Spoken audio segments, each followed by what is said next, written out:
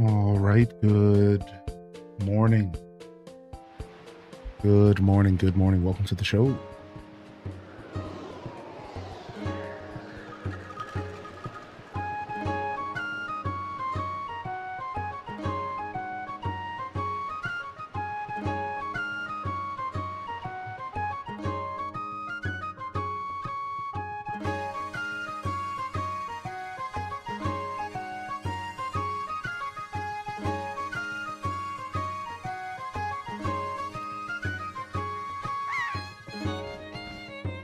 Oh,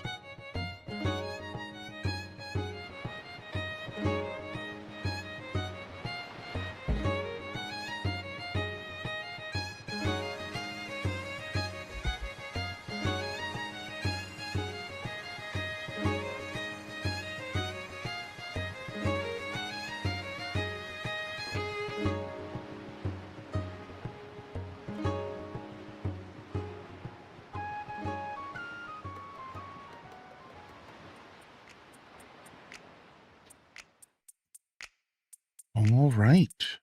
Good morning. And welcome in here. Thursday squad. Welcome to the show, y'all. Go and do a quick beard check.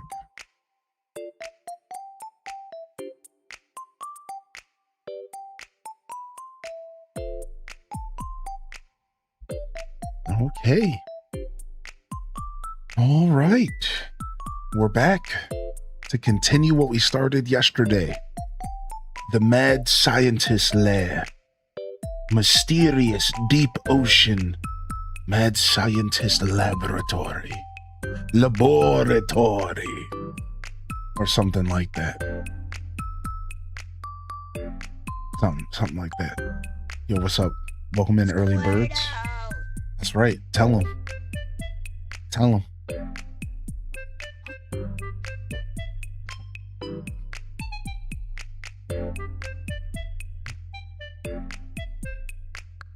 What up, Kyle Ecstasy? First in the chat today. We love that. Red Museum. What up, Pokemon fan? Legend. Good to see you here today, dude.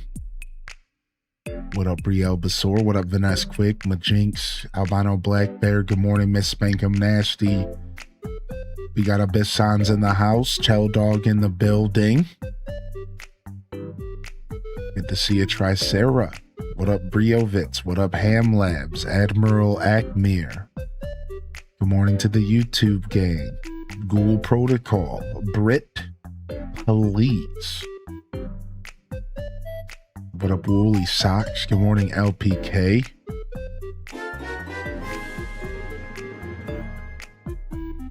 Welcome to the show, y'all. What's up, duds? Thanks, man. First time sub. What up, dude?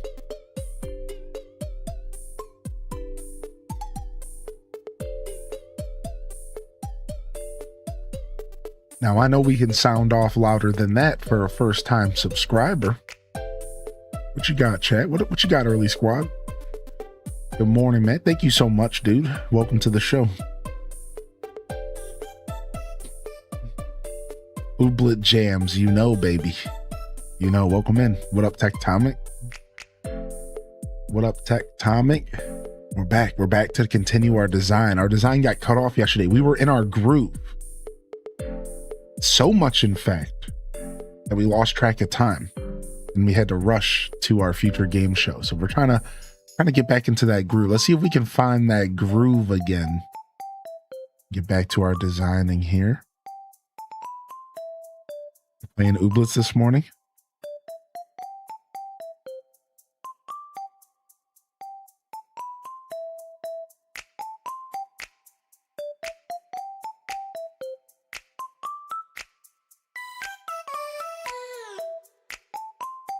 Ooblets is the jam. Ooblets is the vibe. What's up, Ponka? Is it Friday yet? I don't know. We're getting there. Today's Friday, Junior. Today's Friday, Junior. Happy Thursday, y'all. Hope y'all had a good week so far. Thanks for coming and vibing with us here this morning yet again. We watched the Future Game Show yesterday, and it was cool. About 40, 50 games, some new, some old, couple world premieres. Nothing to jump out of our seats for, but there was like one or two things. I always say, if you walk away from these game shows with even just one game, that's good. Like, that's the whole point of the show. The rest of them aren't going to appeal to you. You know, you got to be quite a broad gamer if you're getting, you know, excited over everything you see out there. So, what up, Drea? I call it Friday Sooner. Can I ask how you got your Celeste badge? I love her. Oh yeah, that was a part of our channel's little. So Twitch allows me to do my own custom badges that are just for this channel, and I can kind of like a new moment system. If you were here for the moment badges on Twitch past year or two, they've gone away since. Kind of like our own custom like moment badges. It's cool. Back on YouTube since I officially got my Pichu badge, a flex. Flexing. A bunch of games debuted on FGS Live. Yeah, they kept going. Yeah, that's right. They always keep going. They definitely keep going. I always skip the live show though because it's like seeing credits and being over it. Like, I can't watch a show for 2 hours and then you're like, all right, credits, see you later. Oh, guess what? There's another show. I'm like, nah. There better be a big reason for me to jump to that next one. There better be a big reason. I did just pull up the recap website, though. We'll take a quick gander here. Yo, good morning, Sith Angel. I did get to the P.O. box, by the way. I do have some stuff laying around from the community. I did get to the P.O. box, by the way. Yeah, so. Not sure how many boxes you sent. I don't know how big the box was you sent, Sith Angel, but there's a big one, a small one, and then like a bag. It was big? Okay, I figured that was you. I didn't read who it was from. I just brought it home and put it down. Do. Yo, what up, Nugs? Good morning. Welcome to the show. What up, Luna Paul? Good morning as well. Welcome to the broadcast. Bow, bow, bow. Bow, bow, bow, bow, bow, bow.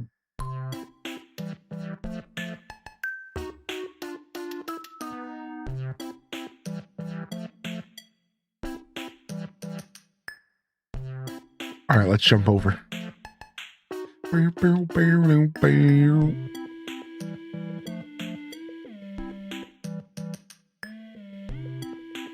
My Star Wars family game. Wait, what? I'm not sure what you mean. They gave you stuff. Your Star Wars family gave you stuff they had from cons. So it's like, it's not just from you, it's from the whole Star Wars family. Nice. Yo, what's up? What's up, Aaron? Well, that's exciting. I'm not sure if you're going to be here later, but I'm playing a Star Wars game potentially later. Today would be a good day to open it, I guess. I don't know if I want to open it this morning or not, but maybe we could do it today at some point. Whenever you're available, though, I'll send you a message and we could talk about it or whatever. I like to do it all at once, so I usually wait until I chat with everybody first. But we could do it on the fly if it's easier that way. Open it now. Yeah, I don't want to do it right this second. I'm not trying to do it this morning. That's all I know. So it's either got to be later today or another day. Yeah, it's too early. I'm not trying to react to opening things right now. Sorry. I got to be in the right mindset. Not today. What up, Kit Kat Cow Zone? Good morning. What up, Dat Baby? Good to see you.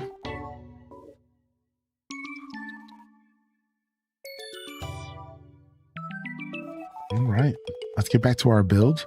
We spent the second half reorganizing. So we started our scientist build yesterday, and then we spent the second half of our Pokopia segment just reorganizing our inventory and starting to continue our project of sorting all our materials. So let's go back and see our laboratory built here.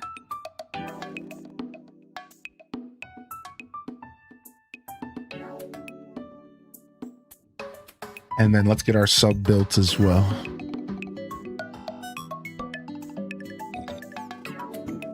Yo, what up, Armazale? Good morning, getting right into it. Yeah. Sometimes that's the vibe. Yo, good to see you, famed guardian. Tuba Turtles, Lynn Love. Good morning. Hearty welcomes in the chat. Welcome in G-Ski. Good to see you as well, homie.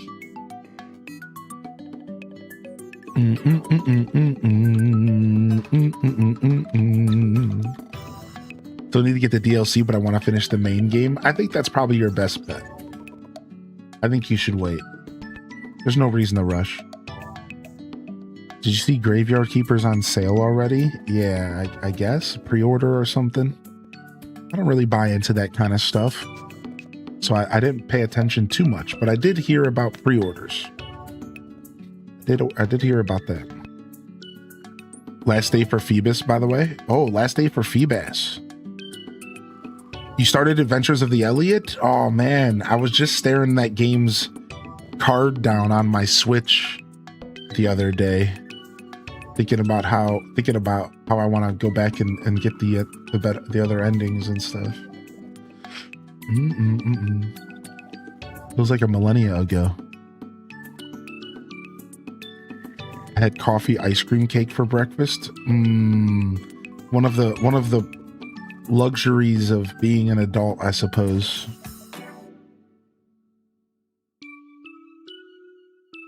$25 versus $20 on pre-sale. Oh, a little pre-order discount. I'm going to hold off on buying that game anyways, because I'm trying to email the company that, like, I just partnered with them for, like, this game, basically. Like, so they do other games, but I partnered with this, I think they're called Tiny Build, and I'm hoping to work with them for Graveyard Keeper. So I don't know what their plans are for Graveyard Keeper's release, but I'm gonna try to see if I can get something moving on that. I'd like to do promotion or maybe like a giveaway for the community. Something would be cool. All right, that's a wrap.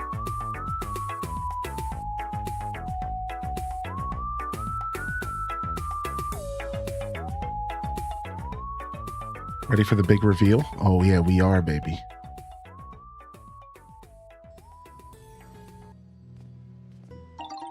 Yeah, look at it's creepy and dark. Yeah, dude. All right, look at some of these Pokemon are on the other side of the wall. All right, I just need Tink and a handful of others to build this real quick. I just need a builder and 3 others. So everyone else can go.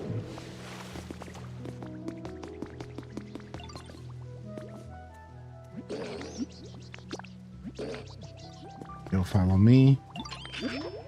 You'll follow me. You'll follow me, dude. And this one will be a lot faster.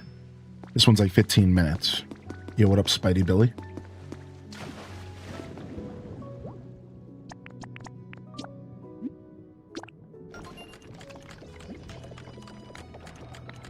Yeah, 8:45. Perfect. All right, take a look, dude. Our mad scientist lab is completed. So right out the gate, I can tell we're gonna have to blow out more of this wall. Right, like right out the gate, I can tell that I cut a hole just to get it built, but I'm realizing, like, yeah, we're gonna want to cut more of this ceiling out for sure.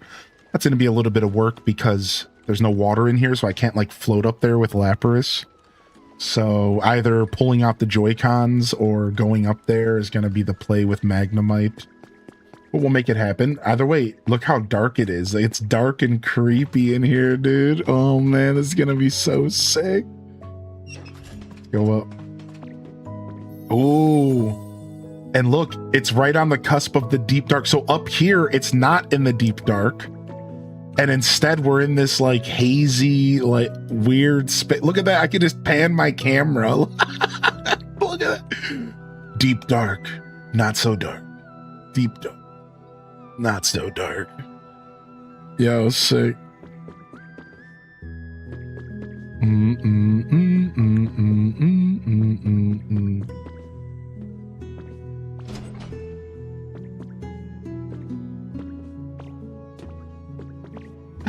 Just one camera pan away from the deep dark. That's crazy. That's like an unplanned feature of this design now. It's like an unplanned feature.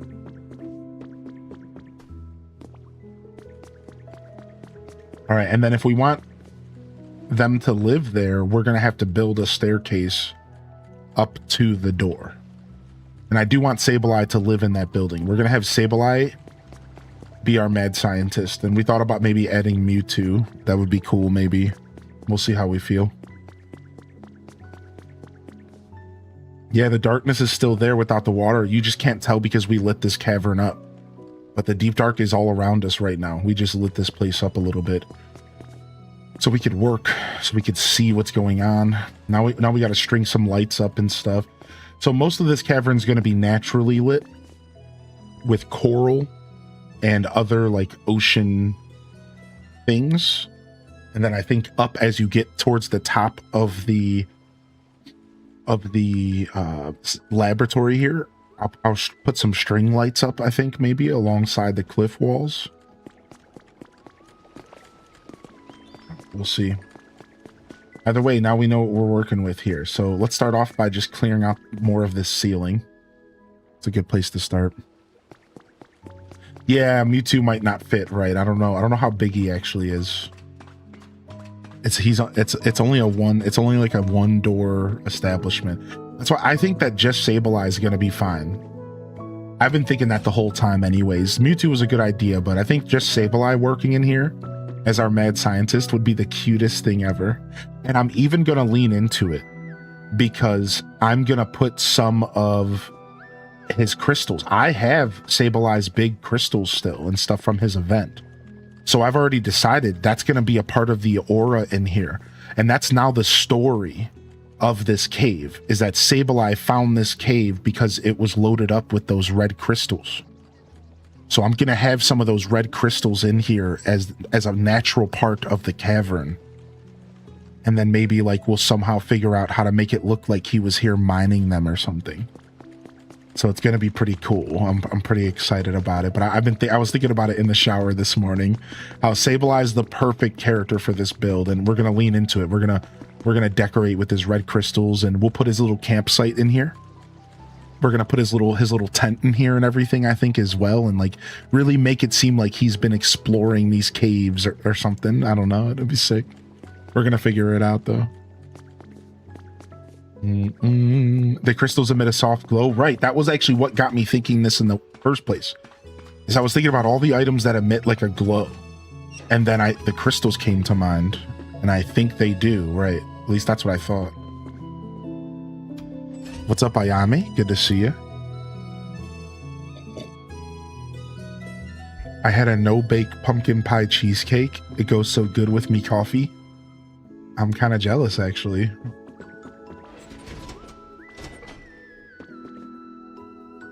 All right, where's my Magnemite here? Yeah, this is pretty tall. We have a lot of cliff here to chew up. We'll start high up and we'll go down. We're gonna clear up. We're gonna scale this cavern wall, so it's gonna start high and then get lower and lower. So I'm not trying to clear it 100%.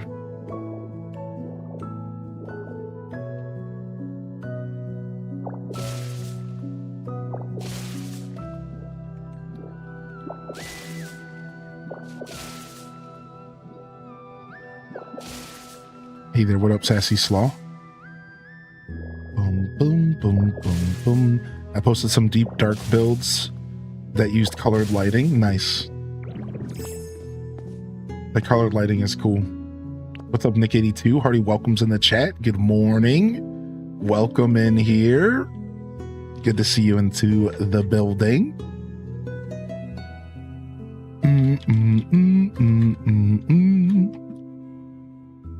What up, Drea? Can't help but hum along to the music. Catch myself humming to it quite often.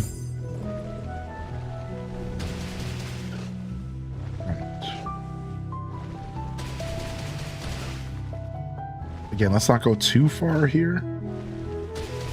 I just need around the building itself to be cleared, and then we'll kind of like fade it the rest of the way. And it's okay if it's a little rough, because I'm going to be going back and adding texture to the cliffs anyways, so I don't need it to be perfect.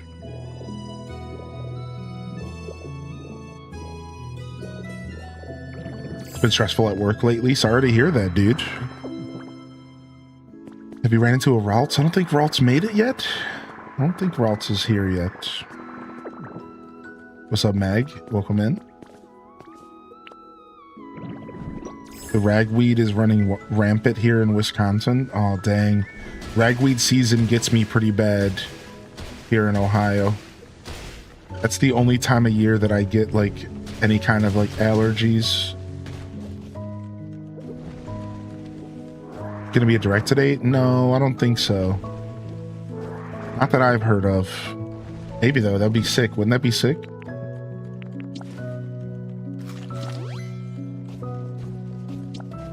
Yeah, not that I've heard of. I think we're waiting until September to hear from Nintendo. If I had to guess. And then even then, is it going to be a full direct and then a Zelda direct following it up? Or is it going to be just a Zelda direct? And do all the other fans of Nintendo get screwed for the rest of the year? I don't know. I don't know what their plans are.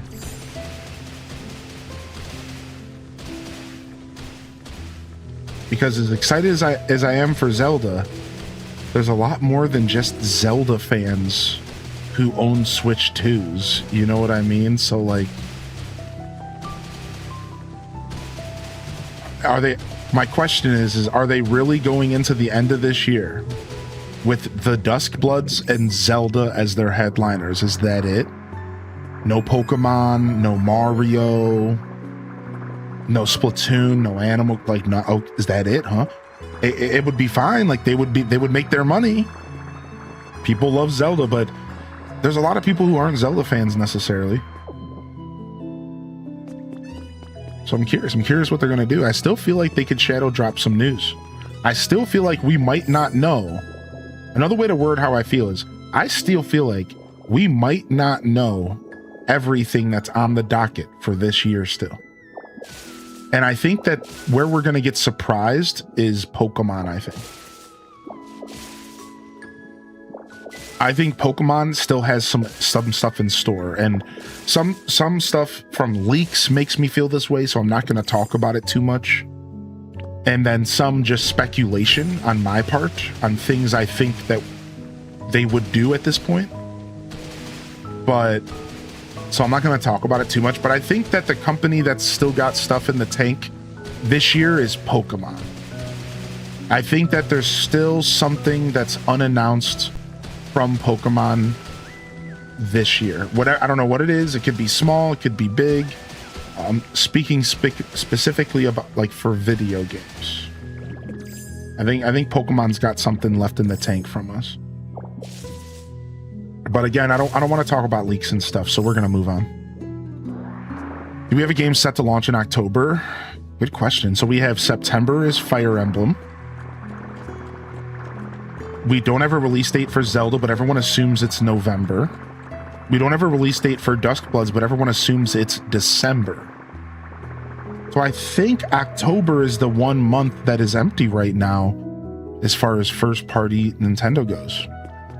Yeah. I think October is the month that's empty. If we're believing all of the other nonsense, right? Ocarina in November, Duskbloods in December. Duskbloods is a pretty big deal, so I do believe that it would be the winter game, right? It's not first party, but it's a pretty big deal, and I think Nintendo really plans on it being a part of their ecosystem. I think Nintendo understands the draw of FromSoft, and I could see that being the December game. I could also see it being the October game, but they would have to tell us about it real soon, right? So they've been pretty consistent with one banger a month. Blaze it. What's up, Reyna baby? Rayman Legends. Rayman Legends is coming soon. Yeah, normally we get a direct in September, roughly. Either August or September, there's usually something. Now, that's just Nintendo's track record, but Nintendo has been a little bit dicey on their track record recently. So this is like the one time where we should be kind of questioning that kind of thought process. What I mean by that is, with Nintendo, usually we like to base our conversations off of their history. But the past year or two, they've been a little weird with the Switch 2 release. So I don't know. I think this is the one time where history doesn't quite tell us anything. And all we can really go off of is recent history. And that's why I do agree with the statement of, yeah, they've been doing like one banger a month, right? Like, I like that line of thinking because that is recent history. And that's something that we can really hold on to. Whereas like, will we get a direct in September? Who knows, right? Like, unfortunately, there could just be nothing. Because like, it could just be a Zelda direct, right? And like, that's it. And they could just be dropping stuff on Twitter. If you want my opinion though, I for sure think we're getting a direct this over the next like 30 days. So just to throw my thoughts out there, I've been watching Nintendo since I've been a kid. I've been doing this for a long time. If you want my opinion, just a bold face based off of nothing but my history with the company, I think September, we're going to get something. And then I think they will have a new game for headline. And I don't know if Zelda will be the headliner, but it probably would be, right? Like you would have Zelda be a headliner, and then you would be like, all right, we're going to have a Zelda Direct next week, and we're going to show you more gameplay, and we're going to show you the movie and yada yada. We've been talking about this for months. I feel like that's what's about to happen, is they're going to be like, here's a direct, and then Zelda's either the second to last game, and then they announce the direct, or Zelda's just the last game again, and it's just the headliner of the direct again, which would be kind of lame, right? Can I just say that? And then they're going to be like, and then go watch the Zelda direct.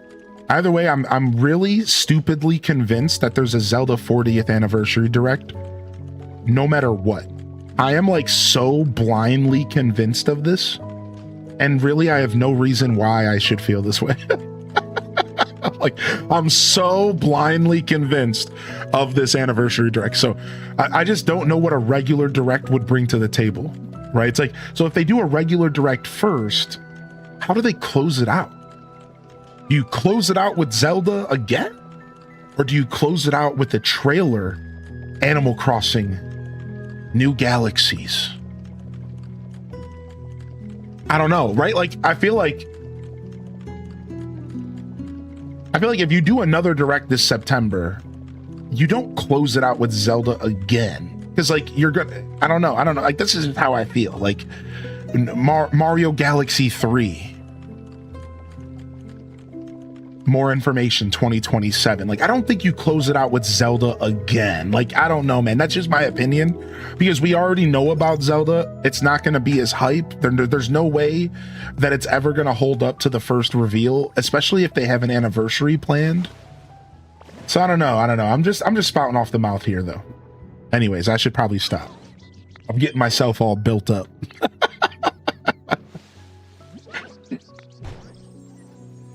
Getting myself all built up.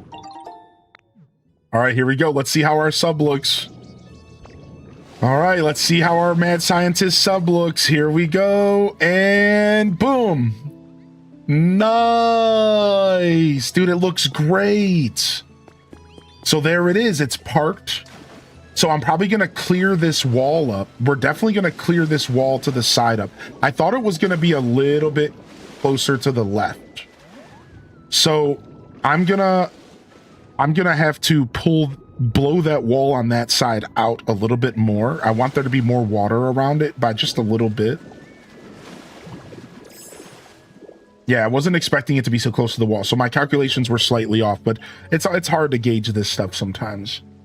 So we'll blow that wall out. We'll open up the pool a little bit. We'll probably even pull these steps in this cliff back in a little bit so that, because I want it to be a large pool of water, but I don't want it to be too big.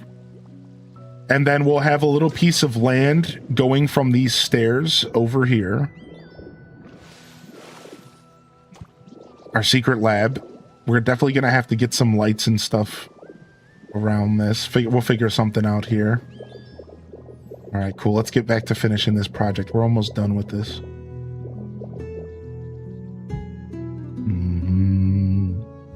Yeah, the Mario Titans AI, unfortunately, yeah.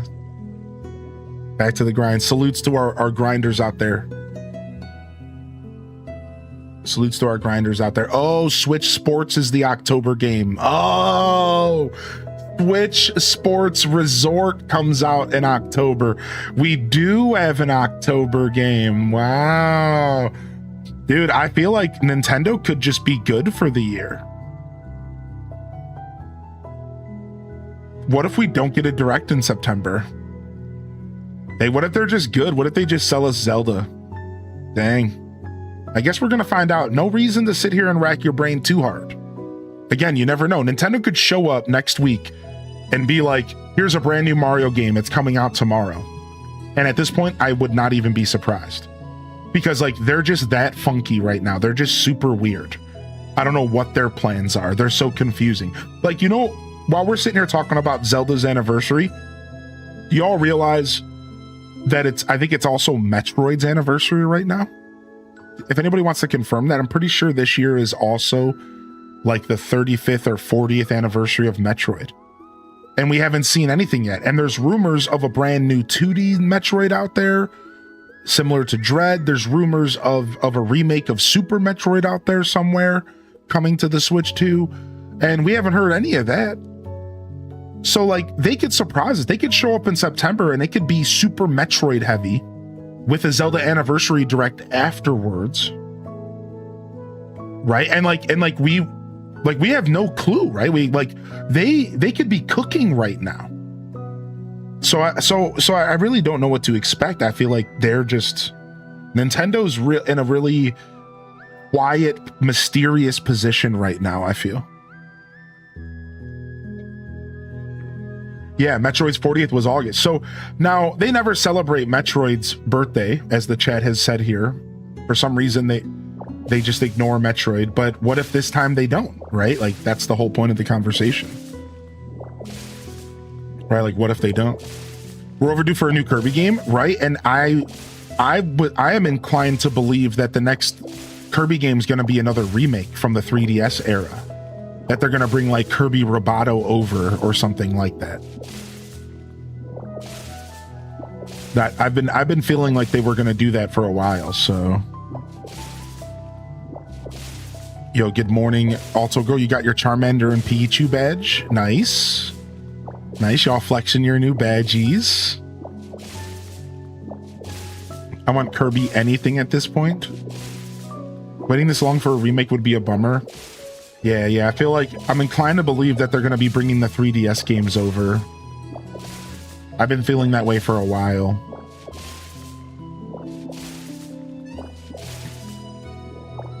I guess the reason I feel that way is because they brought over the Wii game.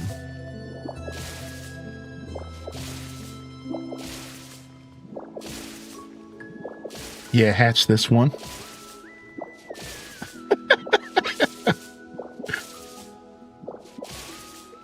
It changed to the wrong one. Oh, there it is. I thought you were saying the golden kappa. And I'm like, dang, I was about to make a joke about a golden goose egg.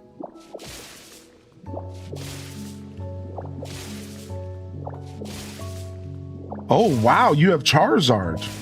What happened? Dude, did yours evolve? How did you get it to evolve, dude? What?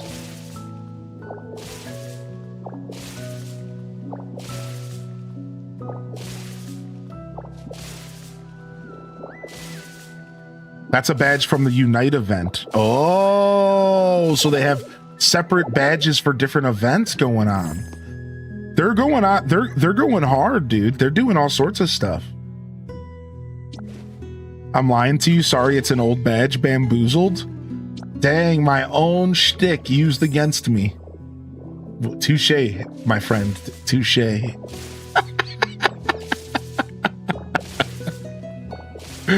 Touche.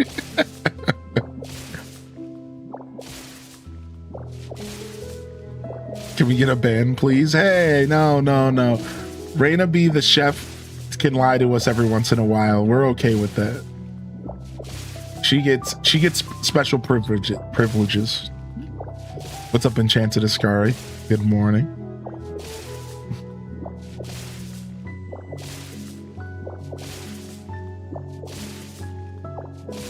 Do we have something to watch today? No, there are more events going on, but I think we're done watching stuff. Did anybody watch the 18 minutes of Fable gameplay?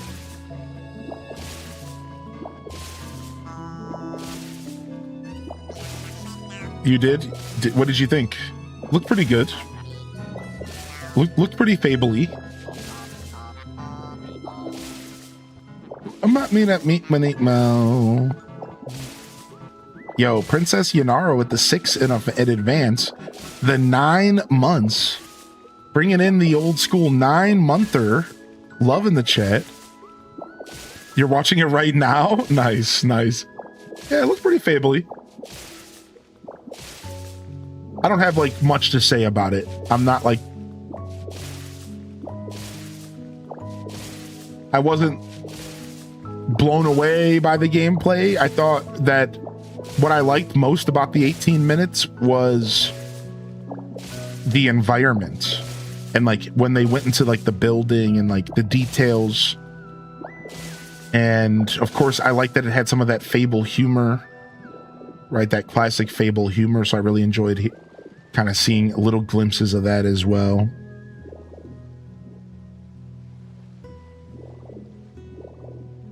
What's up, Wounded? Welcome in. But yeah, no, I don't think we'll be catching any other events today. I think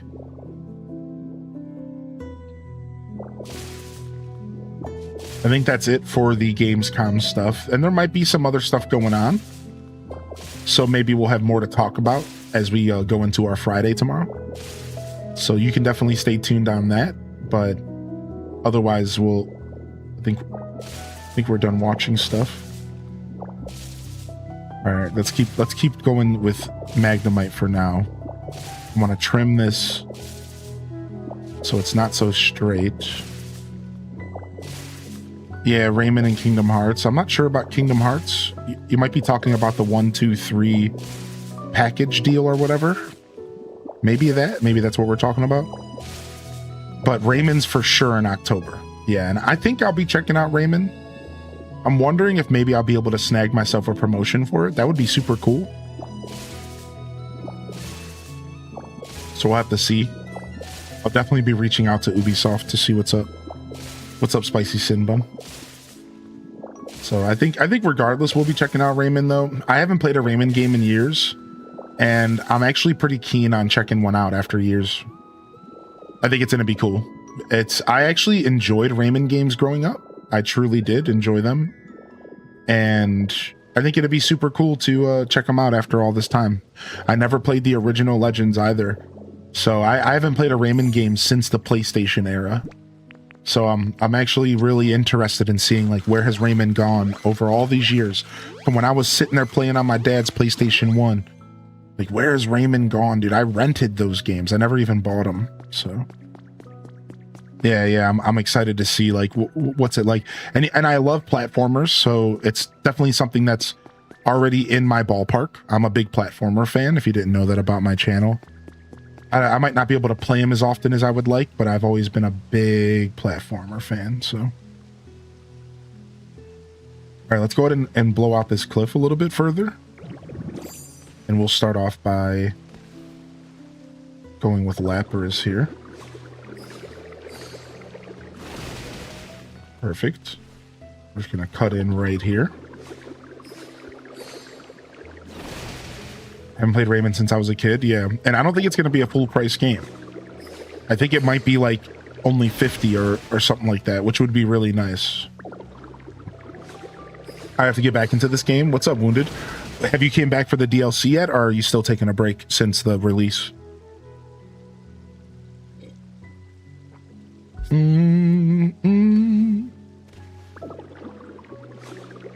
So yeah, I wonder if there's any other... I think there's a Pokemon TCG pocket, some hourglasses we can earn because of Worlds this weekend. I wonder if there is any other badges that can be earned from watching Pokemon Worlds this weekend. We're gonna have to look into that so we can tell everybody to get their stuff. I might watch the grand finals on Sunday. In fact, because I was thinking about taking a pseudo day off on Sunday, right? It's my other potential day off this week. I'm thinking what we might do is we might just show up and watch Worlds on Sunday and then maybe just like chill and not like do a full stream or something. Might be nice.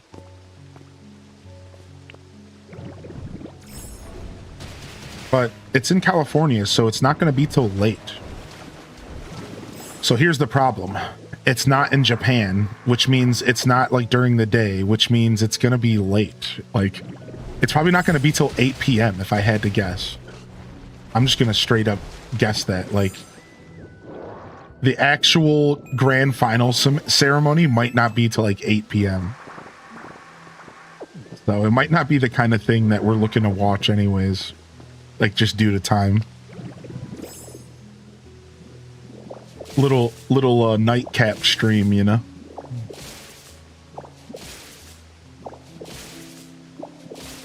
Anybody know how to see the badge progress?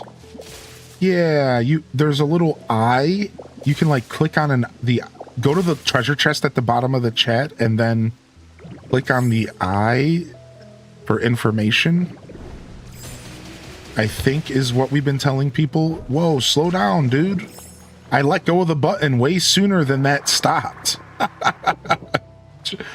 Chill, B, chill. Okay, these are the steps. Okay, cool.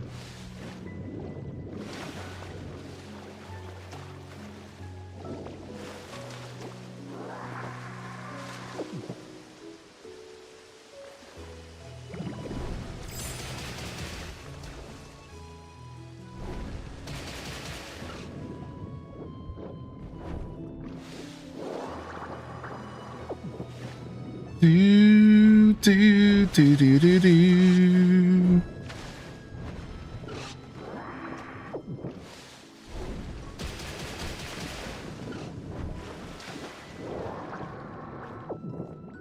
All right.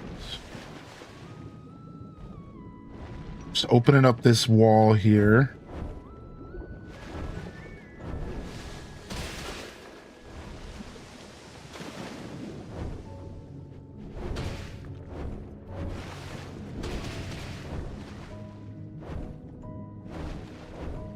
It would actually be so much more effective if I just use Lapras here. I'm not sure why I'm not.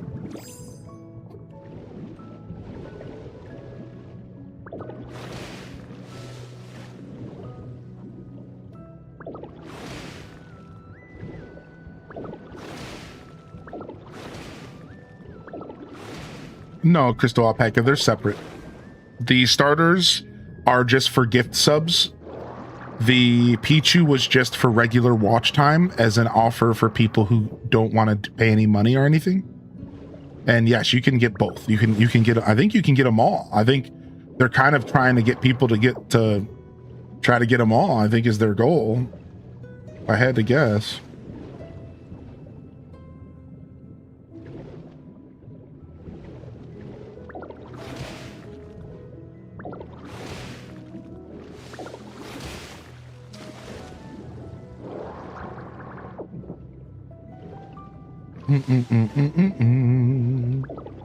Yo, thank you for helping mod team and for chat for helping answer the questions. Yeah, I unfortunately don't know. I think my mods at this point know better than I do on how this works. So thank you very much.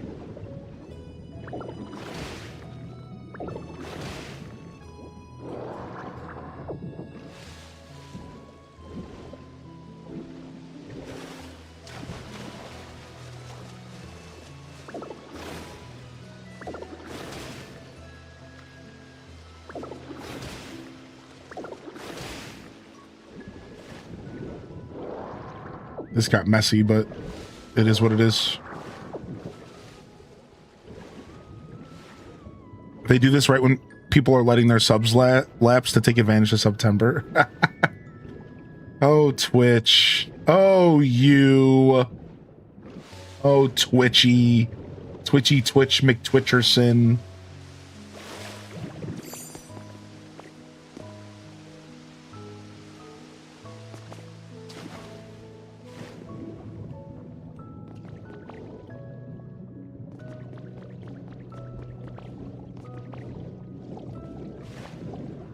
I spent 5 hours last night getting my nails done, but it was worth it because now I look fierce. Nice. We love that. We love that. What up, Teddy? That's awesome.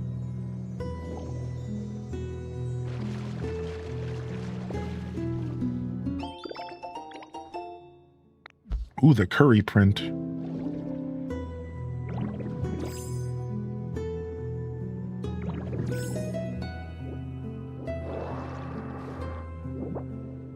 All right, I'm taking this with me so we can repair the water in our moon pool.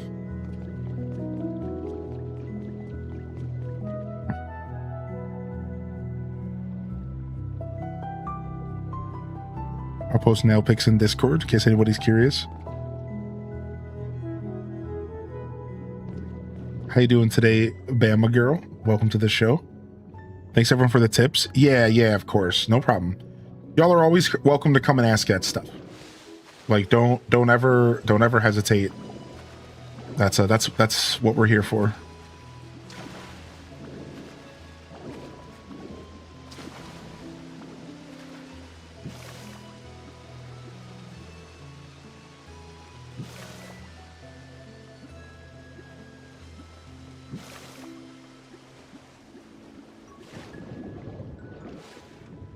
Got some weird running water, so I'm just trying to like fix some of this weird, super weird running water issues. That just like happened because we were breaking stuff around here.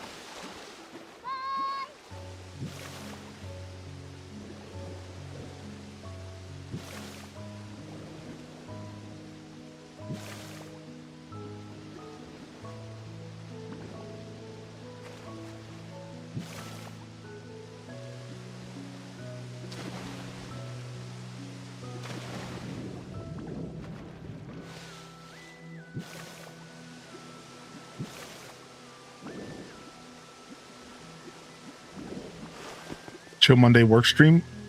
Yeah, what's up? What's up, Yavana? How are you today? Welcome in. Yeah, we're vibing today for sure. It's hard not to with this game though, right? This game just provides the ultimate chill vibes.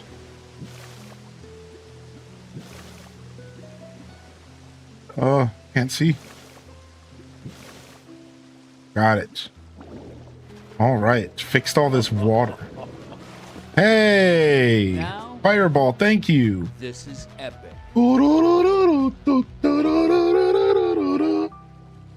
Thank you very much. We were jamming out to the Ooblets jams earlier. This one's for you, Princess Fireball. Thank you for the follows coming in today, by the way. Thank you again, Princess Yanara. Thank you, Duelmaster, for the gifted as well. Princess Fireball, thank you for the 5-pack in the chat. Good morning. I love this song. I could listen to this song all day. Could actually just listen to it all day.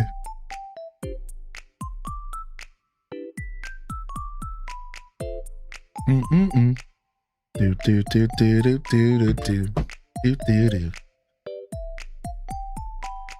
Enjoy the gifted sub. It's Annie, duh.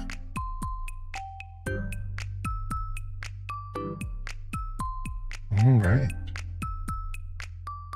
Yeah, I wonder if they'll do an ooblet too. Snorlax mug, best mug. Thanks.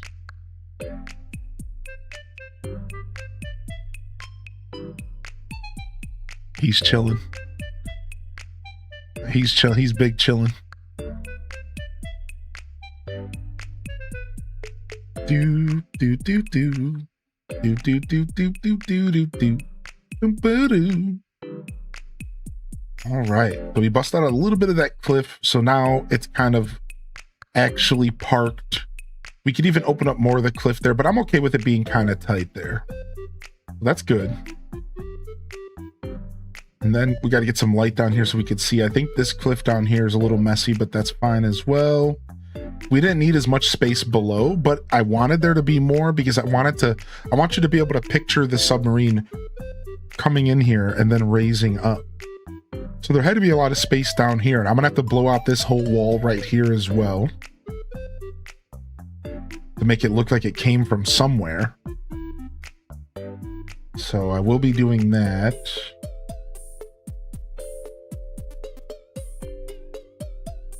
And then for those that are just tuning in here, here is the actual lab. Look at this massive building, dude. It's so big.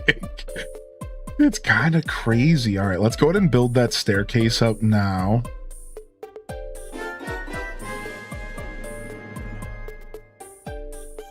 Just submarine things. Yo, Bama Girl with the 2-month resub. Thank you. Thanks for the follows coming in as well. Did you claim fun mugs as a business expense? Maybe, actually.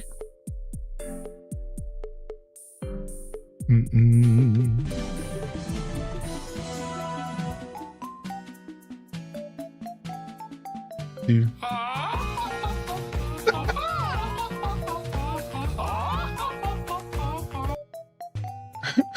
That can alert, man. Thank you very much for the gifted sub, Duel Master. Thank you for the 250 biddies, Cozy, as well. They should have put an addiction warning on the label of this game. You think so? This game do be getting it.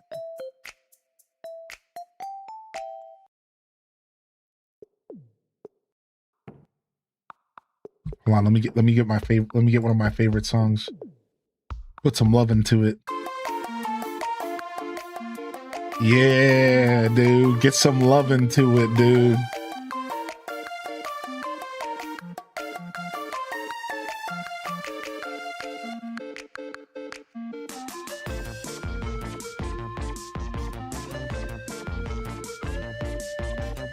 Do, do, do, do, do, do, do. I might actually use like stairs, not blocks, to do this eventually.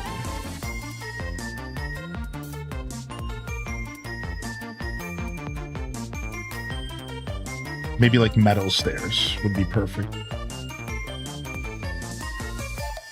It's so weird that it's like a foggy. Because it's in between the zones. It's so weird.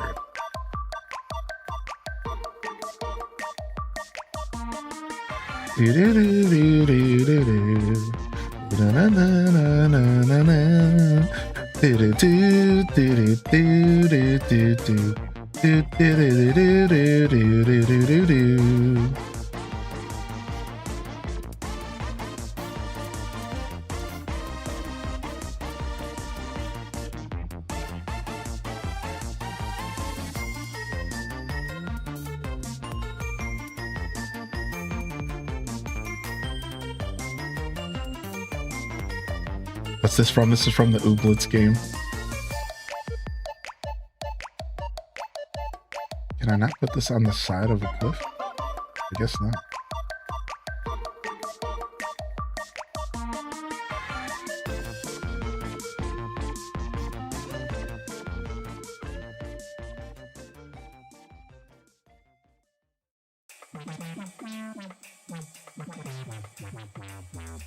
It's a banger. Yeah, dude, this game's got the bangers, dude. Yo, salute to the hype train, y'all. Thank you, everybody, for the support. Get funky in the chat. Show me your best dance moves. Stanky dance moves only. Stanky legs only. If it don't make you do this noise, it ain't stanky. If it don't make this face, it ain't stanky. Now, this is epic. Yo, thank you, Tails, for the gift of the Pixie Rose. Thank you, Dolore, for the 5 gifted. Queen Godiva, Allison, Mandosaurus Rex, Calypso, and Gabby. Make sure you drop some appreciation out there. Is Ooblets worth playing? Yeah, it's cool, man. It's really unique. Its main draw is that it's one of the most unique gaming experiences you're ever gonna get. Now, it's quirky, it's weird, it's goofy, it's fun. It might not be for everybody, but it's unique. Very unique, and I think that in itself is worth checking out. Even if you don't like beat it, I still think it's worth the money to check out. It's super cool. Now, this is epic. Yo, good morning, Nerdy. Nerdy Nurse is playing Ooblets this morning. This is Ooblets on Ooblets support. What's up, Alicia Marie? Good morning.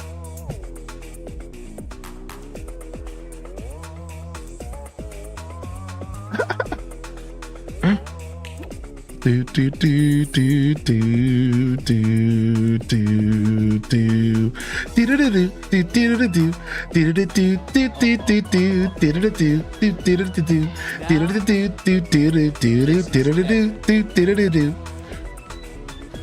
we love Ooblets around here. All right. All right, I got one more of my favorite funky songs for you here from the Ooblets drop here. Where's it at? I got one more. Hold on. Where's it at?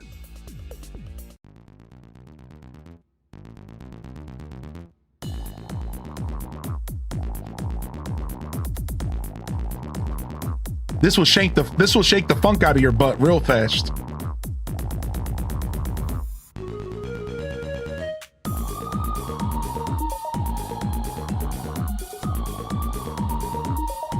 Yeah, this will shake the funk out of your butt real fast.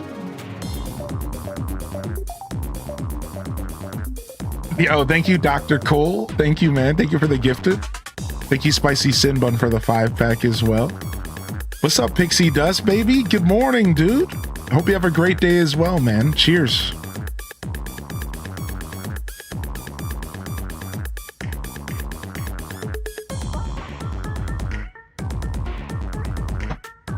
Dude, it's so funky, dude. It's so. Oh, let's let it pop over one more time.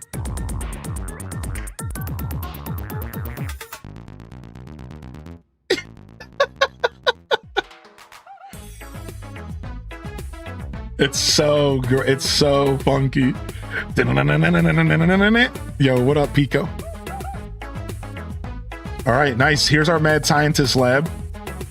We're gonna have to start bringing resources down here to decorate. We should probably just put a pod down here to make our lives easier. But we'll just drag some stuff down here. All right, I think we decorate the cave and the foundation in the first. I also need to bring Sableye here. So the best way to do that would be to put a flag down and just teleport Sableye in, because he probably can't go in the water, right? So let's go grab our flag from outside.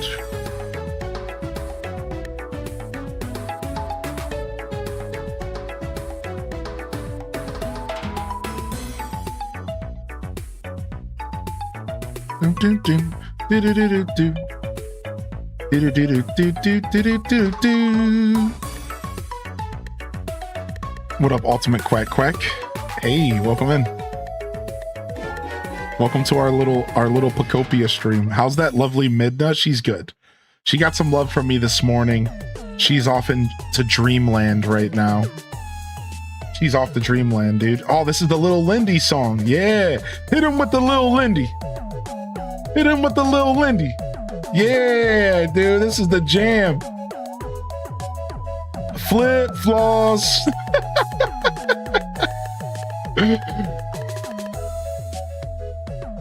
Wait for this one. Wait for that beat drop.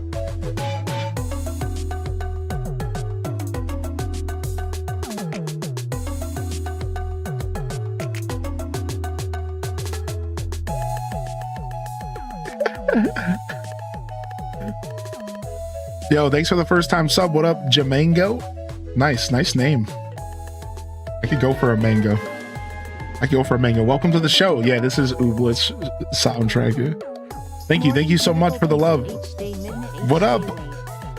Would it be, can I call you Ray? Is that okay? Lay X-Ray? Lay X-Ray? All right, I need my flag. It's up here.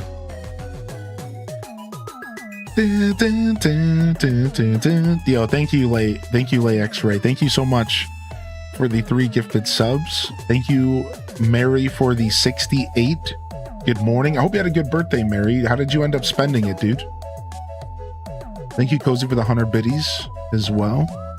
Good morning, Tater Tot Soup. What if you wrap the stairs around? That's a fun idea. I definitely think we're gonna do some experimenting. Deeply hating the mobile update. Was there a mobile update? Choo choo, please. What up, Unitato? Thank you for 45, homie. All right, let's take this flag with us. Let's go back down. Drop it off, and then we're gonna teleport back here with Sableye.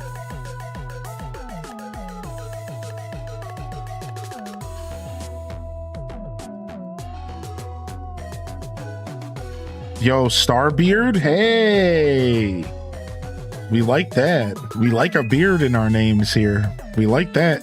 Thank you, Starbeard, for the first time sub as well. Y'all are being so kind, dude. Thank you so much, everybody. What the heck, man? I gotta find my way back.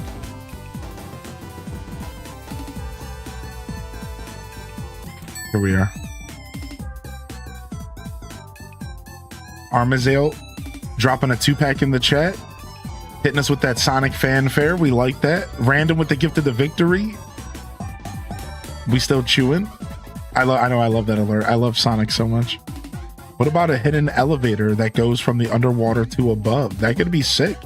Elevators are kind of goofy in the water, we learned, but that's a fun idea. I like that idea.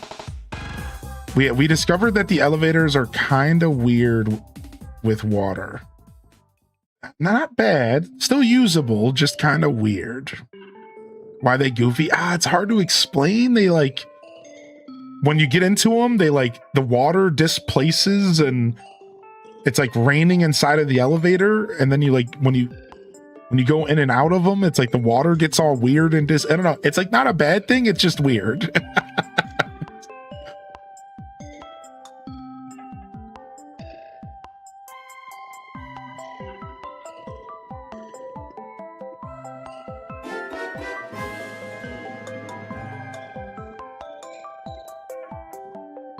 Yo, what's up, Nicole? Thank you for the primer. Yo, primers. They don't renew themselves. Don't be shy to use them if you got them. You don't got to use them here. Just use them somewhere. How are you today? I'm doing all right today. I'm a little sleepy. I woke up at like 4 in the morning, couldn't go back to bed. So I got up, watched a YouTube video, then went back to sleep at like 5. And then slept till like 7. It was a weird night. We had a weird night of sleep for sure. Anyone unsubbed, holler at me. I haven't tried. Now I want to. This game doesn't really have too many glitches. Yeah. The elevators underwater are super weird. They're super weird. Hoping they sort out the water displacement. I have so many random pockets of water underwater. Yeah. Yo, Skies B with a first time sub as well. Dude, a lot of first timers coming in here today. What up? If y'all are new to the channel, don't be afraid to ask any questions. Thank you so much for the support. Salutes to the hype train. We have a gorgeous 75 deep or so emote collection. And my goal is that you find at least one thing that speaks to you. If you can find at least one emote that speaks to you, then that's all that I could ever ask. So hopefully you find something. Thank you. Thank you for the support today. Take this chest with us.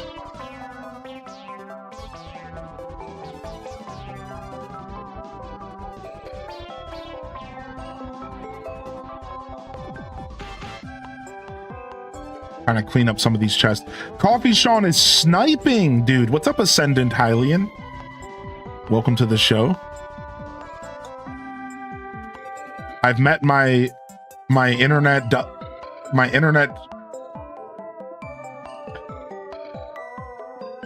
I don't know what the word would be. A doppelganger, kind of. Hylian Ascendant. I'm a Hylian Descent, as in descendant. Yo, welcome in here, dude. Yo, thank you, Dat Baby, for the gifted to King of Arcadia. Thank you, Enchanted Ascari, for the gifted sub. Thank you, Armazel, for another gifted. Slow down, dog. What the heck, dude?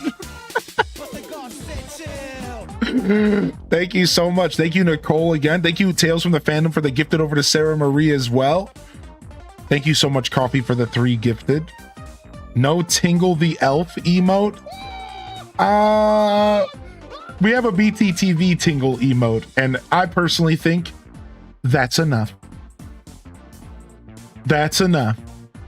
Tingle-a-see's enough, all right? Tingle-a-se's enough, all right? Thank you, Tails, for the gifted over to Hannah K as well. Oh, thanks. Thank you for getting your appreciation in the chat. If you got gifted a sub, I love seeing that. Thank you so much. What up, Flo Dunny? I overslept and missed my morning workout, but I don't feel bad about it. I feel like I needed to sleep. Yo, you got this, Flo Dunny. It's okay to skip a day. It's less important that you criticize yourself for missing a day in your growth, and it's more important that you pick yourself back up and you follow up the next day. Don't forget that. You can skip a day, but the return is the important part. The bounce back is the important part. You know, you can skip a day, like that's fine. Just make sure you get back on it, baby. Yo, thank you for the follows coming in as well. What's up, Lillian? Good morning. Happy Thursday. Holy heck, dude. Kellyanne with the 5-pack in the chat. Kellyanne, I can't even keep up with y'all this morning. I can't. Holy heck. I said hit him with the Lil Lindy at work the other day and not a single soul knew how to respond. That's how you shut them down. Hit them with the Lil Lindy, they're not going to know what to say to you. You'll shut them up real quick. You'll shut them up real quick.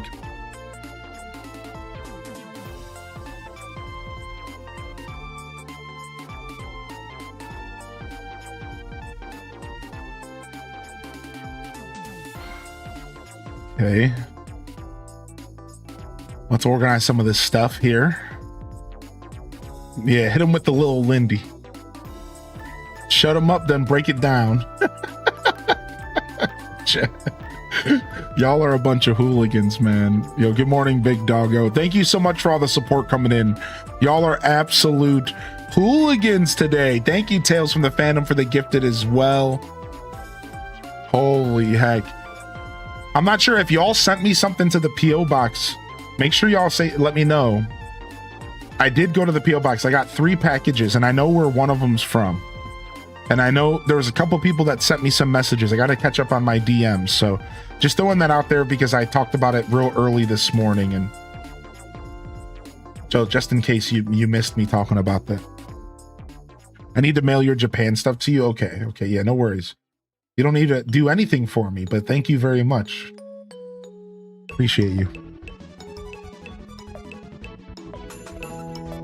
Yeah, I wonder if we're going to organize some of this stuff by just wall.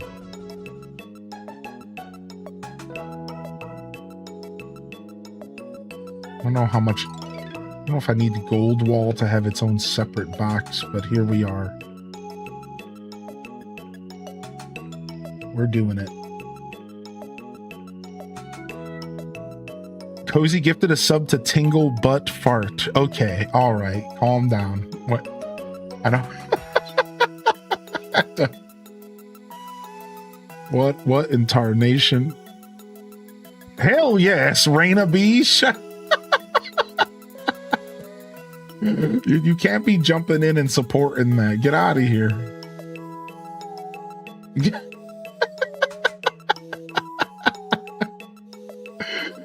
Guess Moss can go in here, sure. Oh my gosh. Watermelons don't belong in here. Just the seeds. Just the seeds, just the plants.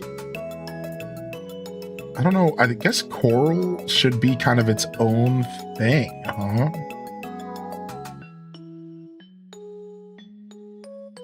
I guess this was just supposed to be like natural plants. I'm mixing coral in.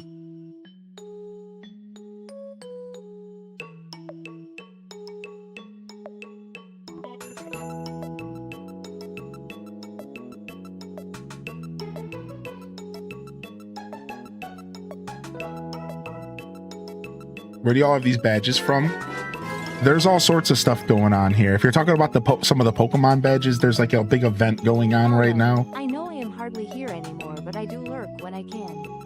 Also, I'm a mommy now each day blush, so my time is even more limited each day lost. Aw, congratulations. What the heck? Congrats, dude. That's sick. That's so cool, man. Congratulations. You know, it's crazy because I just loaded up Faster Than Light the other day, and I was looking at this is so crazy because I loaded up Faster Than Light, and I was looking at my stats. And I remember I did a Faster Than Light run on stream, and it was my second best run ever after 200 hours of gameplay. And guess who I named the ship after that day? Sura 311. So I load up Faster Than Light like once a year at this point, right? And like I loaded it up just on a whim off stream, and I was like looking at my stats, and I got reminded of my second best ever run in 200 hours of gameplay.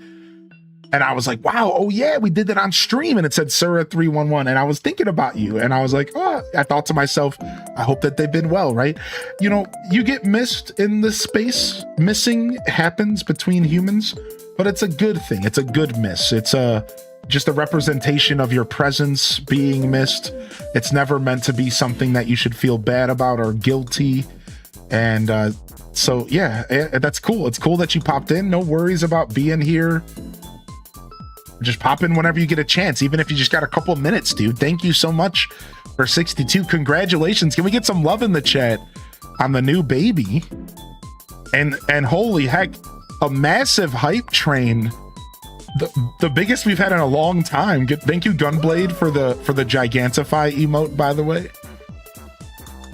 And thank you everyone for the support that came in. I mean, huge. Thank you. If you got a gifted sub and you got some love, make sure you drop some appreciation out there. Thank you, y'all. Holy heck, I couldn't even keep up. All right, all this stuff needs to go.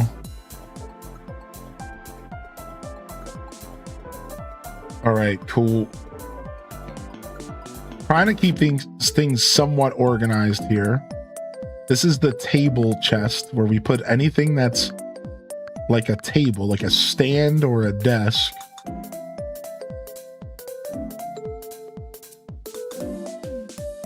This is the fences over here.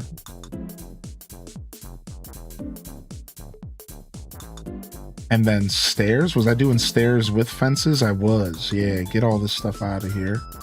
I got doors around here somewhere. Real fake doors.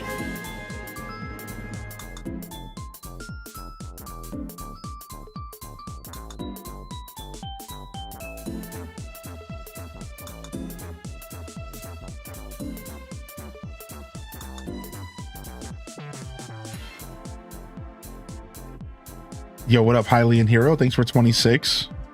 Good to see you here today. Y'all were popping off in here, man. Holy heck, dude. Holy heck, what other fart would it be? True. What's up, Kenzie Chronic? What up, Lights? Good to see you.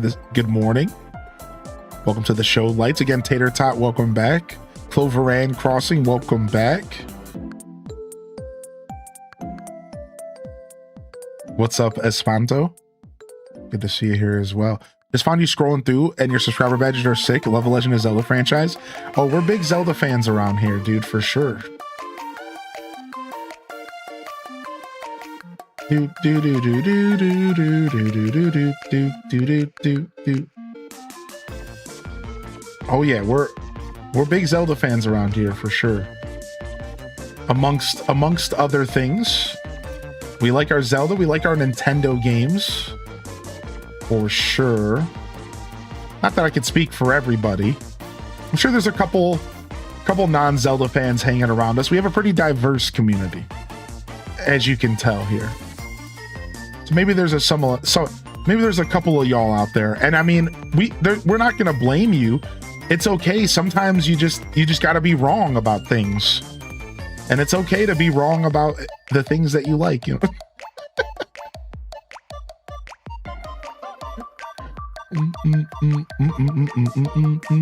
Ah, the grubby stuff ended up in here because it's technically a toy.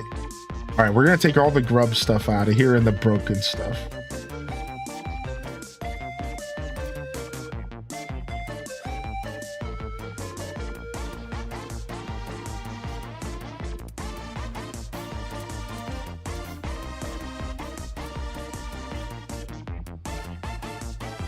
You'll guess why. Yeah, Unitato. I know what the dealio is. I don't know what I'm doing with these pipes.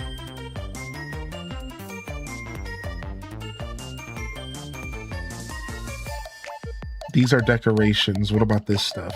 Any toys in here? Toy. All right, to the decoration chests.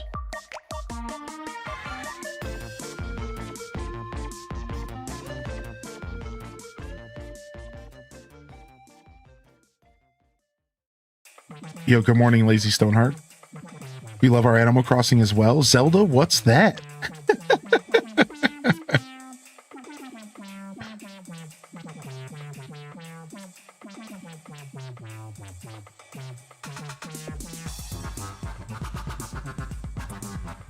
What's that stuff?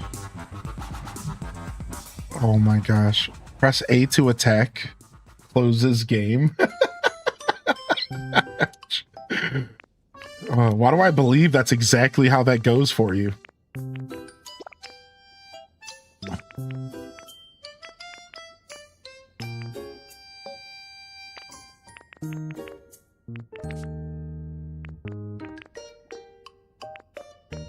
Okay.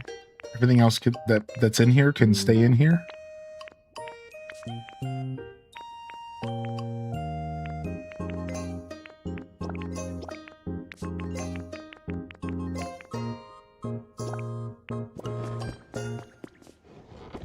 What's up, Diet Dr. Peppy?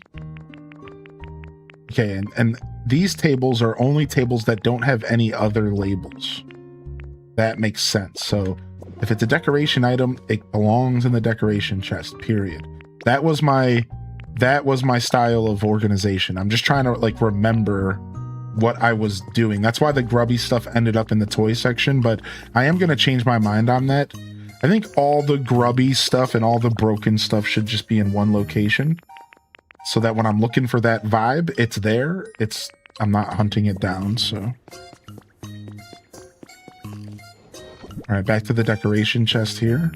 Here is a present for you. Here is a present for you. Yo, Professor Oak, thanks. I mean, Armazale. Enjoy. We got a couple different styles of emotes in there for you to enjoy. Here is a present for you. What are we gonna do with these protruding walls? All right, and then coral stuff we're putting in. We're kind of just throwing it all in the plants chest. Just stuff that I'm decorating with the outside world with. Seeds, plants. don't know what I'm going to do with these rocks. Smooth rocks? Guess that stuff... I think I know what I'll do with it.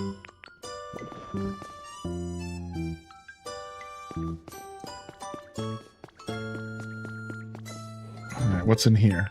Whew. A whole lot of junk. Alright, can I just say take all items?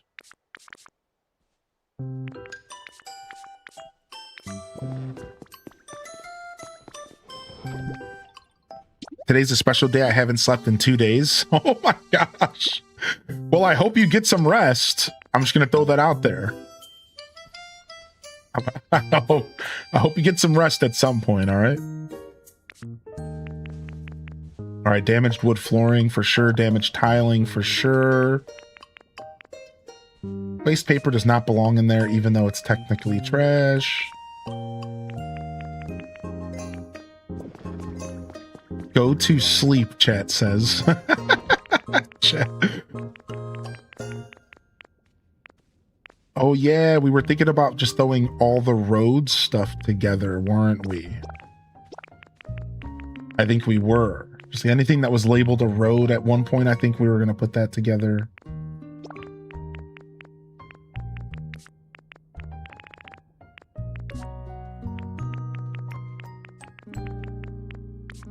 I think all posters should probably just end up in its own category. Just anything that's a poster.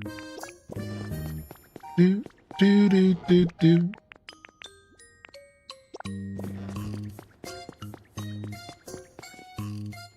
Where'd you have put them before? What, the roads? Well, I didn't have, I don't think they were organized yet. So yeah, I was putting them in here. Oh, and look at that. They're already all roads. So I guess I was ahead of myself and I didn't realize. Yeah, I was just putting like all the pathing stuff together. But I don't know if like all pathing counts as roads, I guess is what made me think what I just said out loud was that. Like, I don't know if all pathing stuff counts as roads or not. This game's organization system is a little, I don't know, out there. It makes sense sometimes and other times it doesn't. It's a little weird.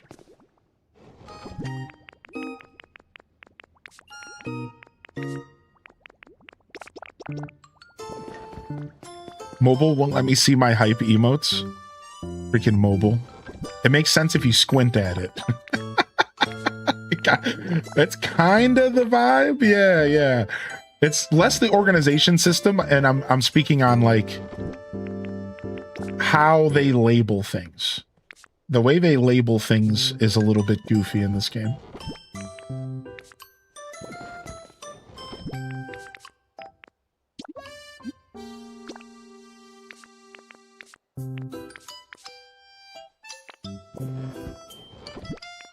All right, where are all of those? I'm looking for a bunch of like armor fragments and stuff like that. They gotta be in here somewhere. I have like a bunch of armor fragments and like lost relic items. That's the words I'm looking for. I'm looking for all my relic items. I want to get them all in like one big chest.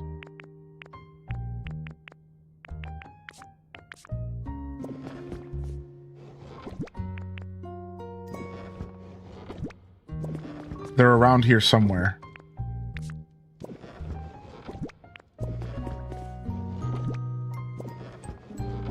Aha! I found you. Yeah, like all my badges and stuff. Because it turns out not all of these items only go into paintings. It turns out that some of these items are actually like not just for paintings, but also they like go out on their own. Like they stand on like tables.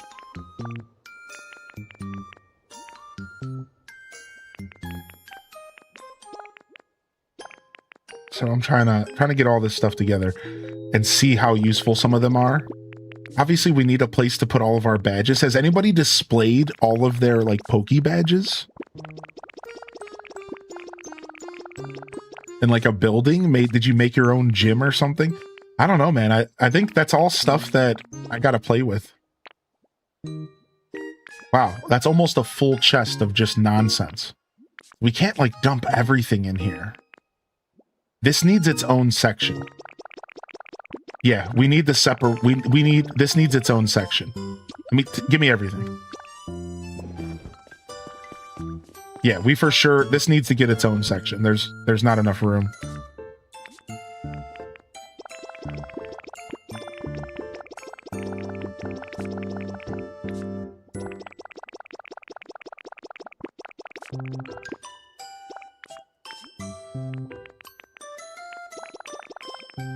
Okay. Have you got the rare candy? Or how did you get it? I don't even know. I don't even remember, but it's literally just, it says it restores a lot of PP when eaten. Oh, I got it from Chef Dente. It was like a quest, but it's actually a food. You could just eat it and then never have one again, I think. I don't know, like it's a really weird item, but obviously I don't think you should eat it. I don't think you should just munch on it, you know?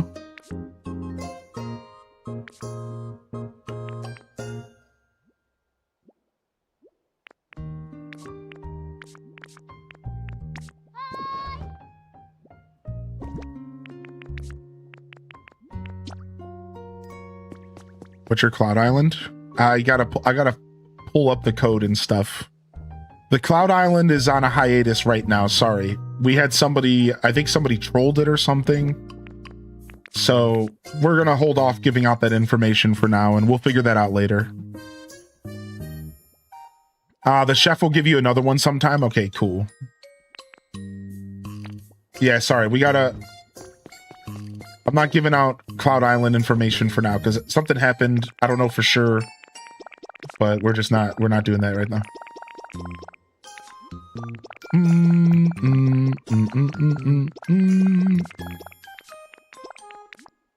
I don't know the details. It might not be that bad, but until I look into it, we're just holding off on that.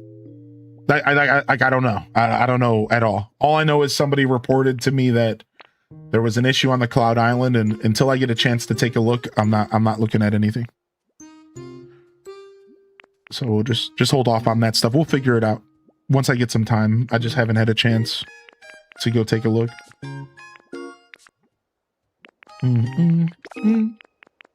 Dang, dude, we have so many relics that we need to identify. We have so many unidentified relics. It's crazy. Yo, what up, booty cheeks? I'm doing very well. How are you? Dude, it was so nice having you pop in for the OOT rando. Dude, that was so much fun.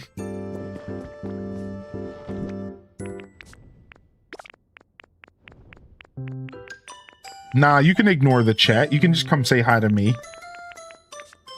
Chat needs to get ignored sometimes. They get full of themselves. They think they're the ones running the show around here.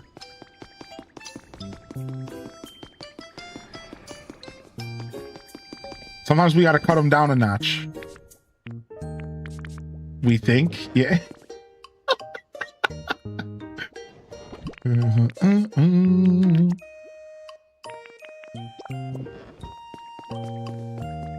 But chat is running the show. Boom, boom, boom, boom. Oh, what is a Cloud Island? So every player gets a Cloud Island. Everybody gets a Cloud Island when they make, if they have Nintendo Switch Online. Like everybody gets one. And you can either make it private and it's just like a separate little place to play the game, or you can make it public and you can invite other players to come and live there. It's your choice. Either way, it's completely separate from your normal save file. It's a completely separate thing from your normal save file. So you start completely fresh and you have none of your equipment. No, it's all completely separate stuff. So it's cool. So every player who plays this game, as long as you have Nintendo Switch Online, has a Cloud Island that they can activate and start and either invite people to play on or play by themselves or whatever they want to do. So this is every player has access to one cloud island that they can host themselves. And you can control the settings and how it all works, and if it's public, if it's private, whatever you want out of it, it's up to you. So it's pretty cool.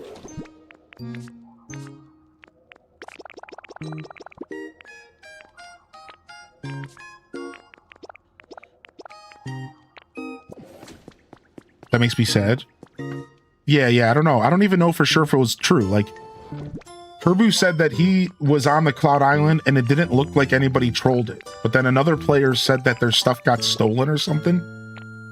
I'm going to assume that it's, and take Herbu's word that if it was trolled, it's not like a noticeable troll. So it's probably not that big of a deal. Until I take a look at it, I just don't want to go like handing out the code again for a minute. But yeah, if I take Herbu's word, which why wouldn't we? It's probably fine. And either somebody misplaced something, or maybe somebody did like steal some items that weren't intended for the public or something. But like, you know, that's gonna happen. Toes will be stepped on occasionally, so it's probably not a big deal if I had to guess. But oh, this is White Rock. Yeah. Boom, boom, boom. Yeah, it doesn't sound like it's a big deal. Not sure what happened. Yeah. I'm seeing many of the Pokemon badges in chat, so can I ask how it works? Yeah, so the way it works is that, first off, you can get yourself a regular Pokeball if you watch 3 streams for 20 minutes over 3 separate days. So these have to be 24 hours apart. So you watch today for 20 minutes, and then tomorrow, after 24 hours go by, you can watch another stream for 20 minutes. Any Pokemon streams, a bunch of other categories on Twitch. And after you watch 3 separate streams, or sorry, 3 separate days worth of 20 minutes, you can earn a Pokeball. And then like 24 hours after that, it will open up into a Pichu. So basically it takes like 3 days of watching streams for 20 minutes to get your Pokeball badge, is like roughly my understanding of this event. Now, you can also gift subscriptions or subscribe yourself to any channels that are in the participating categories to get a Great Ball.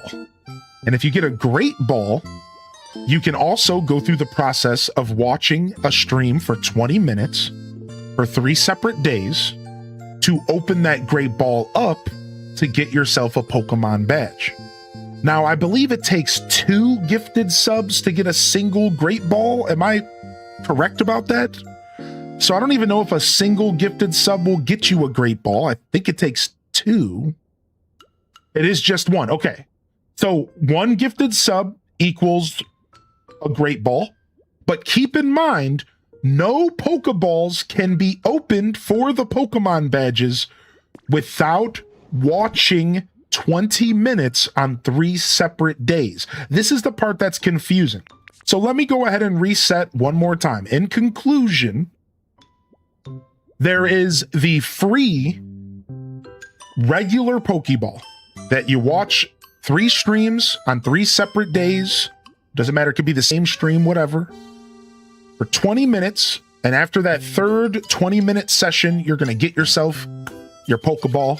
It's going to be opened up. It's going to be a badge. If you gift a sub, you get a Great Ball, but that ball still requires watch time to open. And this is the part that is different from every other campaign they've ever done. So even if you do gift a sub or sub yourself to the channel, you still got to watch 3 different sessions of 20 minutes in order to open that ball up. Hopefully that helps you understand how it works. So again, without supporting, you just get a regular Pokeball. With support, you can get yourself a Great Ball. And there's 3 Great Balls that you can get. And there's 3 badges that you can get. It's all the Kanto starters. And you can collect them all if you want, or you can just get one of them, whatever you want to do. And there's rumors that they're even going to maybe evolve later, or there's going to be more badges later. This is a promotion that's going on until October 1st. So it seems like there's going to be more going on. So I don't know if you have a time limit. Like if, for example, if you don't get Squirtle, Bulbasaur, and Charmander now, they might go away in a couple days or something. And like other Pokemon might show up. I don't know exactly how they're handling the different Pokemon and stuff. So I don't want to scare y'all. I'm just sharing the knowledge that I have. So I don't know what they plan to do. And if they're going to be giving out these Kanto starters until October, or if they're going to be rotating different Pokemon in throughout this month. They haven't really given us any information. All we know is this right here. From Monday, August 24th until October 1st, this event is running for a full month. And that's all they've said to us.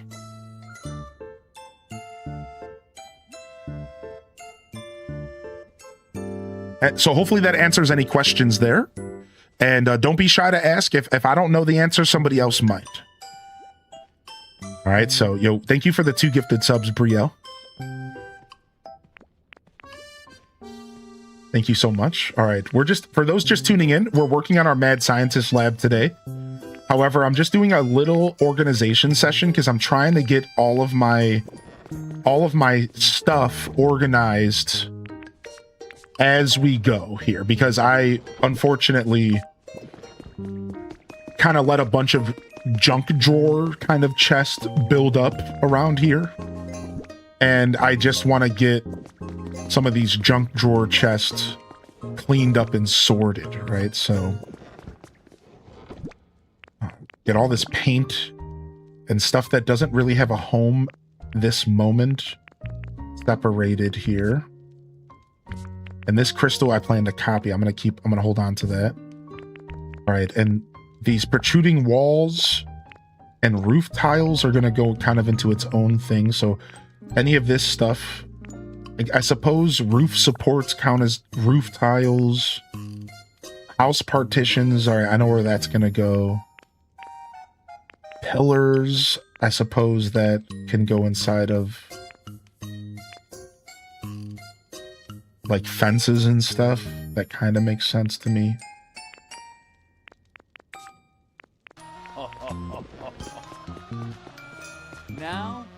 Now this is epic. Yo, thank you, Booty Cheeks, for the 5-pack, dude. Thank you, man. You didn't have to do that. I want Pokeballs. Yeah. Thank you, homie. Thank you. I'm glad. I'm able to provide. I'm glad I'm able to provide. Is there a way to see the progress? Yeah, browser is where people are seeing the progress. It seems like the mobile progress isn't quite working the way that it should. But you go down to the little treasure chest, and then you hover over the eye, and I think it'll start like telling you the progress. You know, Twitch just kind of throws this stuff out there and doesn't really think about how it's going to work. And then we just have to all figure it out like it's a puzzle.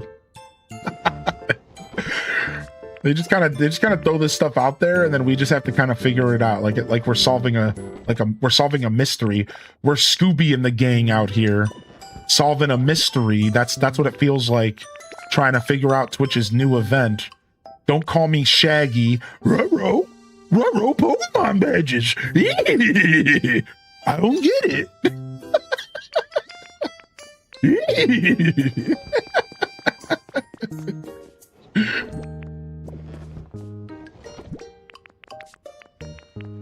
You do that well. Thank you. I've watched a lot of Scooby-Doo in my day.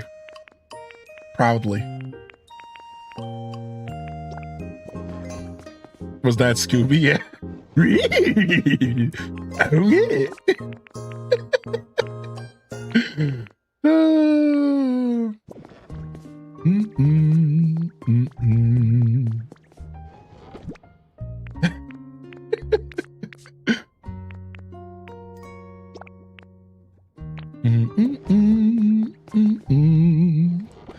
Thank you, everyone. Of course.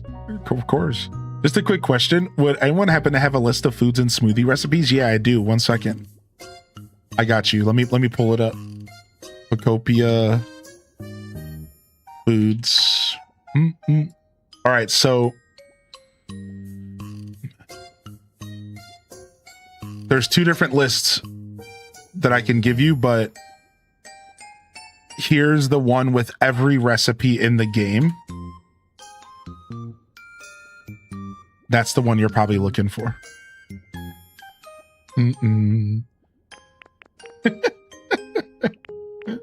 Thank you, chat. Thank you, chat room. Y'all making me blush today. Question, I don't know if it's a game spoiler, but is Volcarona or Larvesta in the game? Actually, I think Volcarona is in the game. Yeah? Yeah, they are. Right. It's been a while since I've seen them because I haven't been spending time in Pewter City, but they are. Yeah. So that's why that question took me a second to answer, because I haven't seen them in a while, but they're here. They're around here somewhere.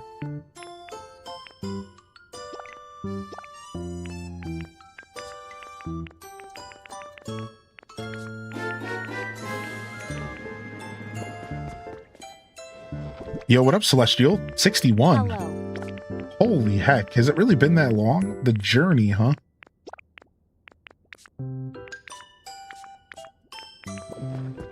Do. All right. We're almost done here. Just want to go drop these mine carts in the... along with the tracks. All right, cool. And then we just have like a bunch of odd blocks, barren ordinary soil. Let's see if we can drop that off. I think the chest is full. No, it's not. Got some ice here.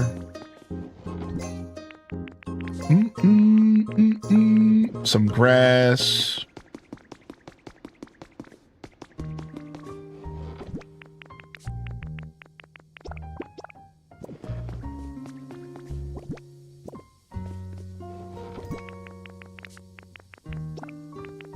Some dry field grass, which I think is right here.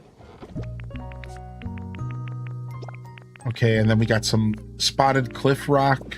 I think we're going to combine the spotted cliff stuff. Yeah, because we don't have a lot of it at all. Let's do that. So, like, for example, here.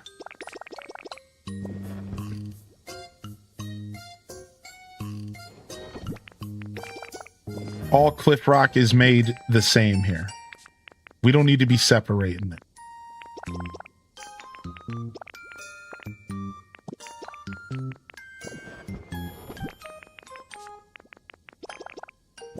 No reason to do all that. We're slowly finding our footing with like what our organization's going to look like in the long run. Because we started these projects, we didn't really know what we were doing. I was just kind of throwing stuff in here, just, whatever.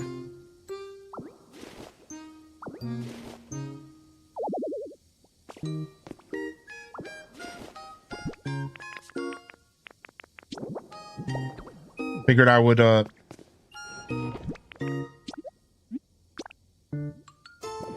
wing it and then figure it out over time, And that's exactly what we're doing. Yo, good morning, Caitlin. Good to see you tuning in over there on YouTube. Good morning. Thanks for supporting the show, YouTube chat. Hit that like button if you haven't already. And of course, one more time, one more round of love in the chat. I for the very unexpected support deluge. Thank you so much, everyone. I can't begin to express words at the moment. I'm still kind of taken back. Thank you, y'all. Hopping into a lurk. Yo, enjoy your lurk. Day 4 birthday trip to the coast. Getting ready to leave on a 4-day birthday trip. Pessimosaurus, have a great birthday, dude. That's sick.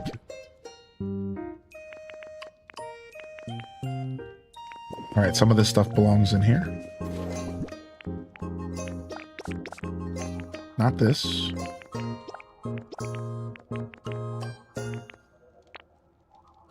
Have a great birthday. Hopefully I have enough cell service Hey, if not, just go ahead and unplug. Lean into it. You know, lean into it. If not, just lean into the unplug. Sometimes that's the best thing you can do. All right, I'll take this.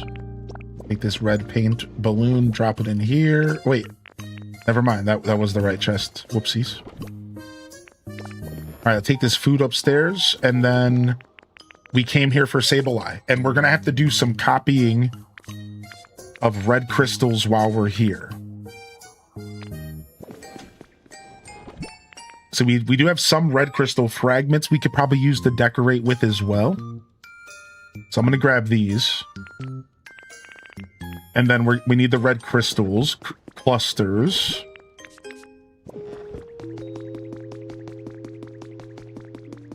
Wall streaks are so hard to keep, yeah.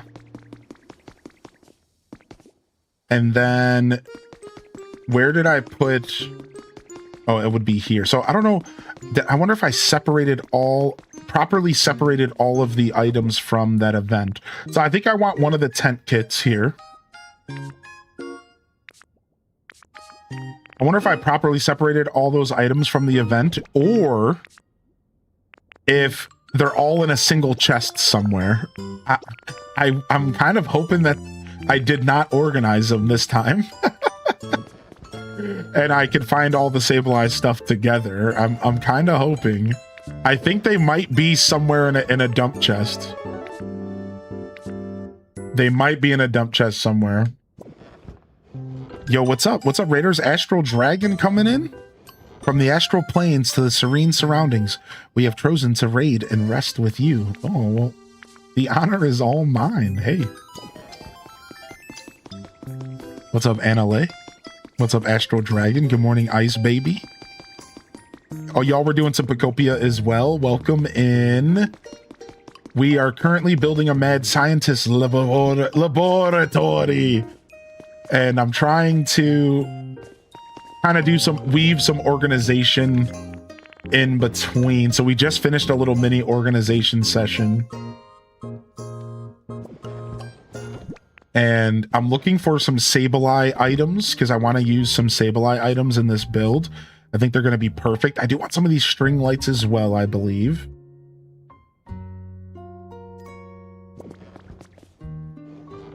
So I'm hoping that I can find some Sableye. Now, couldn't I put some chains up and hang some like lanterns? Yeah, we could use the lantern item. Was that from Sableye's event? I don't remember.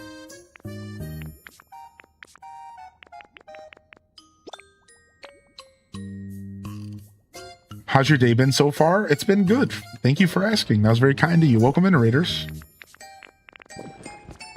Yeah, we're chilling. We've been jamming out to Ooblets music today. So it's good vibes in here all around because Ooblets music just does that to you, I swear. All right, we do need to bring some stairs, and I think I want metal steps. So none of these steps here.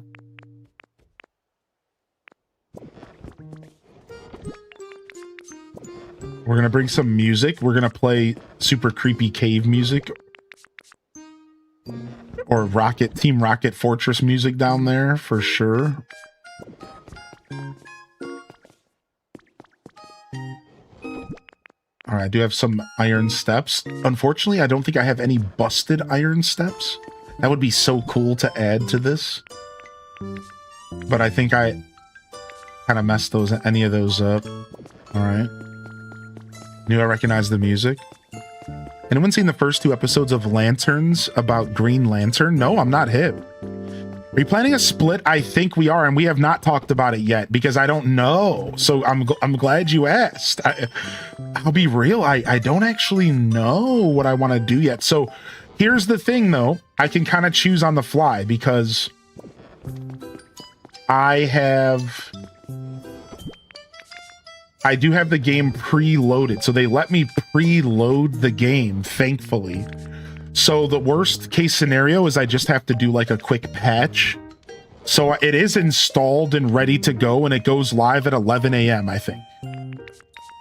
So like I could pivot and play some, or we could take a break, take a nap, and then come back and play tonight. I haven't decided what I want to do yet. Yeah, I'm still even at this last minute. I'm not sure. All right, here's some lanterns.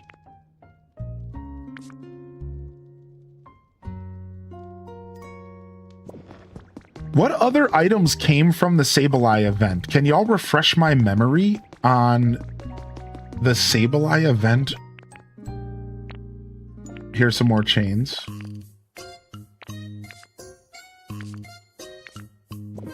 It was a compass. It was a jewel. Yeah. Okay. Now it's all locking in. It was a compass. It was a jewel. The map. There was a sleeping bag. Oh, I kind of want that. I wonder where I lost those items. I lost those items. They're somewhere in a chest somewhere. I gotta find them. I'm gonna stop hunting for the moment because I don't need them right this second, but I think I know where they are. So they might be in one of my dump chests in the Withered Waste, because we did the Sableye event kind of on the fly. I was like logging in just to do the event and then like going about my business elsewhere. So I think I put them in, just threw them in a random chest.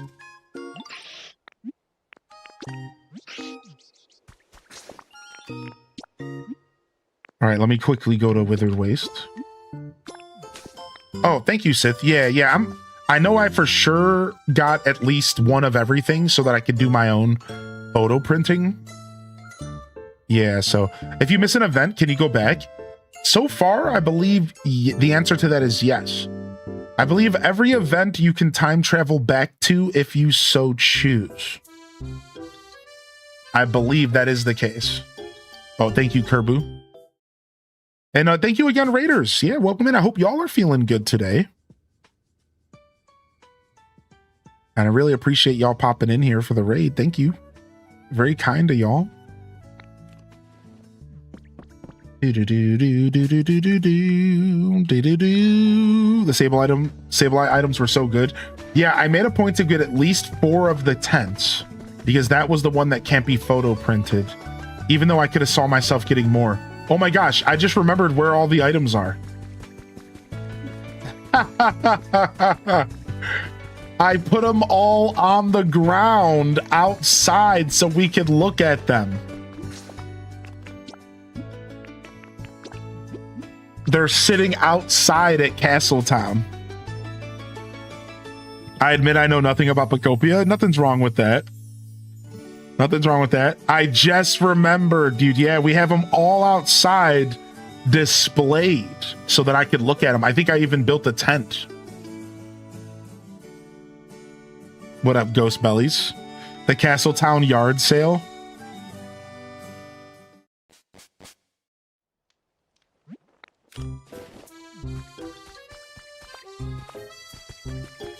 Yeah, look, here they are.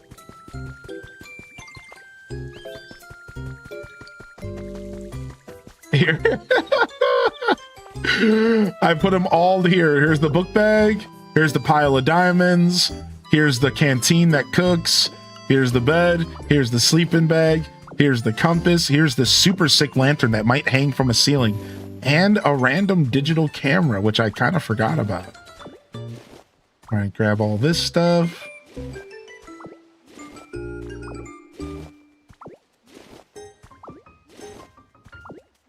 All right, sick. And then now we can take that with us, put it in a chest, and then any of it that we need, we can just photocopy over at the Bubbly Basin. Is that the tent? That's the tent that's not built. Correct. Wow, I just noticed that. That's the tent, and I never built it. I just never came back. Thanks, past me, Venusaur baby. Yeah. According to some people on Reddit, you can't time travel to events anymore because the game's clock has to match the event's clock. Wow, has that changed? Really? So you would have to use Treasure Islands, which is fine. You can, but it's a pain in the butt. I'm traveling 2 days before an event, and then the day before, etc. Ah, so there's a workaround. All right, Sableye, welcome to your new home, dude.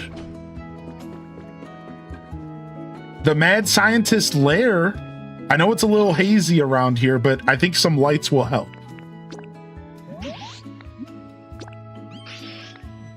All right, we'll get you some lights and we'll get you some electricity.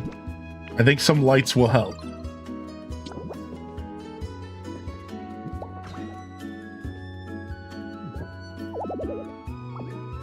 All right, we need electricity for all these lanterns. What about this one? Not this one. Nice. Oh, well, it kind of helps.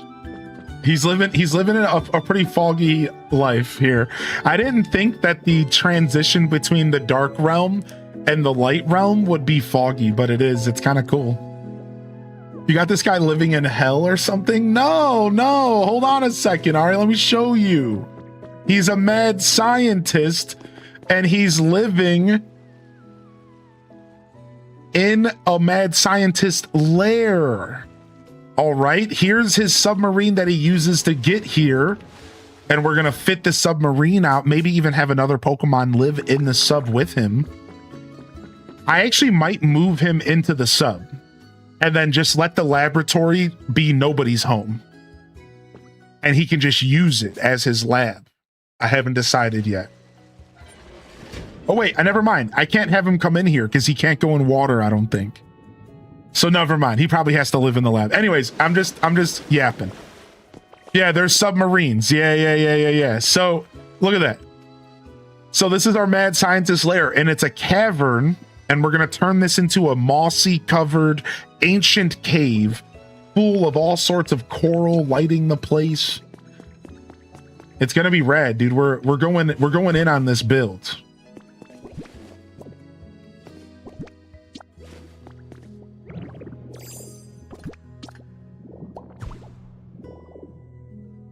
Dang, can you not put coral on the walls sideways? Dang, that would be sick if you could. All right, let's just start plopping this down for now until we figure out what we're doing with it later. Yeah, we could use like the sub as like his travel lab.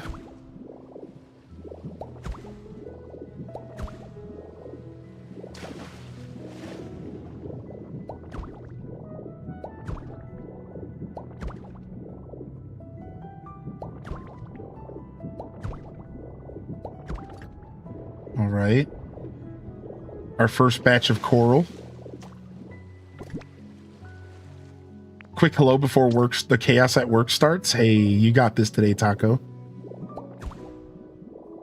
Ooh, and we'll even put some on the building. We'll even put some on the building. Oh, will it not let me? Hold on. It might be because of the lamb. All right, I don't need this anymore. Yeah, we'll have some coral on the building too. It's been here for a long time.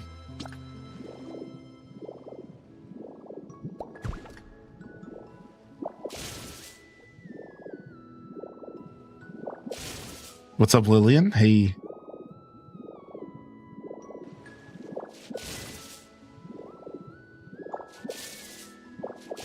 Look, we're already getting the vibe down here. Look, ooh, we're already getting the vibe down here.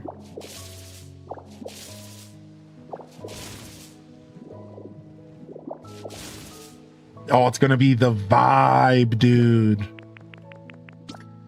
And we're gonna have these red crystals down here, but I gotta go photocopy it more.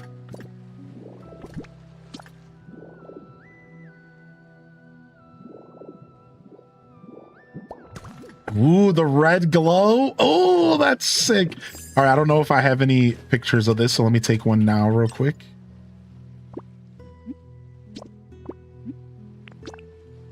I might already have one laying around. I do. Okay, we're good. Oh, it's gonna be so good, man. This is gonna be such a trip. Then I think we're gonna put a tent down here and maybe give him like, maybe it was like the tent that he put up when he first came down here. Now he's moved out, but he just kept it up for nostalgic sake. I might not put the tent down here. I'm not sure. We'll see. And we have some treasure we're probably going to decorate with down here. I'm going to put that stuff in here for now, because I don't know what I'm doing. And these items are technically kind of rare until I get pictures of them, so I don't want to lose them. Put all that stuff in here for now. We have these crystal fragments as well. And then we have these beautiful... Oh, I can put these out of water? Oh, sick.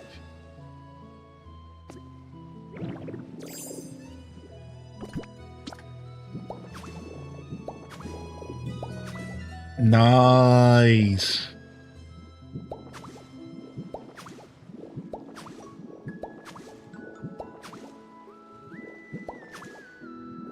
Dun, dun, dun, dun.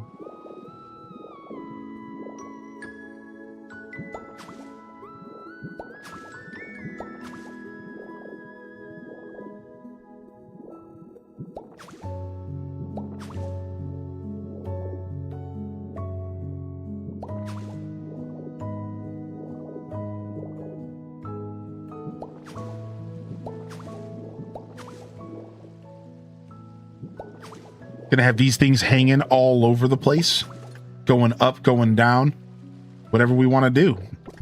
So now we're just kind of like getting a rough shape here of what we're trying to accomplish. Of a bunch of coral down here. Coral. Did I get a badge? Looks like you have a Batman badge on. Are you Batman? You can put stuff on the vines too. Wait, can you hang stuff from the vines? No way, dude. Shut up. Is that what you meant? Can you hang stuff from the vines?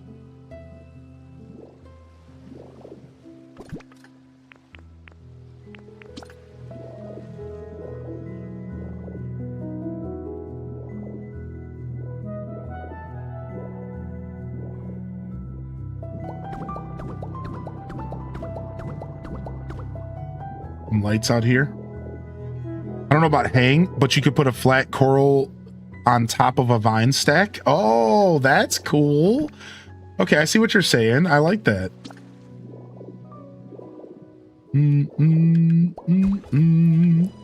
All right, I have more stuff laying around, I'm sure. But I just wanted to get, like, some of this stuff going down here. Gonna put these lanterns here for now. I'll figure out what I want to do with them.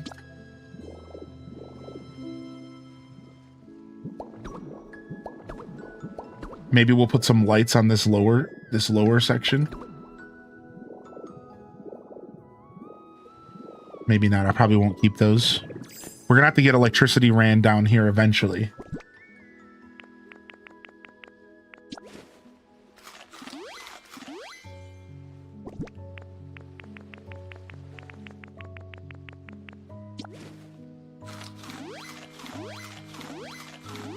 Bits of glowy rock or starry sky wall might look good in the ceiling. Ooh, we could do a whole starry sky wall ceiling and really add to the cavern effect. Oh, this is going to be so good. This project is going to be so good. Like, look, it's already got vibes. There's already vibes and we're barely even started, dude. We don't even have our mossy ground yet. Like, this is going to be so good. I'm stoked. All right, we got to go put our house back. We have our metal stairs here. I don't know if... Can we just, like, have the metal stairs by themselves, maybe? Like, they don't have to be attached. Yeah, exactly.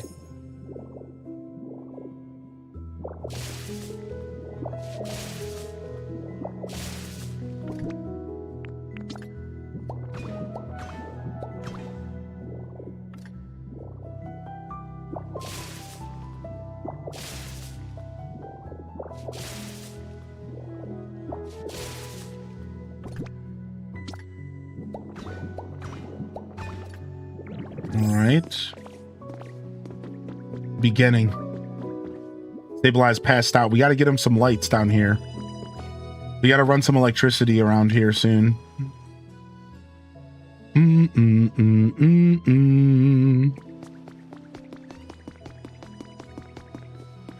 Okay, maybe I'll live in the sub down here. That would be kind of cool, actually, to just live in the sub down here with him.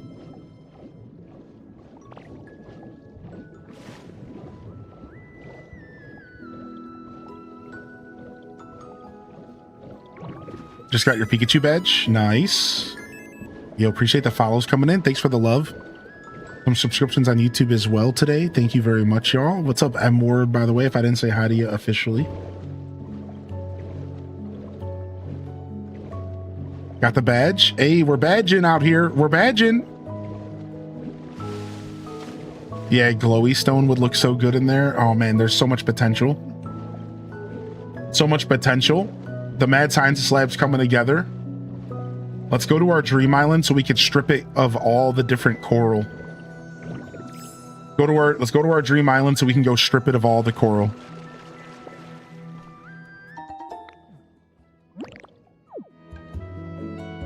And we might have more stuff in these unorganized chests here.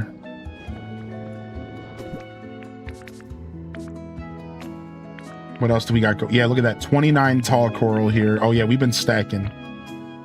We've been stacking.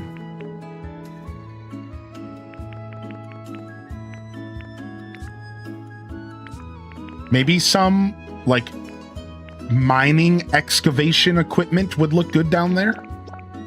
That's actually a good idea. A little section of it could look like it's being mined out. I still do like the elevator idea, and I might use that elevator idea at some point.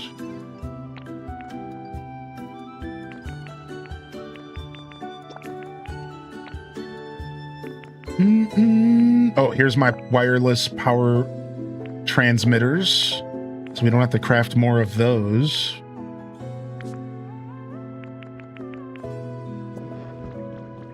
Elevator all the way up to the surface would be rad. Yeah, I really do like the idea. And we could just build it right into the cliff perfectly, all the way up to the surface, right into the cliff. We don't have to really do too much manipulation of the earth to do this, especially with Lapras. It would be pretty good. It would be pretty cool. It's a really fun idea.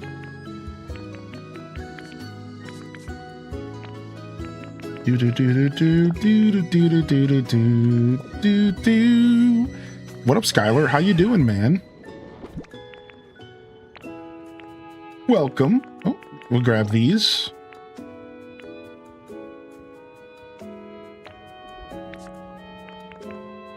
Got these iron frames, fences, great fencing, some scaffolding. That's what I was looking for. Grab some iron supports, might use those. Oh, we do have some broken iron steps. I might use one or two of these down there. That could be cute. We only have 2 of them. Just a little, just to add to the dilapidated feel to it, you know? I don't get on Twitch often, but I check in here and there. Please refer to Hylian's webinar on how to get the Twitch Pokemon badges. Yo, what's up? What's up? It's good to see you. Thank you for popping into Twitch and thinking of me today, or popping onto Twitch and saying hello. Appreciate it. All right. And we'll still head to the Dream Island now and go grab even more stuff before we head out. So let's jump over, and why don't we do a fun prediction today? Will we get a legendary today, y'all? Why don't we have a little bit of fun with the prediction? Will we get a legendary today? Yay or nay? I'm going to give y'all 5 minutes to predict on the clock.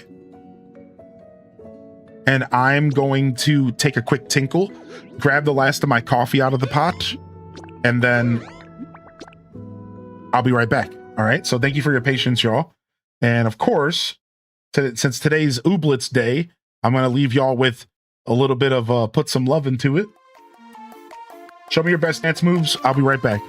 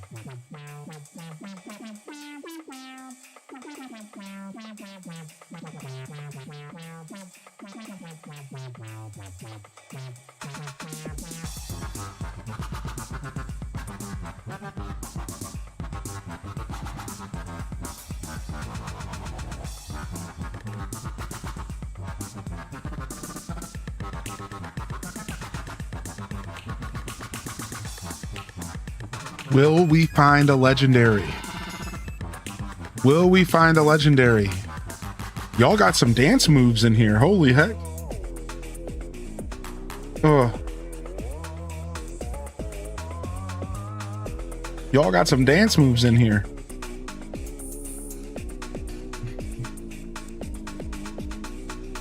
Do-do-do-do, do-do-do-do-do.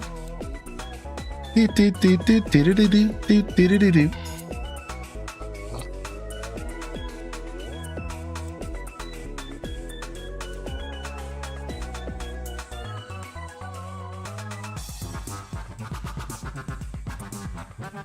Just moved from Ohio to Tennessee. You've been busy? Really? Well, congratulations on the move. I don't blame you for trying to escape Ohio. Not many people are successful, so good luck. Good for you. Yo, what's up, Renee? Good morning. Corn prison. Corn prison. I've never heard Ohio described that way, and I'm so here for it. I'm so freaking here for it, dude. The corn prison.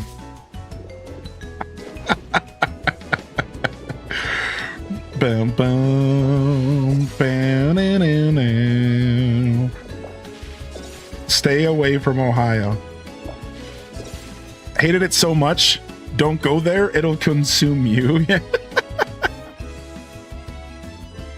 I heard the same thing about Oklahoma. Nobody wants to be there, but no one can get out. I never quite understood. So, yeah, I think Ohio, if you want to like actually try to think about it, right? Like, why would it be that way kind of vibes? I think it might have something to do with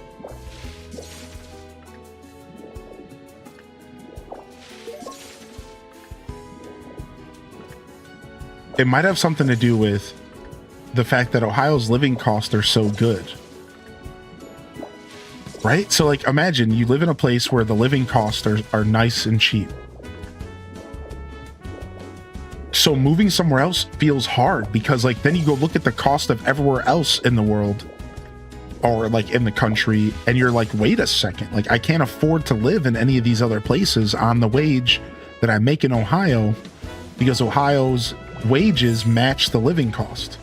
That is to say, like, you know, we had like low minimum wage for a long time, probably still do in some parts of Ohio. So yeah, like I do wonder if like maybe places like Ohio and Oklahoma are traps because people can't afford to leave. It's too good. It's too affordable.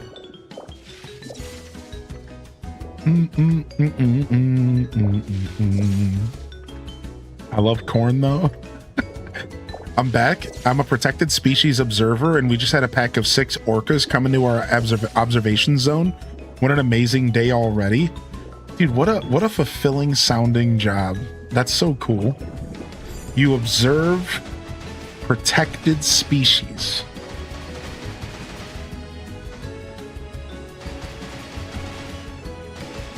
Is that why you watch Twitch streams?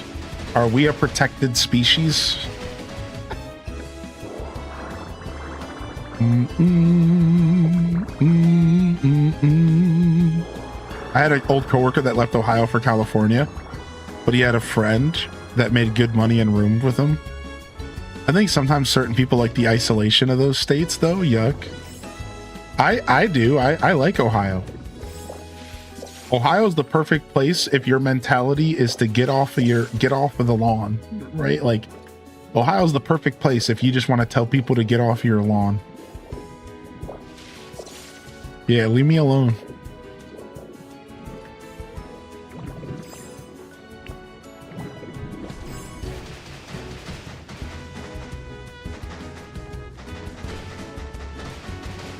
Iowa isolationist over here, yeah.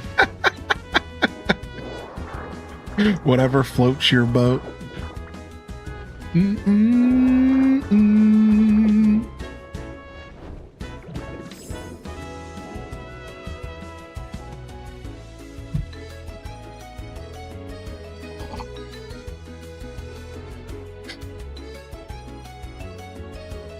Aw, that's so cute, Lillian. Well, I'm glad it's working out for you. It sounds like you have a new journey ahead of you. A new chapter of your journey is unfolding in front of you. Get out your HDES hero swords and own the day. Hurrah! Huzzah!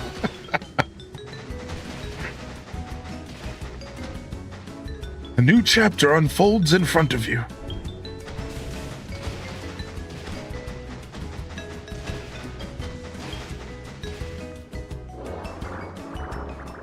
Hip hip. We're hosting D&D every other weekend. It's so fun. Oh, nice. Do.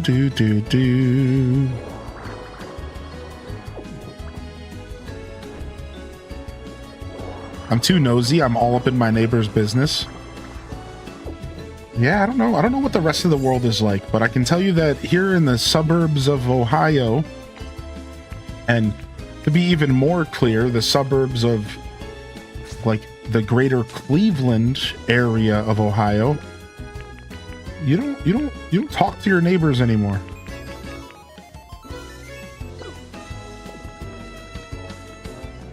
Nobody talks to each other. We had somebody like right next door to me buy a house, right?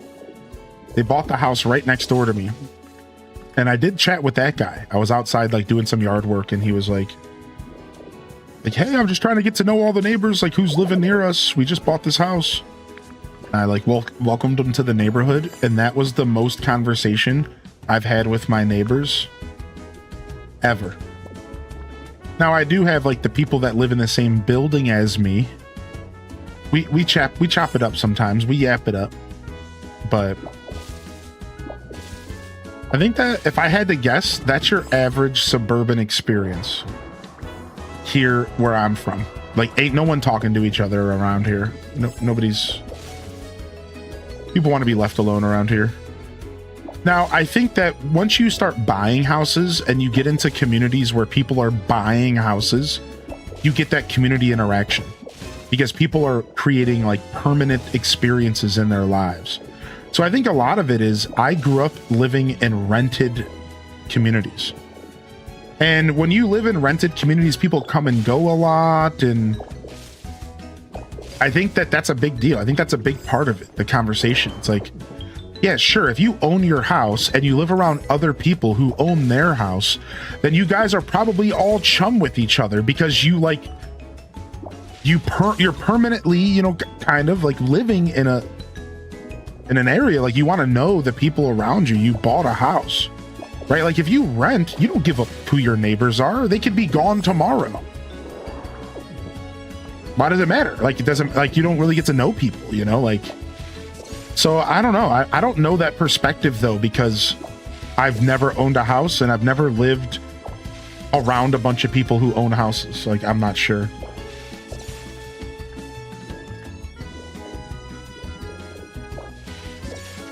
Not really. I bought my house. We live here for 5 years. We barely talk. So the question is do the people around you also own their house? Or are you just so happen to be the guy who bought the house on the block? You know what I mean? Because you can buy a house in a community of people who rent, but you'll notice that like a lot of times there'll be like full blocks where everybody on the block owns.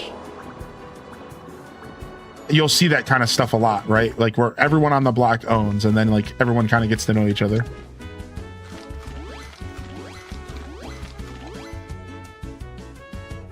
Yeah, they own their own houses too. We look out for each other, but we're not buds. Yeah, you see, that's just kind of a 2026 thing, yeah? But I'm not sure. Like I said, I only have my little bubble experience. I get kind of jealous when I hear about people.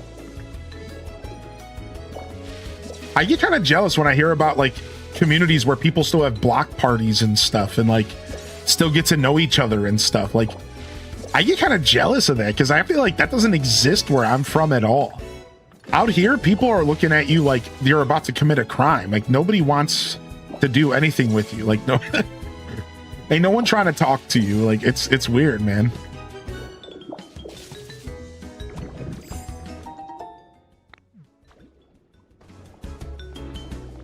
You're not getting Pokeballs? We getting Pokeballs. We getting a little bit of everything. Yeah, you're good. What's up, Allie? Yeah, we're doing a little bit of everything. Beth Chu said, I live in NYC. I ignore everyone in my apartment complex. I live in a neighborhood of houses where nearly everyone owns their home and there's no interactions. Some have been neighbors for decades in South Florida. Yeah, see. I wonder if that's just like the normal nowadays. I wonder if that's just the norm. Like, ignore your neighbors, screw you. What did that? I don't know. It feels like that's the norm, but like I chat with my neighbors like a little bit, but we actively avoid each other if we can. You can tell. Like I even had a talk with them the other day and we straight up said it to each other. It was like, yeah, you know, like I try not to get all up in your guys' business. I'm like, it's 2026. I don't think anybody wants to interact with anybody. And they're like younger and they were like, oh yeah, believe me, it's scary. And they're like, it's scary out here. People knocking on doors? No way, no thanks. And I was like, see, I knew you guys felt that way. That's how everyone feels. Nobody wants to be talking to anybody. I'm like, we all just want to be a part of our own little world. Like, leave us alone.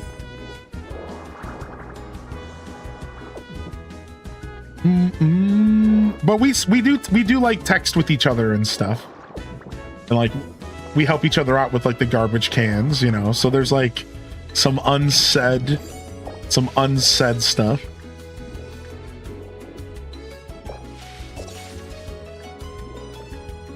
Is this category eligible for the Pichu drop? I think so, yeah. I think it's any Pokemon category. Yeah, people have been getting it from my stream, I'm pretty sure.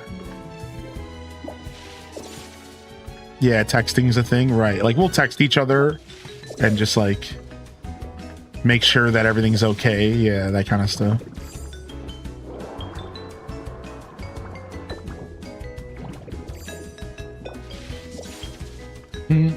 That's kind, helping out. Yeah, like, we'll help each other. Like, anytime we see each other's packages, we'll bring them in for each other, and we do, like, I take the garbage cans out front every week, and then they take them back usually every week, and yeah, there's definitely still some cordial interactions. You know, it's not completely Fallout New Vegas out here, you know. Like, we're not at the point yet where you're not sure if somebody's gonna shoot you. Like, we're not quite at that point around here yet. Maybe if you go down the block a little bit, you know. Thinking about that scene from the Fallout show where they walk across the train tracks and Miss Okie Dokie tries to be all cool with them, and then they end up trying to kill him anyways. Yeah, like that's like such a good showcase of like how Fallout works. Like, that's the wasteland right there. That's the wasteland. No matter what, that the waste are always looking to shoot you. Yeah, I love that scene. Actually, I think it was the perfect example of how the waste should be. Yeah, great scene. Yeah, she was gonna learn one way or another. So, and the dude had to take a bullet for her lesson, and that's the worst part, right? Oh, that's so nice of you, Mango Soda. Got to take care of our elderly folk around here. Definitely closer to people when we lived in a subdivision. Lived close to a cul-de-sac. Occasionally the street would have a corn boil. Everyone knew everyone. I babysat most of the children as a teen. Oh, that's cute. Yeah, I kind of get jealous when I hear about those little communities out there. I get a little jealous when I hear about that stuff. I'm like, oh man, that would have been cool to experience that. This is epic.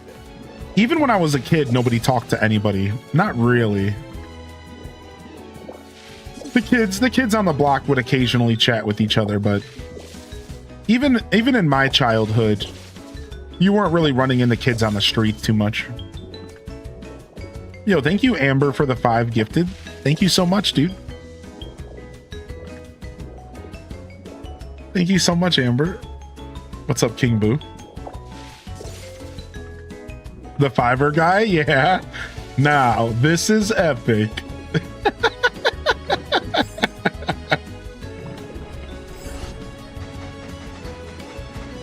And it's like a bunch of corgis behind him. It's the goofiest thing ever. It's such a good meme. It's such a stupid meme.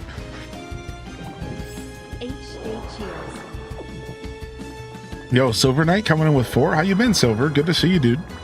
Happy Thursday, y'all. Talk about a classic meme.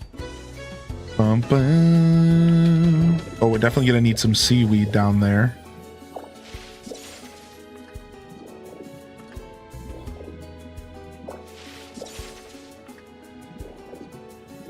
Freaking Slope got me addicted to Overwatch. Y'all been playing Overwatch? I played Overwatch a tiny bit in my day, but I'm not a big Overwatch guy. I liked the monkey, and I liked the guy that played music and healed, and I liked the chick that can go stealth. She was pretty cool.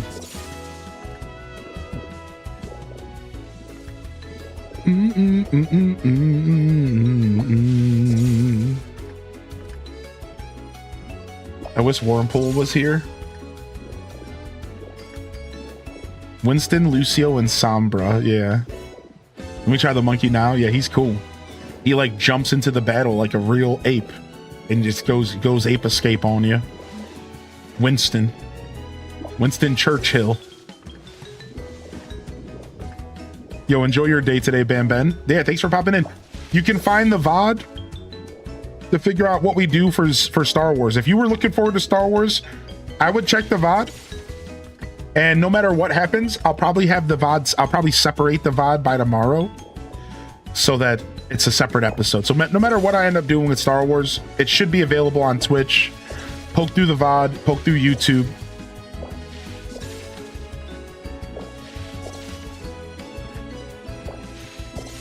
Yeah, we're definitely going to be playing some Zero Company.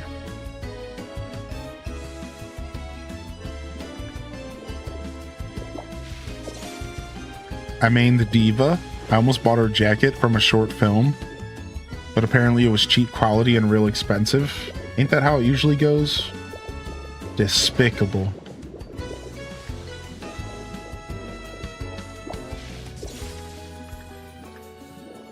Yeah, not the biggest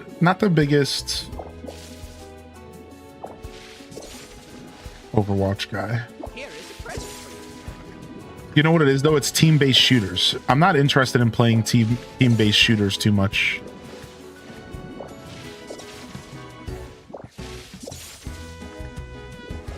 It's just not my vibe.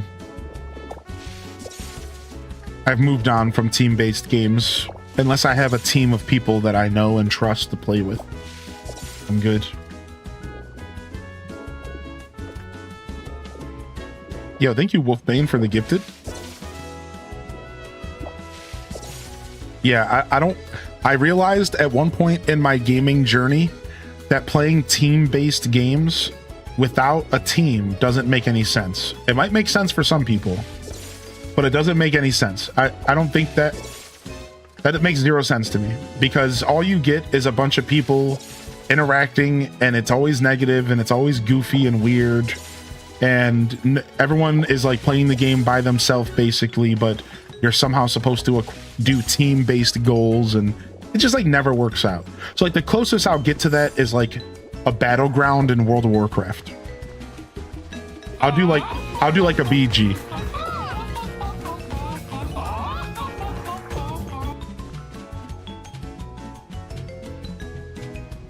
That's so funny. She got you into Overwatch, then she quit. Passed on the curse. Pass the torch. What up, Belser? Thanks for the biddies, Belser. Thank you, Cozy, for the 250. I appreciate you. All right, we still have to check for our legendary. Yo, thank you, Anonymous. Are we choo-chooing? Oh, wait, are we? Yeah, what the heck, man? What is going on today? Happy Thursday, everybody. You know, I think I need some of this grass. This is this new grass. Wrong ability. Wrong ability. I was too slow.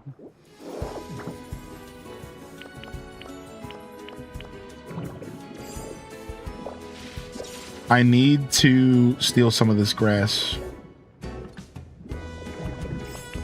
Because I don't want to completely steal it all from... I don't want to completely steal the grass from the actual Bubbly Basin, right? Like, so I'm going to need some of this to decorate with.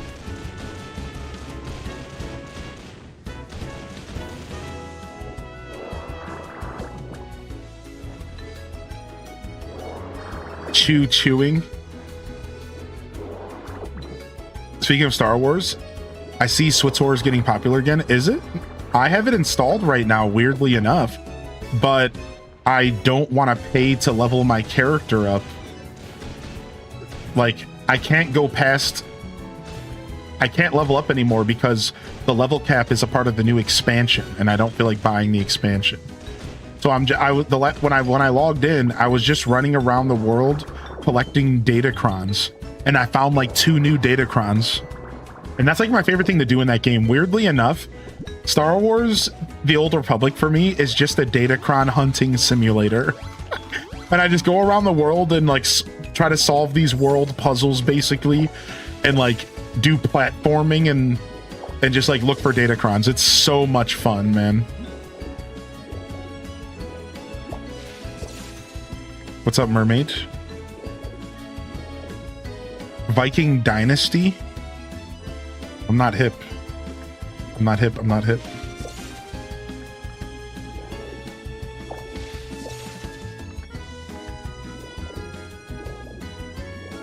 Oh, we're definitely gonna need a bunch of these. Himney rocks. Same, I have no one to play with. Yeah, I mean, you can add me for sure, but I'm not playing too often. Yeah, we do know what legendary Pokemon is attached to this island. So it is a family member of the legendary that appeared in the actual DLC. So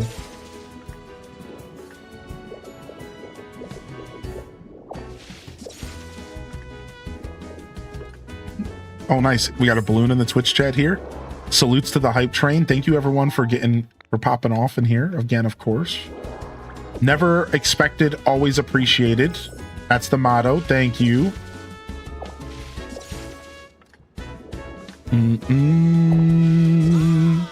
I have seen Graveyard Keeper 2. So I have a full playthrough of Graveyard Keeper 1 on YouTube.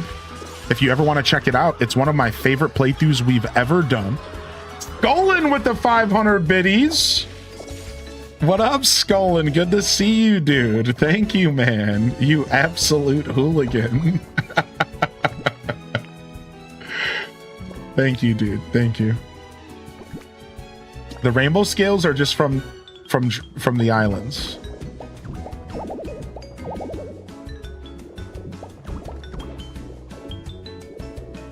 Yeah, from the Dream Islands.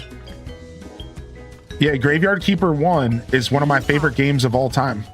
And number 2 just got its release date announced. September 22nd or something like that. We're probably going to be playing Graveyard Keeper on release. CK and anybody else. So, anybody else who's curious. It's one of my favorite games. It'll be fun.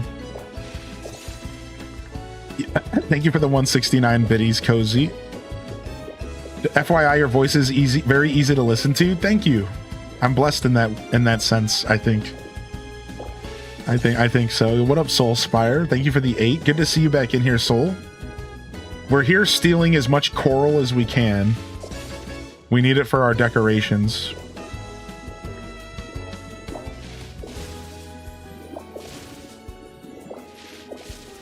But yeah, if you want to check out my first Graveyard Keeper playthrough, you'll find it on YouTube. Just go to the playlist tab and scroll around or search. Yeah, don't be shy. Sounds like fun. I didn't realize the second was coming out. Yeah, it surprised us all this weekend. We went from like knowing that it existed, but we didn't know when it was coming out, to getting a surprise release date next month. It's kind of a shocker for me personally. I didn't expect it so soon.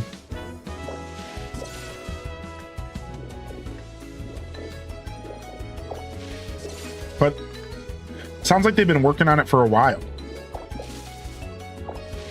I think the creator got into a little bit of hot water about some AI stuff.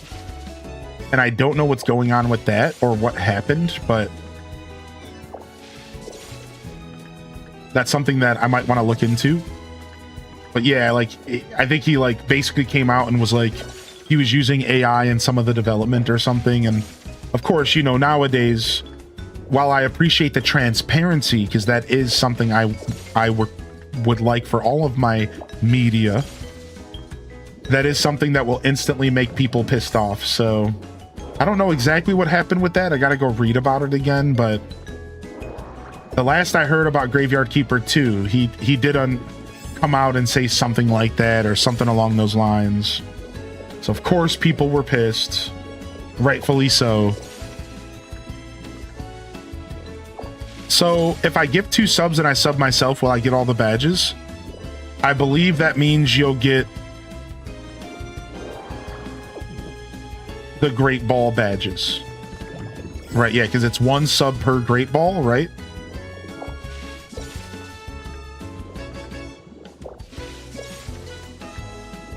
Ooh, some more of these flowers. Steam says Hylian's put 62 hours into Graveyard Keeper. Yeah, I have. I love that game. We actually got a chance to beat it, and then we put it down. Day off vibes today, LPK. Nice. What are you going to do with your day off, homie? What's up, Ultimate Lugia of Darkness? Welcome to the YouTube chat today. I love your tag, dude.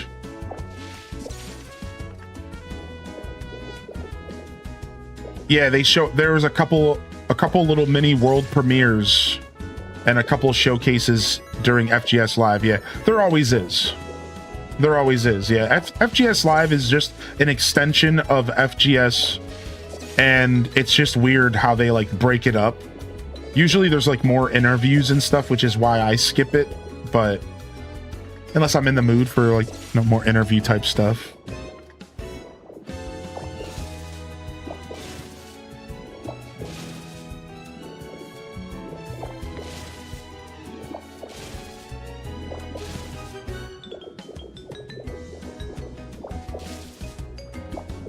Yeah, there's one game called Aloft, which we've seen before, I think. I don't know if that was a world premiere. I think we've seen the Aloft game on the channel. Don't have enough PP. Shoot, don't I know it?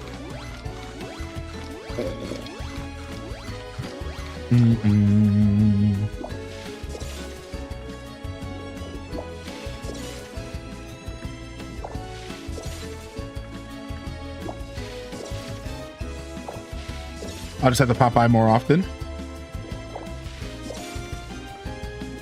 Dude, I saw a comment in the chat earlier about... Love the mug, thank you. Yo, thank you for the 125 biddies there. I'm not sure... Okay, I would have just played one of my Nintendo alerts, yeah. Thank you so much, Sophie, and enjoy your hype train emotes, everybody. Thanks for the love in here. Hey, what did I want to chat about it? You saw a comment earlier about... Dang, what was it? It'll come back to me if it's important. It'll come back to me.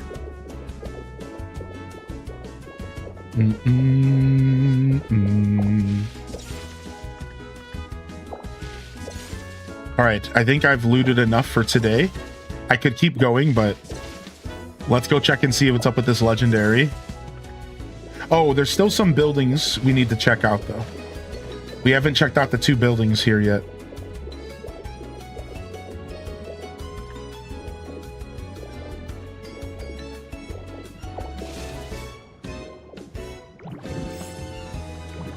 What are your thoughts on a modded 3DS? Oh, dude, essential in the modern era. And they're really easy to mod. 3DSs take 15 minutes in a YouTube video to mod. And at most, a little screwdriver, depending on the type of 3DS you have. SD card, and a way for your SD card to plug into your computer. It's so nice. I can't encourage you enough. If you have a 3DS, or if you have the money to pick up a 2DS XL or something, you can mod that bad boy, and you can have it play pretty much anything from the 3DS and older.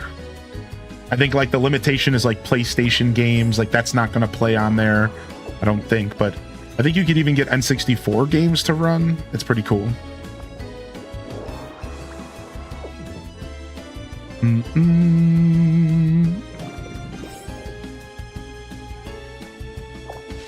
I just ordered a modded regular 3DS, pretty excited. Oh yeah, you're in.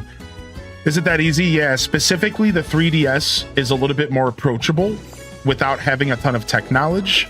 So the process is basically you take an SD card and plug it into your computer somehow. That's sometimes the hard part. You got to get like a SD to USB or something like that. Then you like copy certain files like to the SD card. Then you plug it into the 3DS. Then you run like a program and you back up your 3DS onto the SD card. Then you take it back out of your 3DS, you put it in the computer. You copy those files so you have a backup just in case something goes wrong. Then you take some different files, put them on the SD card, put it in the 3DS, and run them. And you crack open the 3DS, you mod it. It's all through software. And it's actually so modern now that once you get to a certain step, everything can just be downloaded via like its own little like eShop. There's like a modding eShop on the 3DS, basically. And it gets to the point to where once you get to a certain step, all of your updates and stuff are just downloaded off the internet, and you never have to take your SD card out of your 3DS again. That is how far along the modding scene is for the 3DS, that like you get to a certain step and you can just straight up like download all the updates and everything, and like everything. It's just so easy. It's like, so yeah, while it's not going to be that way for everybody, don't get it wrong. It's not everyone has different experiences, you know, different tech levels, but the process is technically simpler than most other modding that I've encountered. And depending on your ability to like follow directions, your tech literacy, it could take you anywhere between 30 minutes to an hour, I think, for your average person.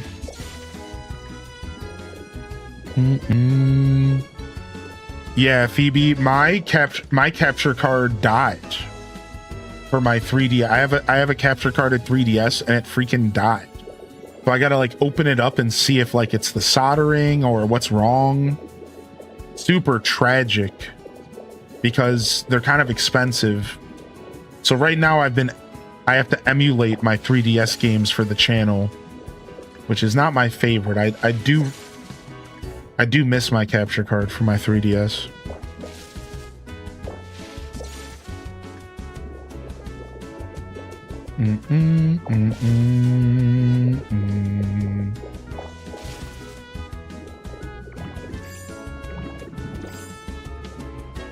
That's tough. Yeah, I know. I can't complain because it was a gift, and you know, I just got to count my blessings that I was able to have it when I needed it, but it's super unfortunate.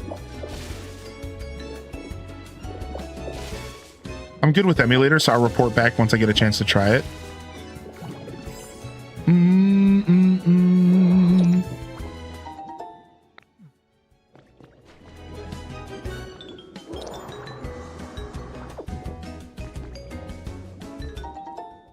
Nice, we got to collect one more non-burnable garbage for some coins.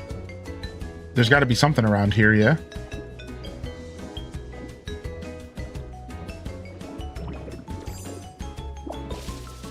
There's one right there.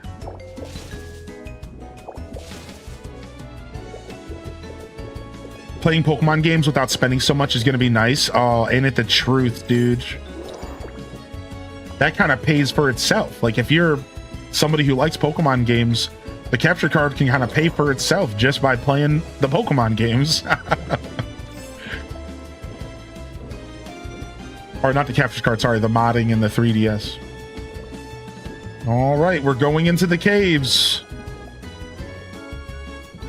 We're going to see if there's a Leggy around here. I got some Pokeballs, some Pokemetal. The caves keep going. The caves dead end. Oh no, believers. Oh no. I think this might be no Leggy again. All right, let's go the other direction. I restarted my island, taking it slow. Oh, you're playing Animal Crossing? Or did you mean Pokopia?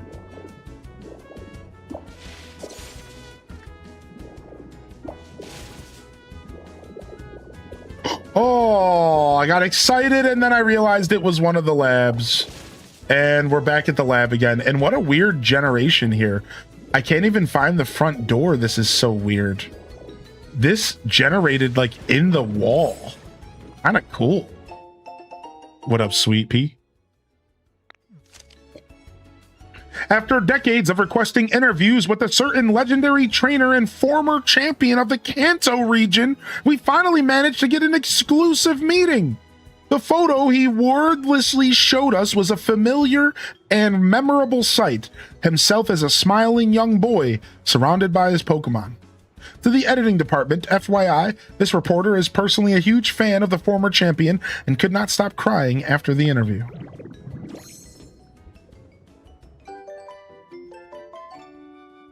Red outfit. Oh, sick! Red. I knew they were talking about red. They had to have been, right? Because they mentioned champion. They had to have been talking about red for sure.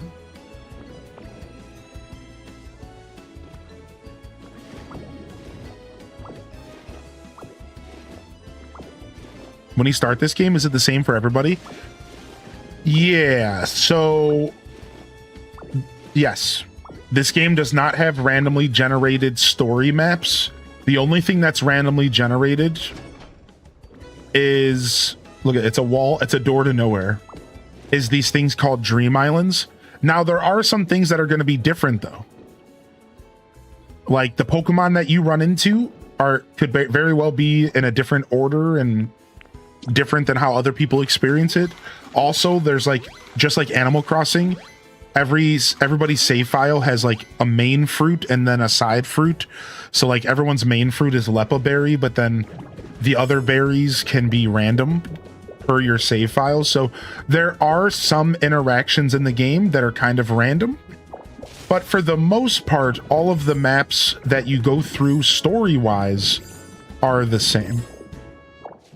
And where you get some of that kind of random feeling that you're mentioning is like through the Pokemon spawns themselves and how you choose to go down the path of the game, right? So like when you start in the Withered Wastelands, but then you have the choice of either going to the Rocky Ridges or going to the Bleak Beach. And that is going to heavily impact your playthrough and how you kind of approach the game itself. So there's definitely some agency and some player choice and some things that are going to change per playthrough. But the game itself, there's the only random generation in the game is the Dream Islands and the Cloud Islands.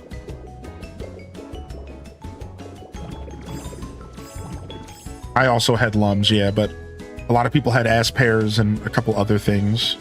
All right, let's go ahead and check the Pokeball. I did play the Pokemon MMO, but I specifically played Poke1. Are you hip to Poke1? So I did play the Poke MMO like a tiny bit, but I actually stuck with Poke1. So Poke and then ONE. And I played a ton of Poke1 for a while until I fell off. No Leggy today. Thank you so much, Alice. Oh, thank you for the primer. Alice, dude.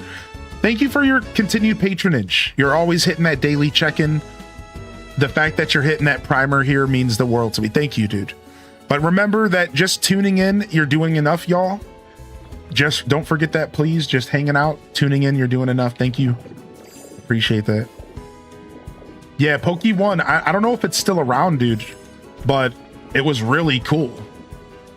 It was really, really cool. The last time I checked, I loved it, but it could have gotten canned. You know how those Poke MMO projects can get dinged, right? So I'm not sure the status of Poke1 currently.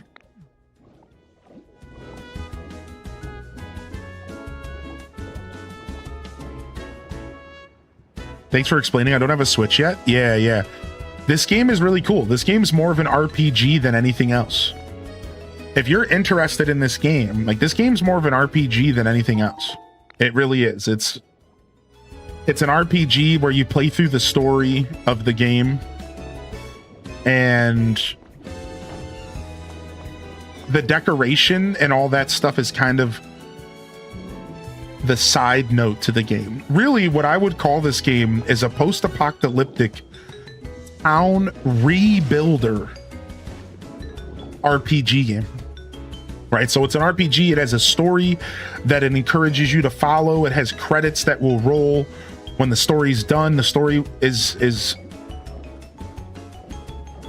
told through notes and through little hints around the world. Is very environmental, storytelling heavy, and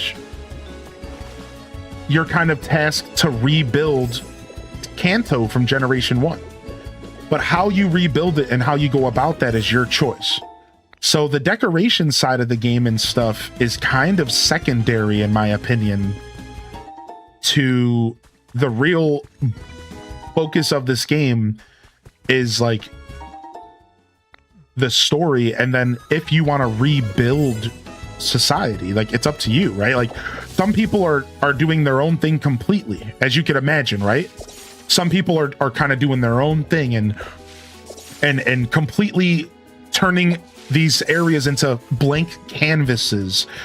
Some people are just rebuilding it as if it's their job to preserve the original cities. And I think that's cool. I think that's a really important side to what this game is bringing to the table, because if you're somebody who feels like you're not creative, if you're somebody who avoids games like Animal Crossing because you say to yourself, well, I'm just not creative, this game is for you, because you don't have to be creative. There's a bunch of systems in place that allow you to build massive buildings, and you never have to think at all or be creative at all.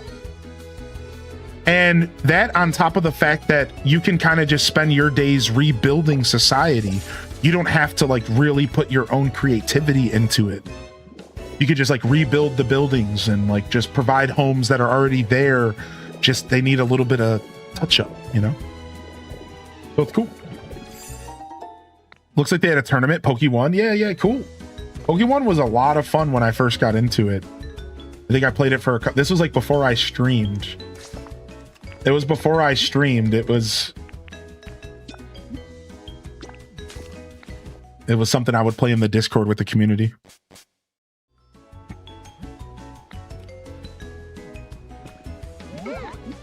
It was a fun game. This game is fun. I'll tell you though, if I were to be asked to sell this game to somebody, or if I were asked to give you more information, like a review, one of the biggest things I want to point out is that you can get your money's worth out of this game by just playing the story and never picking it up again. And I think that is actually one of the best things this game has going for it. Is you don't have to interact at all with the decoration or the post game or anything, and you will still get plenty of fulfillment out of this game, because the story and the journey that the story takes you on is actually enough. It's like plenty, and this game is good because of that. It's a really cool part of what this game brings to the table. It's like you don't really have to do anything extra. You could just play through the main story and then just be kind of done with it. No legendary today. Anyone else have any issues with the Pichu drop? Yeah, it's a little bit weird. So it's a little bit weird. Some people were having some issues with it though, for sure. So the information that we have is kind of right here. This is like the best explanation, I think. So you watch any Pokemon category or even like just chatting for 20 minutes, but it has to be 24 hours after the last time you watched for 20 minutes. It's not just the next day per your local time or anything. And then otherwise, it should just appear after you complete the goal. And that link that Cozy just provided you, shout out to the mod team, will help you kind of keep track of what's going on. It's definitely buggy and you're not, you know, going crazy if you feel like it's not acting the way that it should. All right, so try not to overthink it too much. It's definitely a little bit buggy.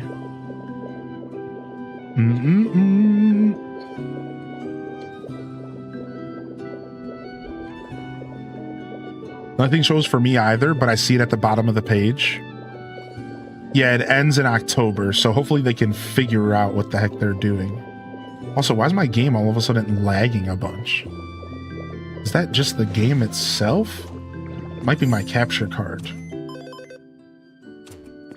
Let me check. Best way to check this is to like play a video from my Switch real quick. Well, yeah, this is me. I finally completed Arceus, by the way. I finally did it. I meant to show you all this because we played Arceus for hundreds of hours. And I finally truly completed the Pokedex and got my shiny charm in Arceus after hundreds of hours. I freaking did it. I'm going to have to load up Arceus here soon and do some shiny hunting. And we'll talk more about it for like one final send-off episode of that game. And then I don't think I'll ever stream it again unless I want to like replay it or do some shiny hunting, but I did it. And then here it is right here, the shiny charm. I forgot. And here's the worst part. I wanted to do this on stream, but I just so happened one night to like load up Arceus because I was bored. And I was like, man, I'm just going to play some Arceus. And then I realized I only needed like a couple little missions left for the Pokedex. So I just did them casually. And I didn't realize I was that close to getting the shiny charm. So unfortunately, I just so happened to not be recording, and I barely ever touch this game not recording anymore. So I'm a little sad that y'all weren't there for it in person, but what I'm going to do to make up for that is I'm going to play some Arceus, we'll do some shiny hunting, and then we'll show off these videos and we'll talk about it for at least one more like send-off video, you know, and we'll post it on YouTube and we'll just be done with it.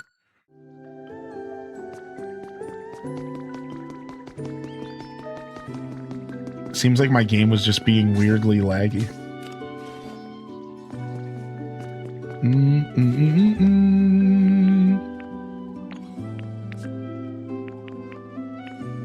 All right.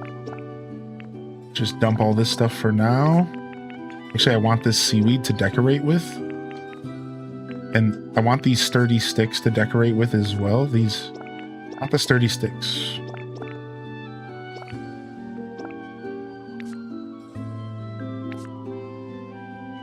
All right, everything else is fine for now. And then I need Pokemetal. I don't know if I need Pokemetal or rare Pokemetal for what I'm trying to do. Looks like we're gonna have to go get some more Pokemetal cooked up here soon. What's a portal pod? So the portal pod is basically an ender chest from Minecraft. Are you hip to Minecraft? I can't remember if you play Minecraft, but it's an ender chest. It allows you to transport stuff. You put down a portal pod in one zone and you put down a portal pod in another zone, and then the chests are connected. It's real nice.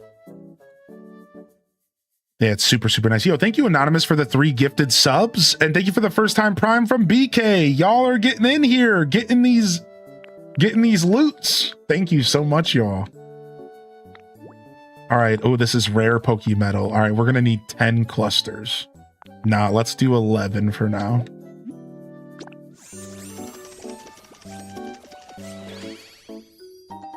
Actually, we should just do a 12th. So I only have one stack left in my chest.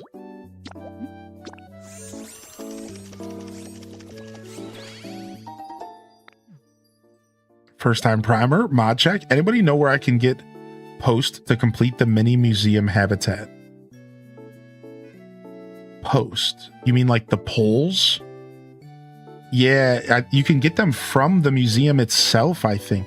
Are we talking about Pokopia? Yeah, I think you want to just go to the museum in the Rocky Ridges and steal them, I think. That's what I would do. I think they're like sitting around some of the crumbled exhibits and stuff. I think so.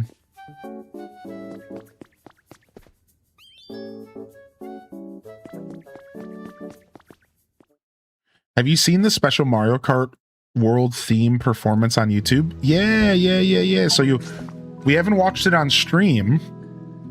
Oh, I see why my game was lagging. Because Zero Company just auto-patched while I was live. Oh, we got the day one patch. Oh, I see. Oh, exciting. All right, hold on a second. So I already saw this, but I watched it briefly off stream, but chat's been asking me if I've seen it, so we should watch it.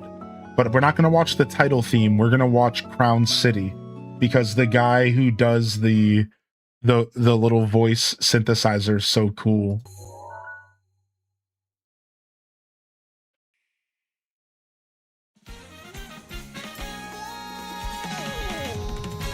This is so good, dude. Yo, show me your best dance moves, chat.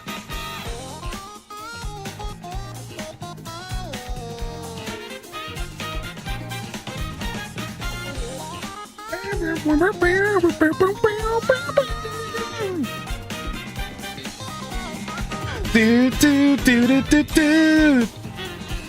Bam bam bam bam bam.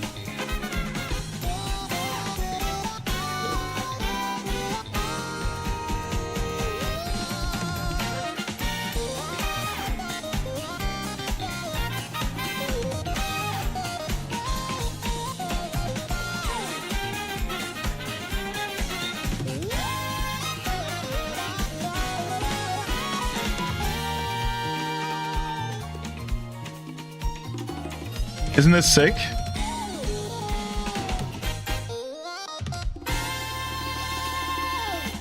Yeah, isn't that sick, dude? Isn't that sick, man? They did a good job with this stuff. And then I haven't seen this one. We can watch this one together. Let's do it.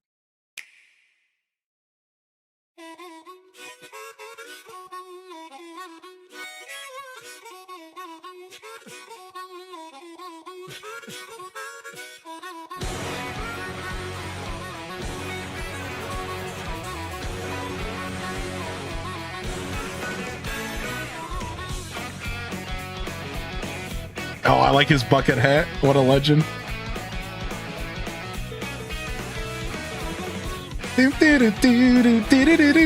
I'm not gonna lie, this gets me hyped. This makes me want to play Mario Kart World like right now. Anybody else? I think I'm gonna stand by my guns, dude. Mario Kart World is probably the best Mario Kart game we've ever gotten. But like, because I'm a nostalgic goon just like all of you, I'll say it's in the top 3. And Double Dash and 64 are just above it. Like I don't understand this lust for Mario Kart 8 Deluxe. Listen, Mario Kart 8 Deluxe was great, and it had a good run. But I'm done, dude. I'm moving on. I think this game is so good, dude.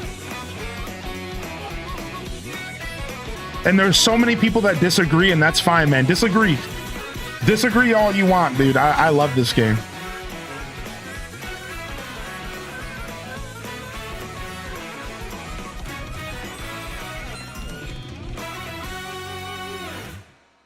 Dude, yeah, it's so good. I seriously, and we've played a lot of Mario Kart World on this channel.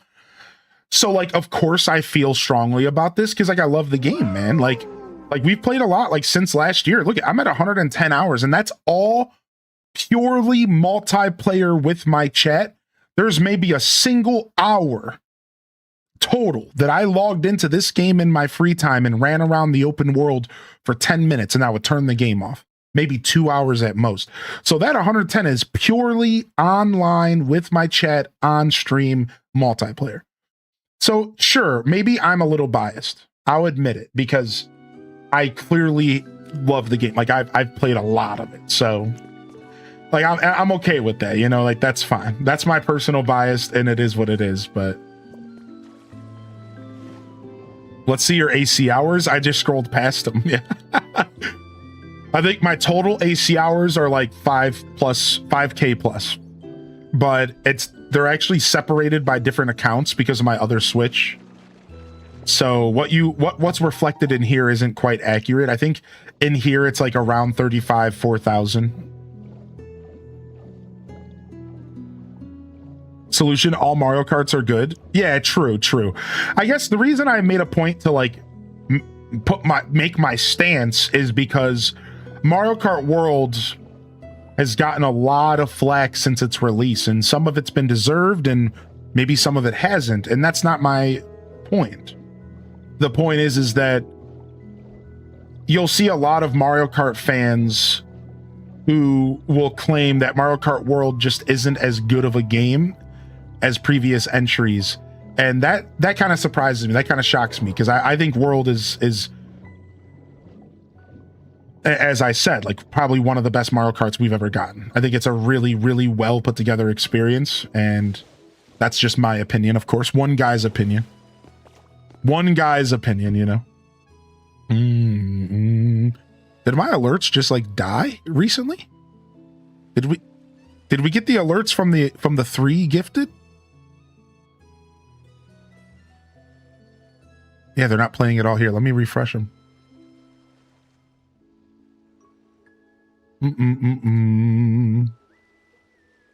Yeah, let me try refreshing them real quick.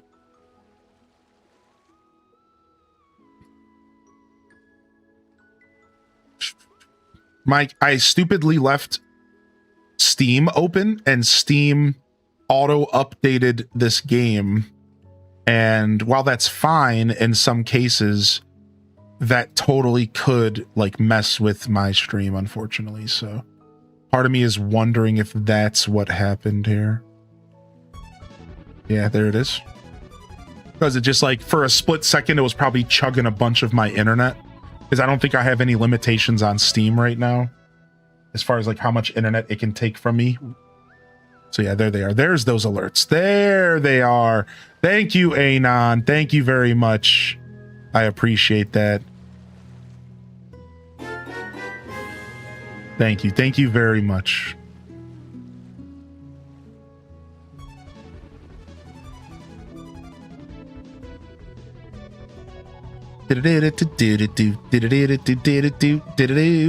World is available on Switch 2 only, unfortunately.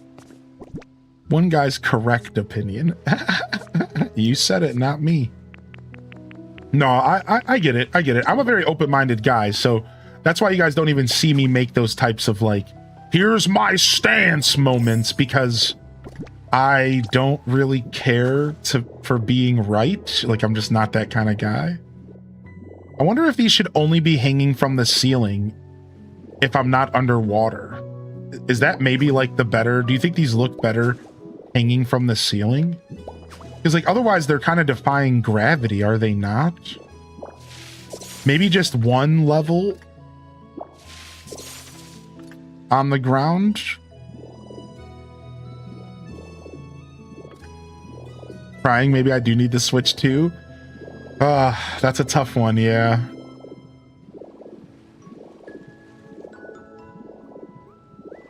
Yeah, maybe instead of these on the ground, we replace that with these beauties right here. Oh yeah. Oh yeah, get this place nice and green.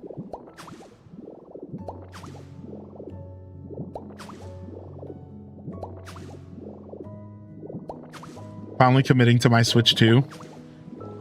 If Ocarina of Time hasn't sold you yet, I'm sure something will soon, y'all. I don't think this year's done yet. I said it earlier. I have a sneaking suspicion Nintendo has something planned for us this year that we're not fully expecting yet.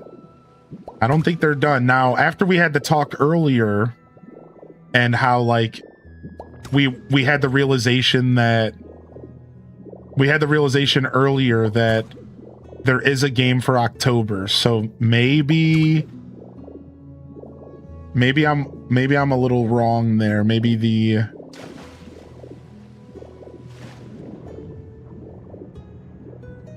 they do have their lineup for this year already set, but a tease could happen, right? We could get a little tease or something.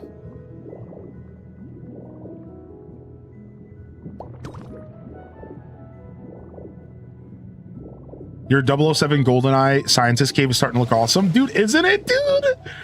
Yes, man. I'm getting so excited. Our cave is starting to look so good.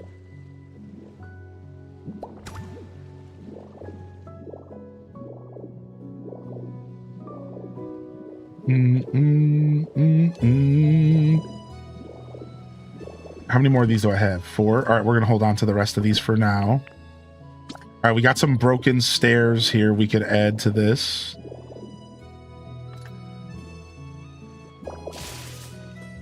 Yeah, this is gonna be so good once we're done with it. Any guesses for what it might be? So I think Animal Crossing has been in the realm of being announced for a while now. So as much as that's mega copium, and I'm sure a lot of you understand that, I think that a title reveal for Animal Crossing is overdue. Specifically a title reveal where that's like all they would do is just like show the title off and then just like call it, right? I think that's kind of overdue at the moment, and we could see a title drop maybe sooner than not. I also think the big answer here though is Mario. I think 3D Mario is beyond overdue, and we are likely going to be seeing some 3D Mario at some point as well. So that's an answer. Another answer would be Kirby. Kirby's a little overdue. Another answer is Metroid, because we've already had Metroid leaked. So this is just a leak. Don't get me wrong, but Metroid has seen some leaks about another like Dread style installment, so 2D, and then also we're hearing rumors of a Super Metroid for Super Nintendo getting a full proper glow up as well, which would make sense with them with what they've been doing recently as far as like remakes and stuff like that. So I think Metroid, I think Animal Crossing, I think Mario are the likely answers for any surprises. Last but not least, I think Pokemon's in the realm for surprises right now. I'm just going to go ahead and put all this moss down, and then we're going to cut into this pink moss with green moss, and we're also going to be cutting into this pink moss with grass. So I'm just going to go ahead and just put a whole layer down here because I have the materials. Why not? But this is not going to be all pink moss. We're gonna do some green moss down here, and we're also going to be using some grass and some stone. So this is not the final, but this might just be easier to do this till I run out here. I'm sure I'll run out soon. So yeah, so Pokemon's the last one, and I've been purposefully avoiding talking about Pokemon leaks because I feel like the Pokemon leaks are starting to be too much, and we have these situations where I truly think that stuff's starting to be spoiled. And you're going to notice that I'm going to stop talking about leaks more and more in general, because I'm realizing like these leaks and these rumors are starting to spoil the announcements for the games. And Ocarina of Time made me realize that. As much as I've been guessing and predicting Ocarina for years, the fact that it was leaked beforehand really did kind of take the wind out of the sails. All of a sudden, there we were seeing Ocarina, and a lot of us were kind of just like, yeah, we knew that was coming. So I think that for my channel and for the sake of all of you, we're going to be doing a lot less leak talks here. And I'll share that kind of stuff maybe like in a special Discord channel. Or we'll find other ways to talk about it. So we'll see.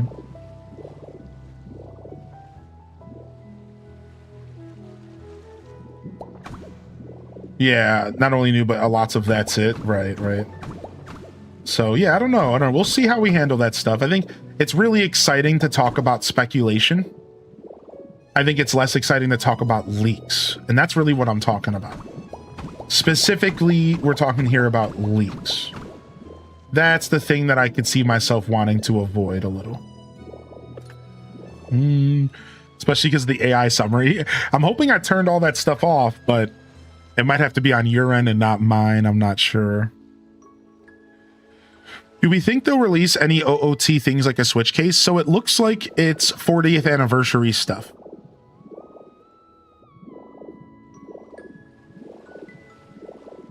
Hannah K. It's been like all kind of leaked already. And it looks like it's not going to be Ocarina of Time, but instead 40th anniversary stuff. So Zelda 40th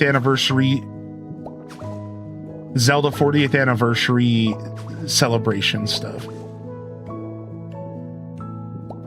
And it looks like they might be doing a full console for a Switch 2. And then it looks like they might be doing a controller, a Pro controller for the Switch 2 as well. That's the current leakies, but could they do something Ocarina flavored on the side? Oh, you bet your bottom booty they could. So don't take anything for, more than just speculation right now, even though we've kind of seen like pictures and stuff. We could still see something like exclusive to Ocarina get announced. They could do, I think the big one that they're hiding right now is amiibos. So some guy shared leaks about it and was like, hey, by the way, here's a picture of that he blurred out. He put a picture up and he blurred it out of some other products that are coming with the Zelda 40th anniversary. And there's probably a reason he blurred it out. Well, he said it was because of spoilers. So he was like, I have to blur this out because it's spoilers for the game itself. Ocarina Remake. So everyone speculated on, okay, so what would be spoilers enough, right? What would be spoilers enough that they had to blur it out? Think about it. Boom. Amiibos. Right? Like amiibos would make sense because the amiibos are probably going to be of the characters and we don't know what the characters look like yet at all. We don't know at all what anybody's going to be looking like besides for Kid Link.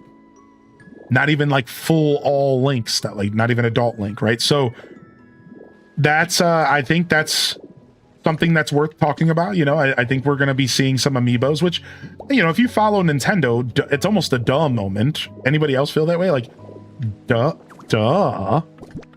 Amiibos, duh, right? Like, that's what they do. They release amiibos, so definitely a duh moment for me, even though, like, it was still cool hearing about it. It's like, yeah, well, of course.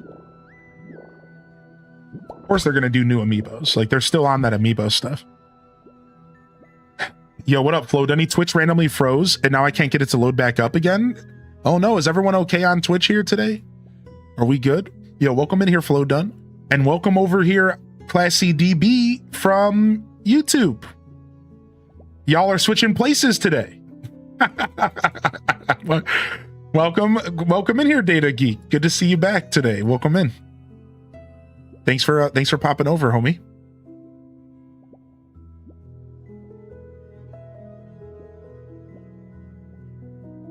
Yeah, Twitch just being twitchy. Flow done. I figured. I just wanted to check. Thank you, everybody. Figured as much. Just wanted to do a little checky poo.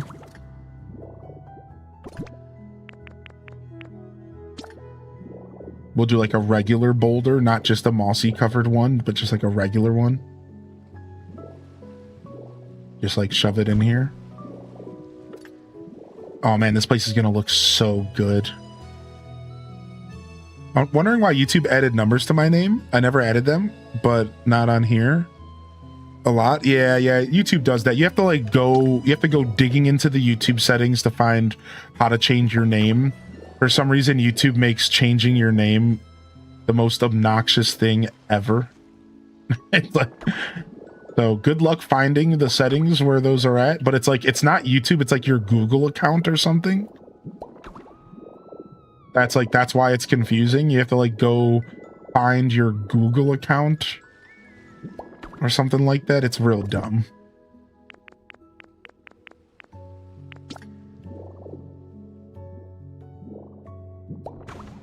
You're gonna sprinkle coral into the water? Yeah, oh yeah, dude. We're gonna have a bunch of coral down here as well. We've already started a little bit.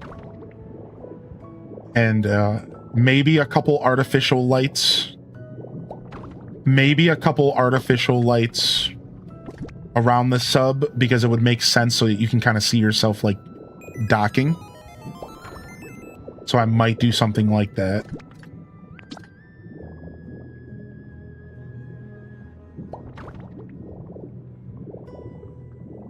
Yeah. It is weird, right? Like you can't really see the light in there at all. And I think it's because it's a little too low. So I might have to like put some coral like around the edges, a little bit raised up, like even like right here.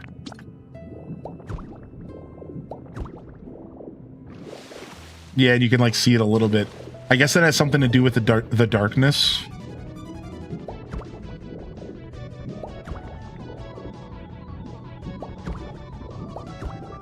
Even though I'm going to be digging some of this out still.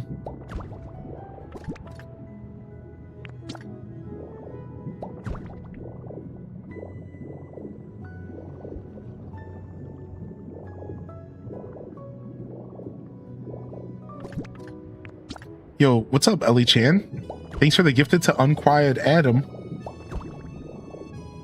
Well, maybe he'll get a little quieter now that he's got a sub.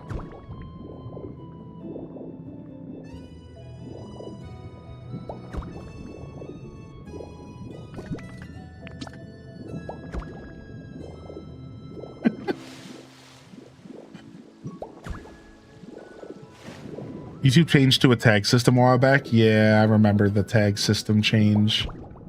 Over here, making stuff confusing.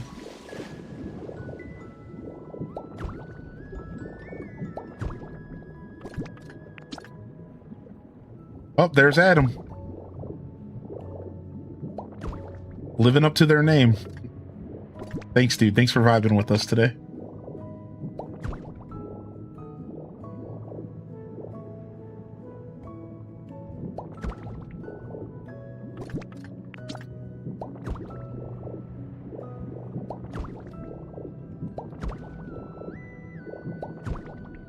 But we got to get one of these big boys down here, right in the middle.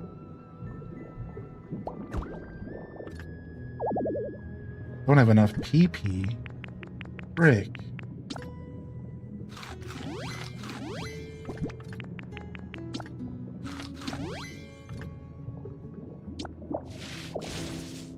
Ooh, mysterious. Now, I'm just kind of slapping this stuff down, and I'm going to come in and I'm going to kind of pick it apart and rearrange it and make it look a little bit cleaner to what I want it to look like. So that's like kind of how my process works is, oh, nice.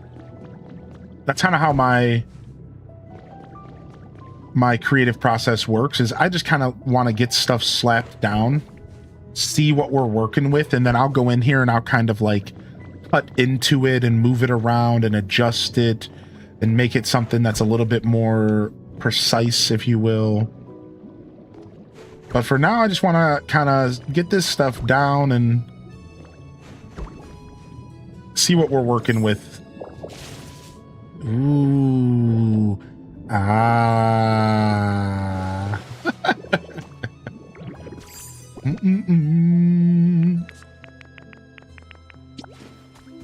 Big piece right here up against the wall.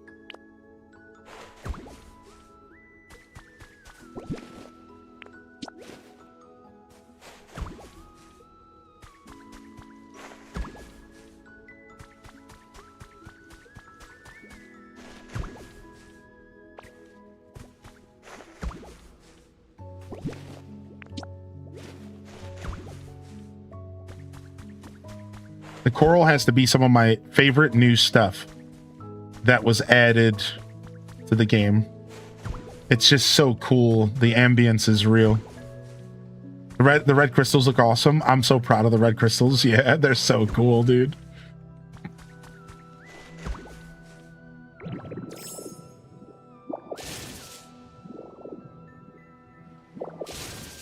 We can start taking these lamps so we can start getting a feel for what it's going to be looking like. I hope there are other colors too. So there might not be other colors of these, but guess what we learned? You can paint a lamp and then the lamp gives you a different color light. So this reminds me of like New Leaf. And we're going to be taking advantage of that. Yeah, so we will be using some unnatural lighting to get some other color themes going on around here. But maybe I can even paint I probably can't paint the coral itself, but maybe I can paint like something else that like looks more natural. I'm not sure what else could be out there, but yeah, you might be able to paint the lampions, right? Like that's probably the first thing I'll look at.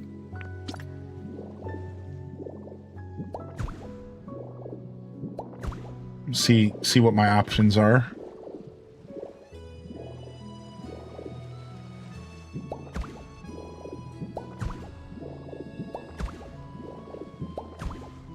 And then I'm gonna cut, what I'd like to do is like cut some holes in these cliffs, right? Stuff like this.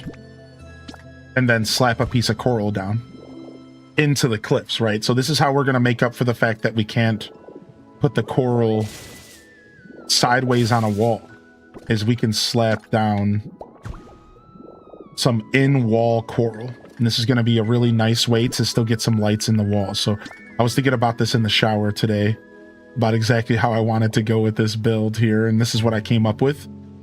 I realized that I could probably put the coral in the walls, even if it's a little covered up.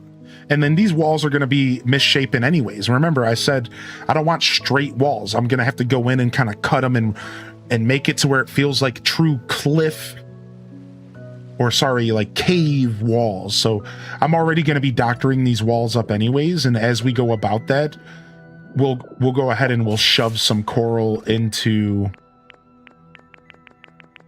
you know, into some of these little spots and really add to this.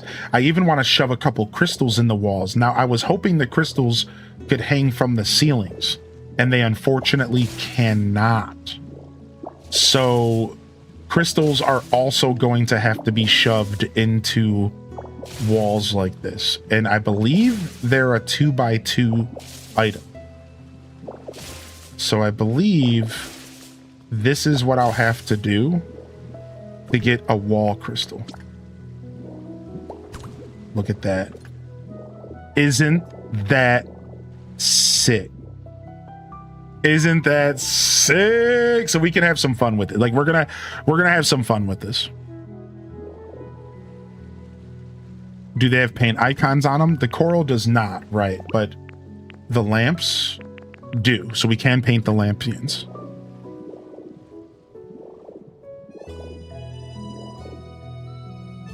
I love the silhouettes you get out of the plants. How would the wall look if you replaced it with black rock? Ooh, so I'm thinking I'm gonna use some of the sparkly stuff that was suggested earlier. Like I want to use some of the like starry wall and stuff like that, but black rock could be good as well.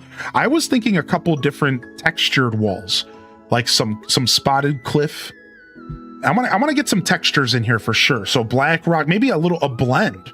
Maybe we can kind of blend some black rock in, some spotted black rock, maybe some little segments of like chunks of like stuff that's a little sparkly, maybe some lava rocks in here somewhere, because I think lava rocks are kind of lit up a little bit, especially underwater. So yeah, I'm thinking some texture is going to be required for sure.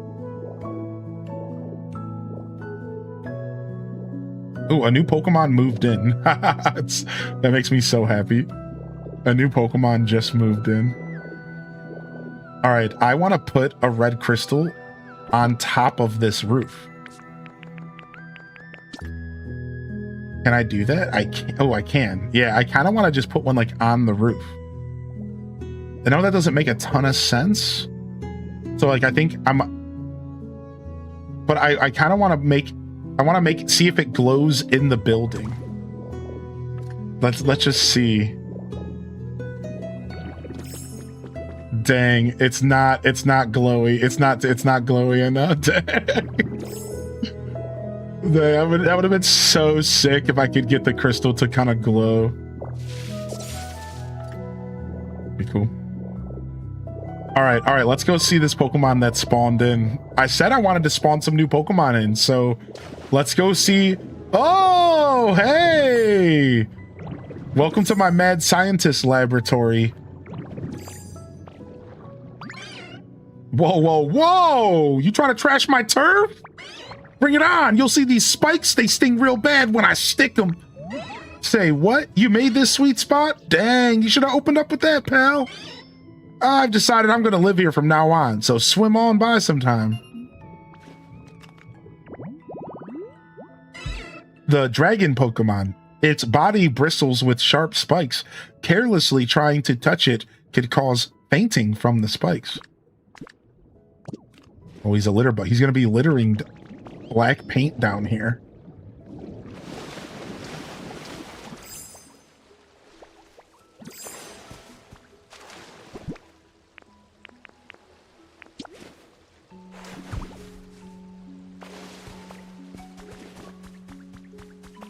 I love Seadra ever since I was little. I've always enjoyed Seadra as well. Seadra and Horsey. I've always thought they were cool Pokemon. I've always thought they were pretty cool Pokemon. I'm right there with you.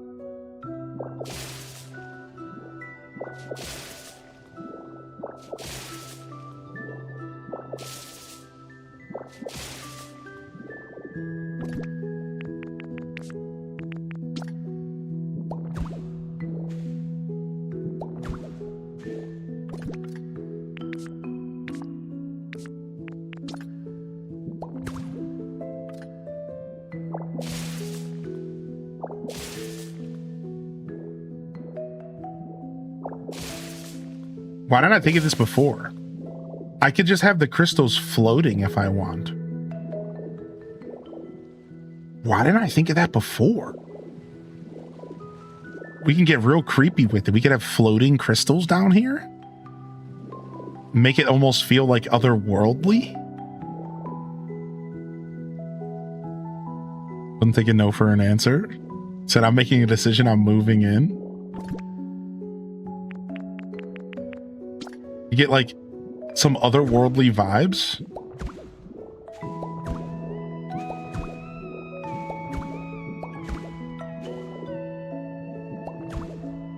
Yo, Caitlin, I appreciate you.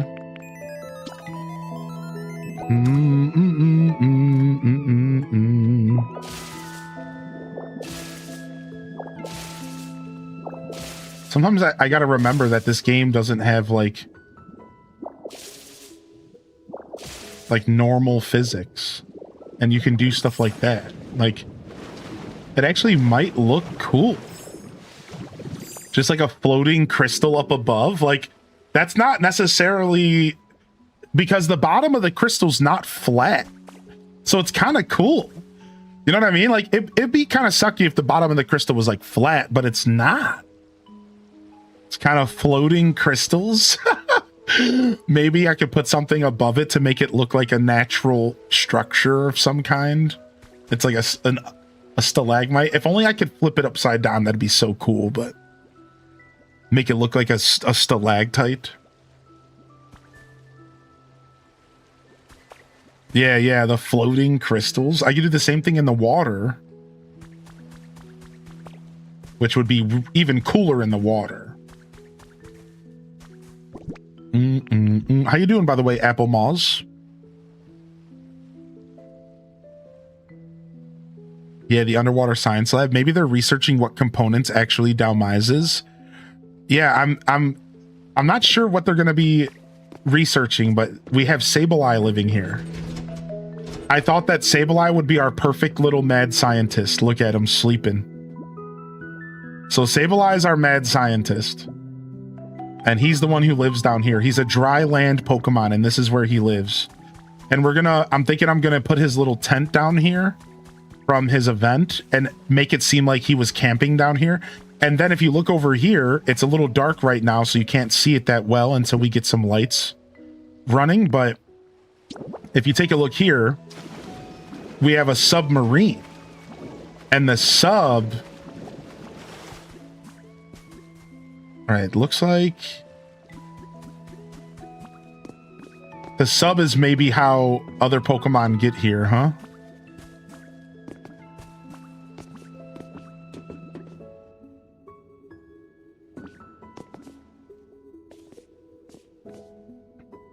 I can't use Magnemite because I need to eat.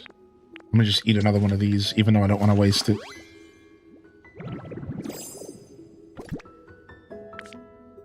All right, speaking of, let's go ahead and just run some electricity.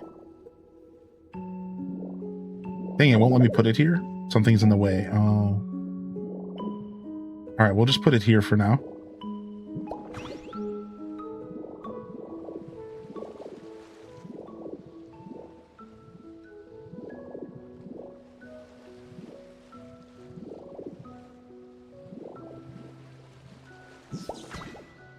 All right, so that means the sub is powered.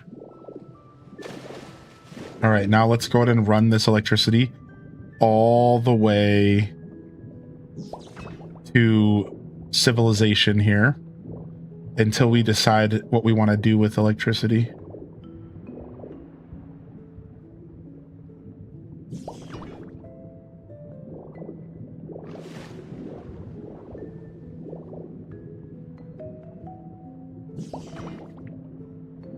Be dope for a future update. Instead of legendaries, a random shiny would show up. Please give us the option for shinies. Why is the Pokemon company so weird about shinies? Be so sick.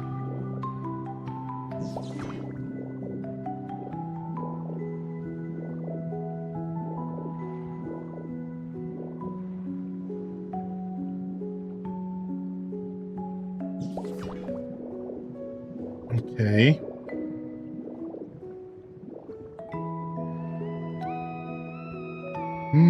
Actually might be faster if we go this way.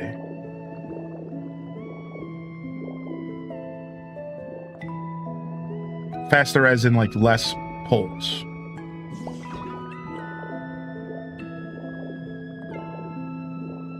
Yeah, we're going this way, okay.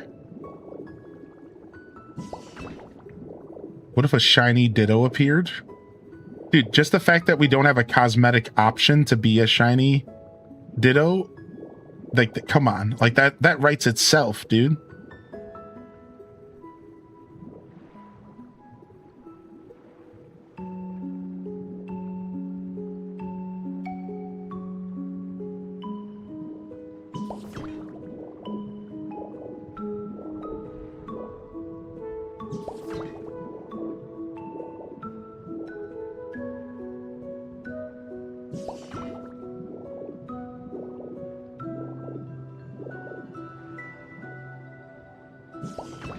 Okay. Running some electricity out of here for now. And we'll probably end up having to redo our electricity system, but let's just get this running up here for now. Boom. Now we're connected to the network. All right. Let's go see what we got working with in here. I was thinking about mixing in some mysterious stones. That was actually on my mind. Yeah, that was actually on my mind.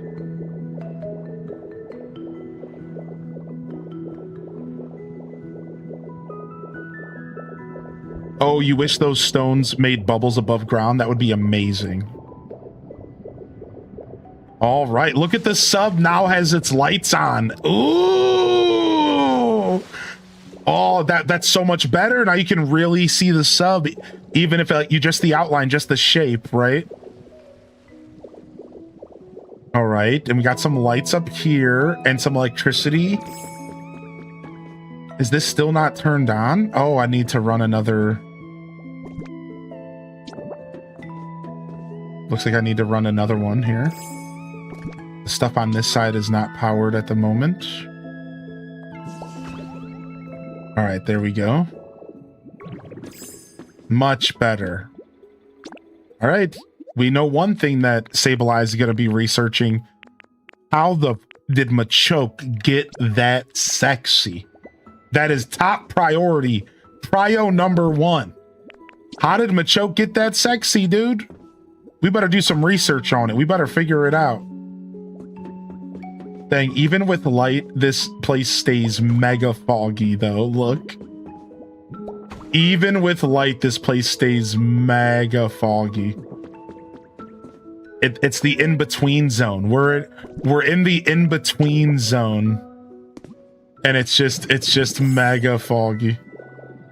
Also, this building's so big, I can't power it with just one pole. I need multiple. There we go.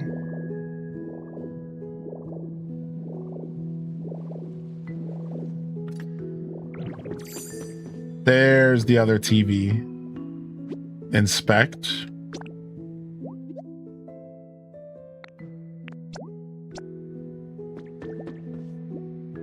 The fog is so goofy. All right, well, at least we got the electricity on in here. I know Sableye will appreciate us for that. We still have so much more stuff to slap down that we grabbed. Like, speaking of, we grabbed a bunch of these chimney rocks, but like you said, they don't produce bubbles out of water. So even though we could put a couple of these down just for aesthetics, we definitely aren't going to put too much of them up here.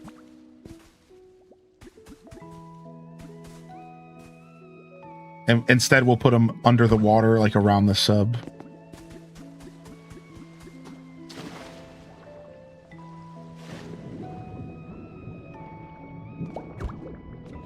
Yeah, get them bubbles producing, baby.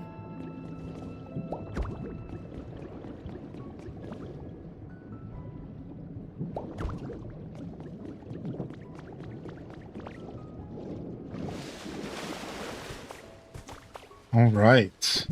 Still need more staircases, of course. Still tons of coral to put down. We need to bring some green moss here, because I want to mix some green moss in. I think that would be really cool. Still plenty of coral to put into the walls. Some colorful corals as well that can go into the misshapen walls. I want to do a little corner where there's like a little bit more of a proper setup. I'm thinking like one of these, like right here. I'm thinking what we're actually going to have is like a little setup here where he was maybe like working. Right? It could be like a couple barrels, and like maybe there's like something going on over here, maybe a table, and I'm going to put some of the actual crystal fragments like on the table, maybe like to make it seem like he's like mining or something down here. I was going to maybe throw up some scaffolding. Maybe try to make it look like he's using the scaffolding to get up to a crystal that's like higher up.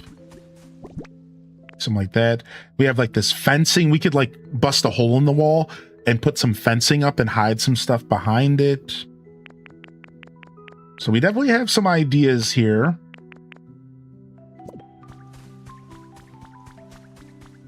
And I think a couple more unnatural lights will be good. Just a couple. I'm not keeping these lanterns here, but I'm thinking a couple lanterns around on a table here or there to kind of help with the effect that like this was a place that has been investigated and explored. But we don't want to have too much unnatural light because I feel like the whole vibe is supposed to be this coral. Right. And I think I'm going to try to have some of this coral sitting on top of the water maybe. Like why couldn't we maybe do like this? Wouldn't this be cute? Like, what if we do something like this? What if I were to take...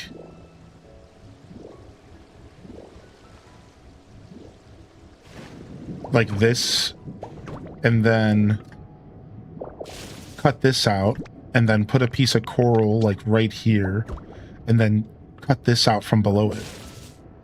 And we could just have, like, floating coral in the water to help with the fact that this around the sub is a little dark. Like, why not? Like, why not? And it doesn't look as good because the bottom is like really flat. It's supposed to be kind of planted in something, but like that could be kind of cool. Does the coral stack? Somebody said you can put like a piece of coral on top of one of the plants. Maybe that's what we should be messing with, like the vines. Like apparently we can take like one of these vines. Oh no, I messed up there. That's my bad. All right, we got to be a little bit more careful. We messed up. We picked up a couple items I didn't mean to pick up, but then we might be able to stack like a look at like that. Cool. So we could use this. So that's how we can make it look natural in the water. Oh, fancy. Let's grab this line of vines and do that. Yeah, Kerbu mentioned you can stack stuff on top of these vines, and I didn't quite understand like how I would use that to my advantage, but like look at that.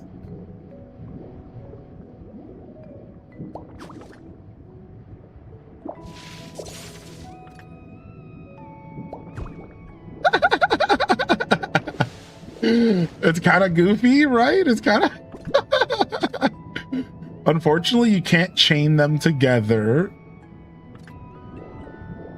It's not bad. It's not bad. I don't know if I like them floating more or if I like them on top of the vines. Yeah. Stack it on top of a vine and then remove it. Well, yeah, we could just do that with regular blocks, though. Right, like I can just do that with regular blocks. Just like you would with Minecraft. Right, this game is very much like Minecraft in that sense. Like you can do any amount of like, you know, I could pull this out here. Put this here. Put this stuff out, boom. And then I'll have floating coral. All right, so I didn't need the vines to do that necessarily.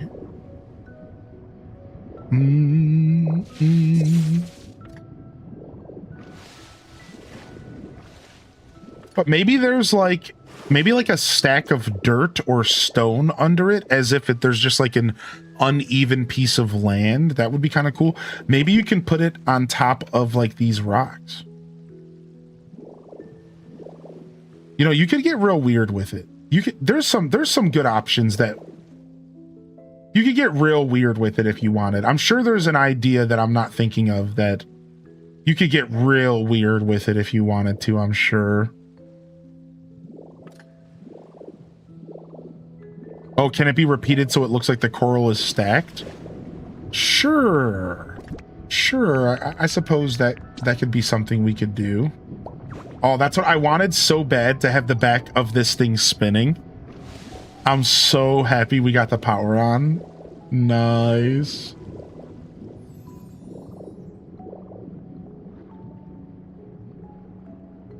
That's so cool. Yeah, we could do this. Yeah, again, I don't know if you've played Minecraft Random. So I know, like, sometimes when I say it's just like Minecraft, I don't know how many people even understand what I mean. But yeah, like, it's just like Minecraft. Like, technically, you can do this with anything, anywhere in the game at any time. You could just, like, create, like, these, like, fake stacks. Like, this is, like, a fun idea. This is, like, an idea I definitely wasn't thinking of. Right. So to make it look more natural, I want to rotate it here.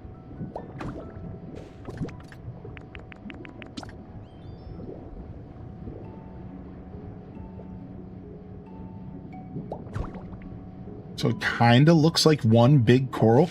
Wow, this actually doesn't look bad. This is kind of cool. Especially if you like rotate it to kind of make it look like it's connected. Wow, like that's not bad. You can still kind of see some of the flatness for each segment, right? But like, it's actually not bad at all. Look at that, dude. I tried to play it, but I couldn't, but I've watched enough. That's actually not terrible. I think that's better than the vines, and it might even be better than it just floating for sure. Dude, I keep running out of PP so fast.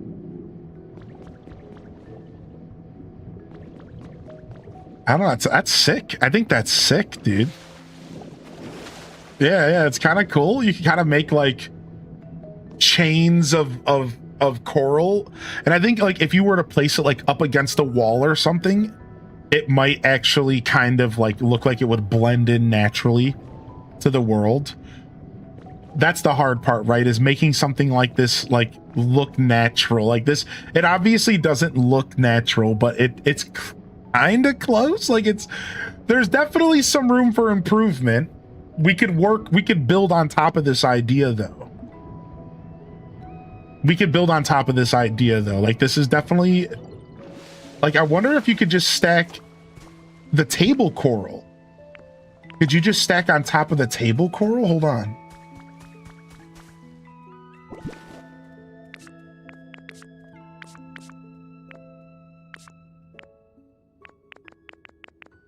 Like, what if you put down a table coral?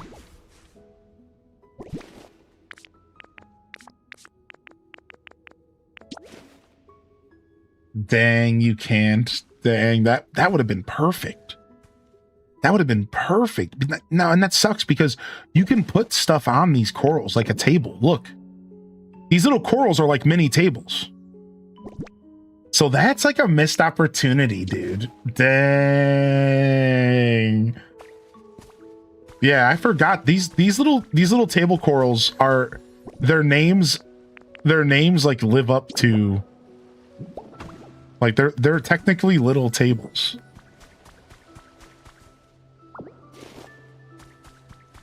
Two more weeks. You're going to BlizzCon this year? Dude, you're going to be there for the Classic Plus announcement?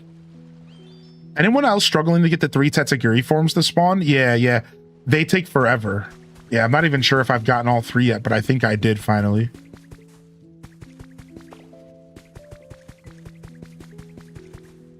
I'm so hyped. Dude, that's so cool, man. I'm proud of you for getting out there and doing your thing.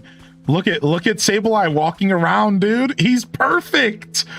He's so small compared to everything here. Look at him.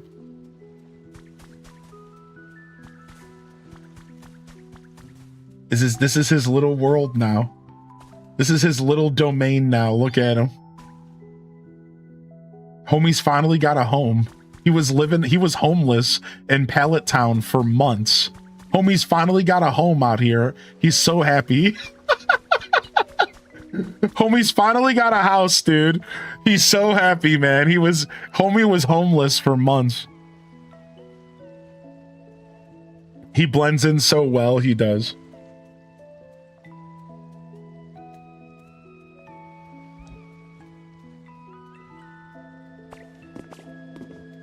Look at him. He's so creepy. He's like lurching over.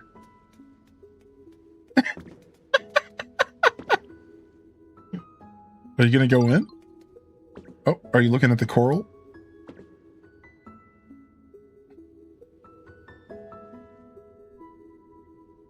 He looks like he's getting ready to ask me if what I need from him, followed by the word master. You need me to do your bidding today, master?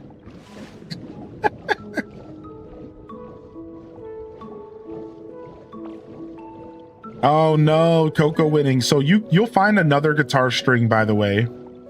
And you could always just come and take a quick picture of the guitar that you need from like my island or somebody else's. So just reminding you that you have options. That scheming work. I did the same thing. Me and my buddy are going Thursday to Monday. Man, you're going to freaking BlizzCon. I'm jealous. It'll be a hype year to be there.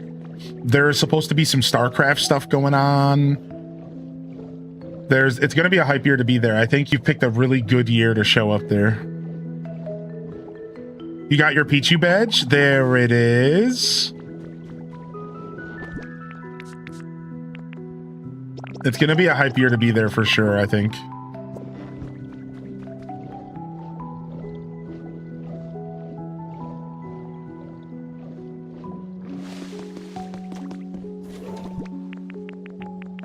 All right, drop off this.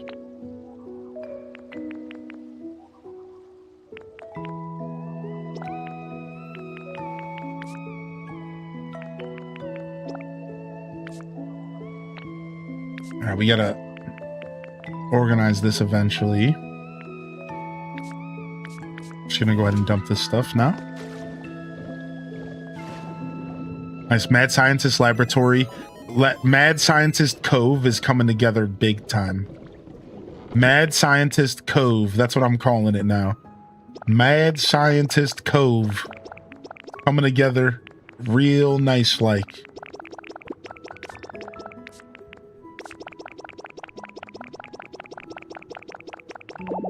Oh, I also need to give Ditto a home.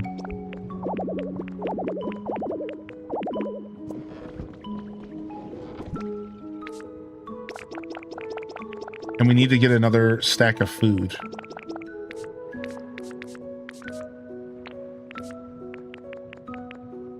I'll take this Raging Sea poster with me. All right, let's go quickly grab some sea grapes and then go put our house back at the lab at the top of the map.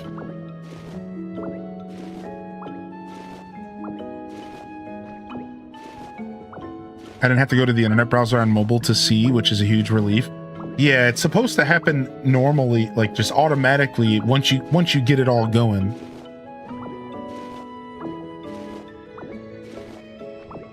Okay. Got ourselves some grindage. Little bit of grindage.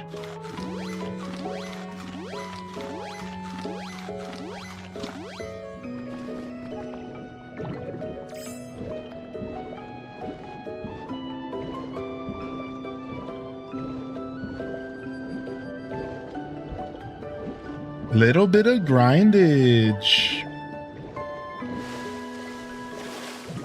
Nice. I'm cheesed that my Mad Scientist build is starting to come together so well. All right.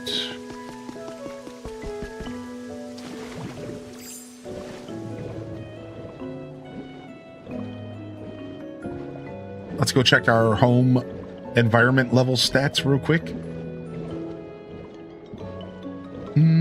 Do do do do do do do.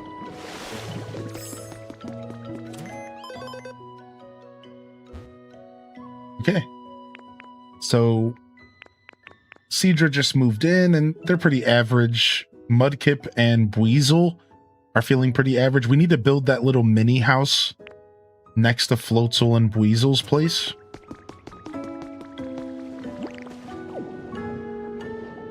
That we talked about doing. How's the afternoon squad feeling here today? How's the afternoon squad feeling? It's just a little past noon here in my world. Hope y'all are feeling all right today. This game certainly induces some mega chill vibes into the atmosphere, doesn't it?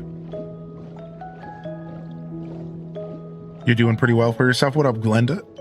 Appreciate the follows coming in. Welcome to the show, y'all. If you're new to the channel, I'm Hylian Descent. You call me Hylian or Joshua.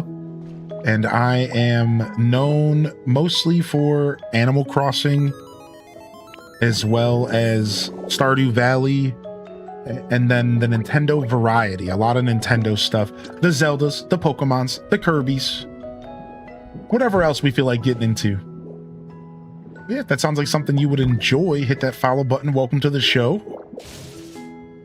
Hit that subscription or like on YouTube if you want to support on that side of this whole journey. All right, this is gonna be a house attached to the other building. They're gonna be attached to each other. You're on the way to the park for a nature lunch break. Let's go. Just got out of work, feeling great. Always love some Pokopia.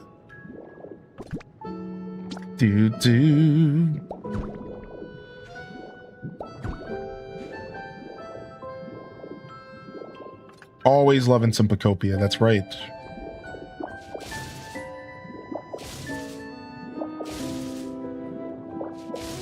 This is a job for Lapras. This is a job for Lappy.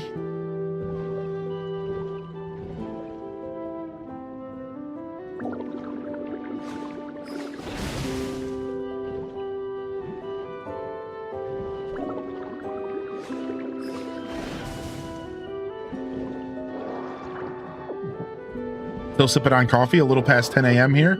That's right, the PSTers are still just waking up.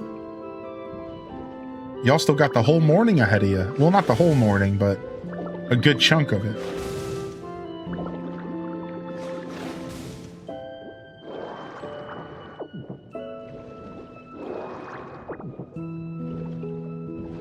A good old chunk of it.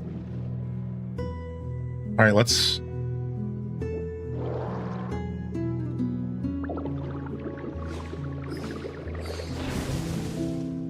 clear up some more of this sand here. Oh, MST. Yeah, I didn't even think about it. I just said that without even thinking about what time it would be for you to be 10 a.m. Right, that's only 2 hours back. Correct.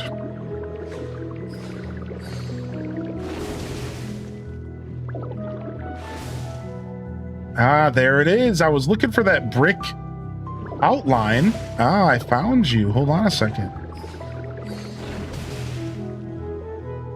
I was wondering if there was a brick outline here, hidden amongst the ruins.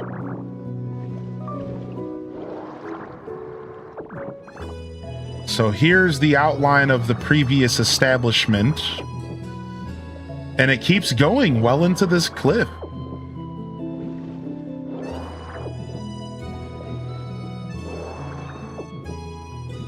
Looks like this sandbar here is hiding a little bit more that meets the eye here.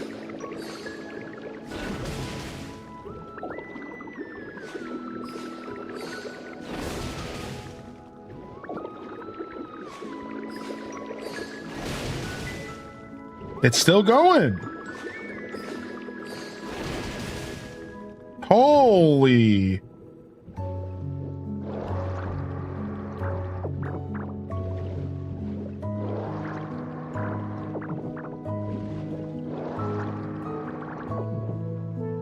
Dang. I wasn't expecting it to just keep going here.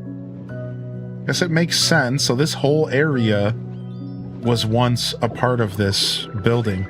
I wasn't planning on making a building this big, but what this does is it allows me to create a little park like I wanted to next to the building.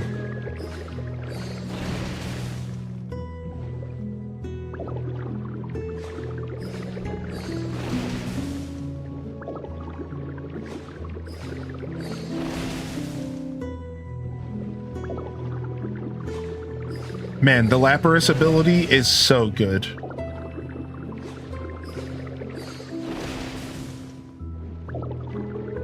It's so good.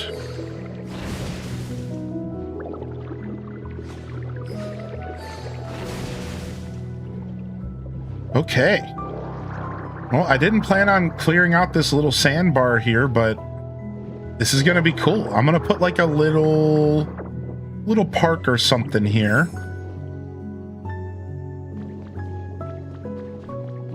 But for now, I want to put a house first. It's going to be a little shack.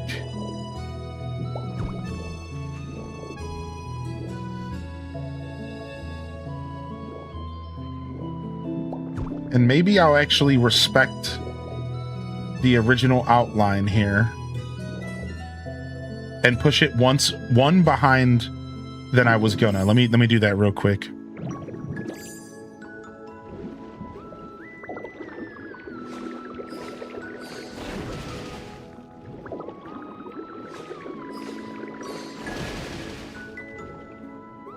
Yeah, what up, Fox? Good to see you, buddy.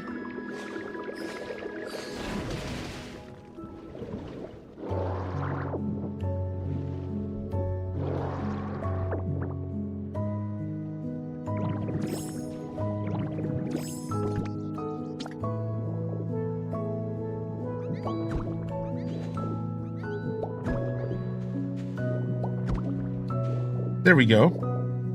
And then I suppose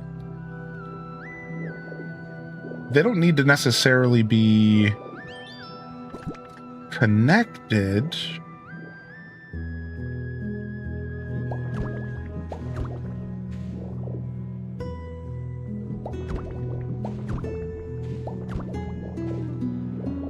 But we will use like a joined wall.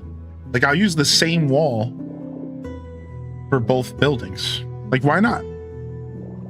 I don't know if the new Dev Island code is posted in Discord. Good question. Yeah, good question. I'm not sure. All right, and then how big do I want this little shack to be? Not too big.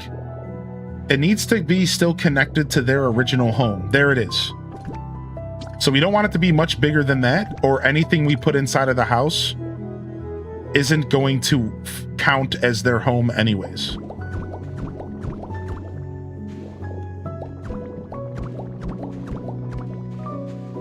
All right, and then I think we're gonna have a door here that goes out to a little park, and we'll figure that out later. We're definitely moving this. And again, I don't want it to be too big. I'm actually thinking it's gonna stop right here. Now, it will have a separate door from the main establishment, though. Just one little separate door here. All right, and this is going to be the home, the side home of Dweezil and Floatzel. So Dweezil and Floatzel run the shop. You see? They're already getting some good customers. Did we still not run electricity here? I could have sworn we did that. I guess not. And then we're going to put their beds and where they sleep here. So they can still have all the amenities that they need while also running a shop, which is a pretty cool idea. I'm excited. If you could have a fresh map of Pokopia with all the recipes and abilities, what would you do differently? I don't know. I don't think I would do anything differently than I have. Not to give you a boring answer. What's up, Sophis? Yeah, I don't think I would do anything differently. I think that my plan has been the same since the start of the game. To rebuild Kanto. So I have the Withered Waste being Fuchsia City. Saffron is Skylands. Pewter City is the Rocky Ridges. Pallet Town is, well, Pallet Town, but it's not really Pallet Town the way that we would think. It's almost like a separate thing. And then you have the Bleak Beach as Vermilion. And if you gave me a map and you just said, here's a blank canvas, what would you do? I would probably just try to build Kanto. Like, I would find a city that isn't represented and I would build a city from Kanto. So, I don't know, maybe the Victory Road or the Elite Four could be really cool to design the building that you go into and fight the Elite Four, the Pokemon League building, something like that. But yeah, I wouldn't do anything differently than I already have. I think everything is going according to plan. And whether or not you give me a blank canvas or not, I'm still going to try to rebuild Kanto, because that's what this game is all about. Yeah, apparently the voice of Eeyore and Optimus Prime passed away. Somebody made a comment yesterday that it happens in threes, and well, I guess that's the third. Yeah, that's pretty sad, man. Sorry to hear it to anybody who's hit by that. Do roofs work with shared walls? How do roofs work with shared walls? I don't know. I'm just gonna build a roof. Yeah, I'm not sure how I'm gonna handle the roofs yet. I was thinking I was just gonna do a flat roof and not really do like a tiled roof. Does that make sense? Since it's just an attachment to the main building, I was thinking about just doing a flat roof as the attachment, just like these flat pieces right here. Just a flat roof. I don't think it needs to be too fancy.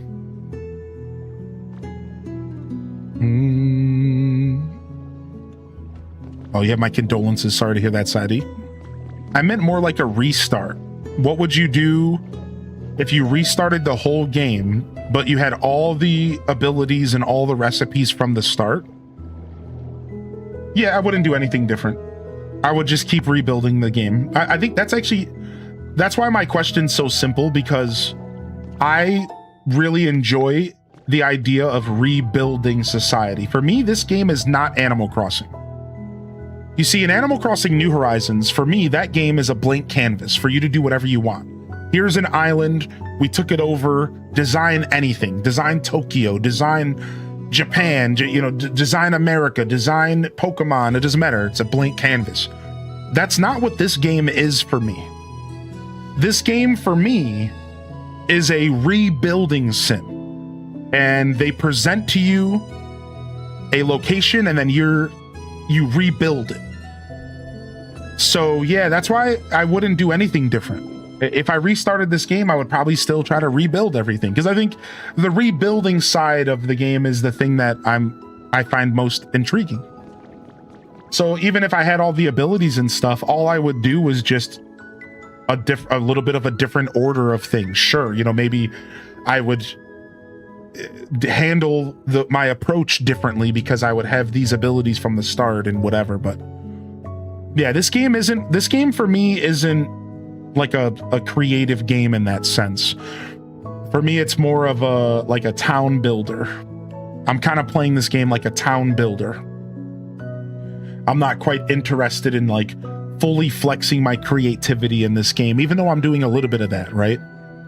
I'm doing a little bit of that, like my little secret laboratory and stuff, but I'm not really approaching this game the way that I approach Animal Crossing, funny enough. Oh, I'm sorry to hear that, Twitch Thomas. That's crazy. I restarted on another account on my Switch. It lets you unlike AC and H. Yeah, I noticed that. What's up, Sister Honey? Hey, good to see you today.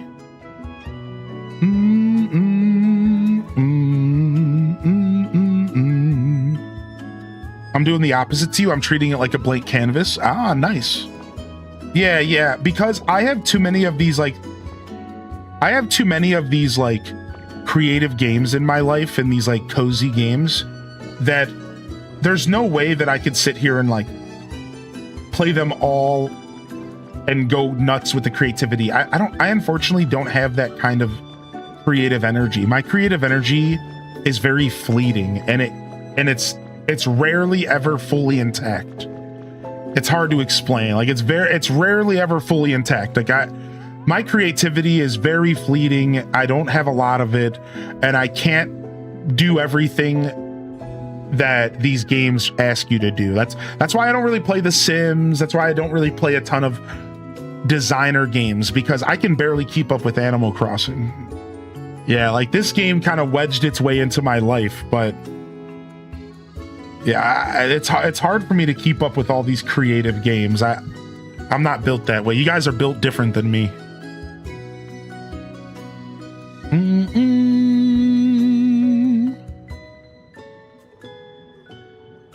Like the approach you have. Nice way of looking at it. Yeah, it's fun. Yeah, good question though, Game Kim. Yeah, good question. I'm not sure what I would do if I started this game fresh, but I had access to everything I have now. I can tell you the main thing I would do different is I wouldn't have all my Pokemon living in random grass plots. Like, I do have an answer for you now that I had a second to think about it.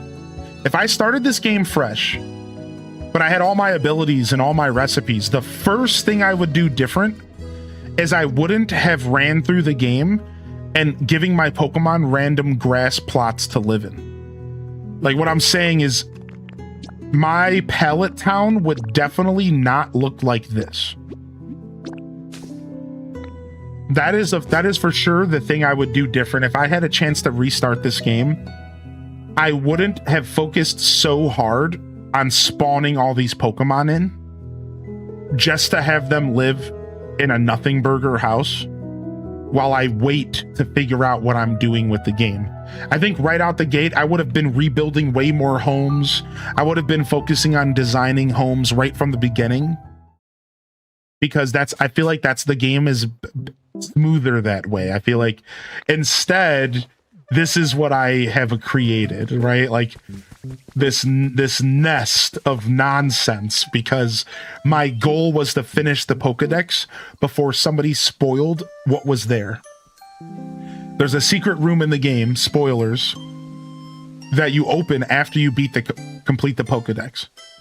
And for me personally, my whole goal ended up being, how fast can I get through this game so that I don't get spoiled on what's on the other side of that door? And in hindsight, it wasn't worth it. It wasn't worth it at all. I guess I built it up in my mind that it was going to be this mega awesome thing.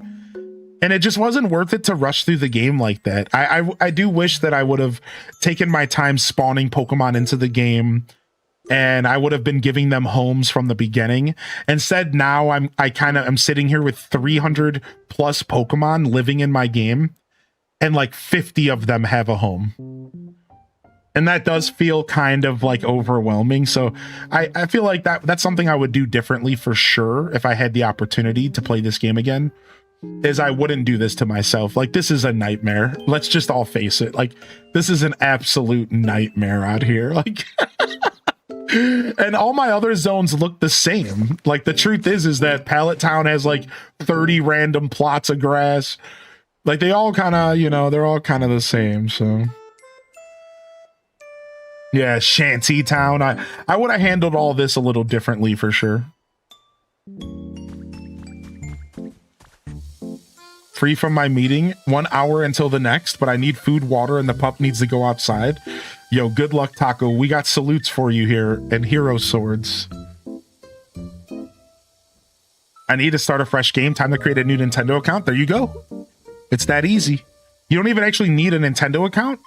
You can just create a new user profile. I don't even know if it has to be attached to a Nintendo account. It might even be simpler than that.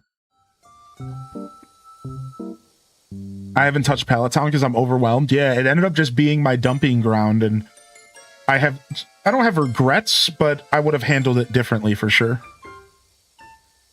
All right, I'm gonna stand up and use the restroom and grab myself some water. I'm gonna leave y'all some tunes, and I'll be right back here. Thank you for your patience. I try not to take too many breaks. I'll be right back. I'll be right back. Thank you for your patience here. Do do do do do do do do do.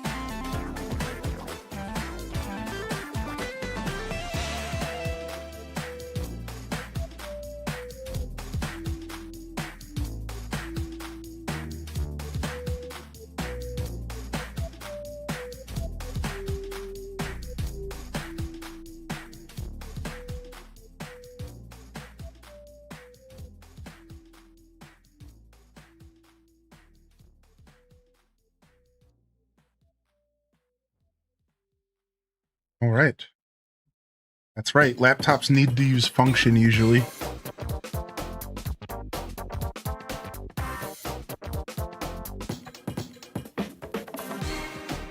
Okay.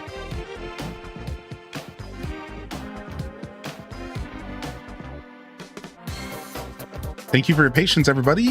Thank you so much. Sound off if you stuck around after or throughout the break here. Sound off in the chat. I do want to take a quick moment to say, if you are new, welcome to my show. I just introduced myself a minute ago, but welcome. Yeah, we do a lot of Pokemon, Pokopia.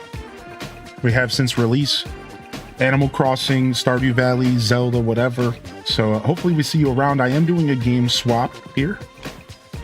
And as much as I could play another 2 hours of this game, I am going to go ahead and do a game swap today. So this is going to kind of change the vibes up a little bit as far as what's on the screen, but the vibes here in the chat and as far as my stream is concerned, as a whole will be the same. Same vibes, different game vibe, but same stream vibes. However you want to word that. So it's going to take me a minute to kind of get all this stuff adjusted though. So if that's okay, we are going to jump over here and chat for just a second while I try to get all this stuff set up, because it's going to take me a minute here to get all this stuff set up. So thank you again for hanging out after the break. If y'all were looking for more Pokopia, if you were enjoying this content, whether you're new or old, or you've been around for a long time, or you're just tuning in for the first time, let me know, because that's how the best way to let me know what you want to see from my show is just sounding off, baby. So more Pokopia to come. We're probably just showcasing Pokopia most of the week, and maybe some Pokemon Leaf Green tomorrow if I'm feeling it. I do want to go back to Leaf Green, so we'll probably just be showcasing Pokopia all week. So I think tomorrow will be another Pokopia day in the morning. So if you're looking forward to getting your badges or hanging out, now we are wrapping up a little early for the badge event is actually 1 p.m. That's what makes this such a weird event, because they started it at 1 p.m. So technically, if you're trying to get your timer, it could be a little off, you know. So either way, hopefully you got your 20 minutes in today. We might be going to a category that doesn't have these drops available, which is unfortunate, but we're going to do our thing anyways today because we got a new game to play. That's right, it's Nudie Magazine Day, everybody. It's Nudie Magazine Day. And by that, I mean new video game day, and I'm really looking forward to this one. There's a poll going around in a group in a Facebook. If you had to choose only one game from the 64 era, what would it be? It's gotta be Zelda Ocarina of Time out of that list. Yeah, it's gotta be Ocarina out of that list.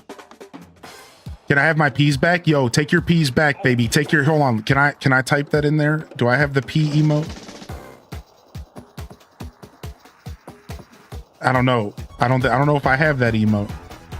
It's P pod. Oh, P pod. All right, take them back. Yeah, no, we're not ending. I just put this screen up because I have to turn the game on that we're about to play. And sometimes this is a little bit simpler for me. I know I be debating people. People be thinking I'm ending the stream here. Not quite. All right, we are gonna go ahead and mute everything for a second. Just literally everything, because this game's about to load up and I don't have it locked into my audio system yet.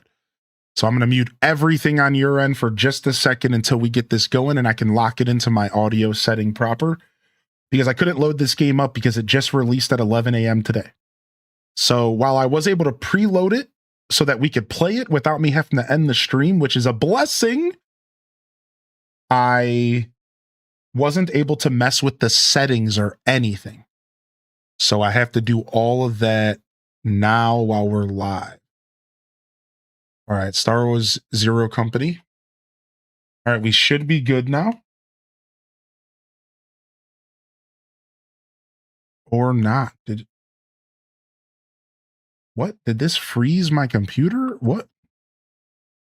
All right, we should be good though. I'll get the music going again. For some reason, my Stream Deck stopped working here. What the frick? Why did my Stream Deck all of a sudden stop working? That's never good. Okay, are we back?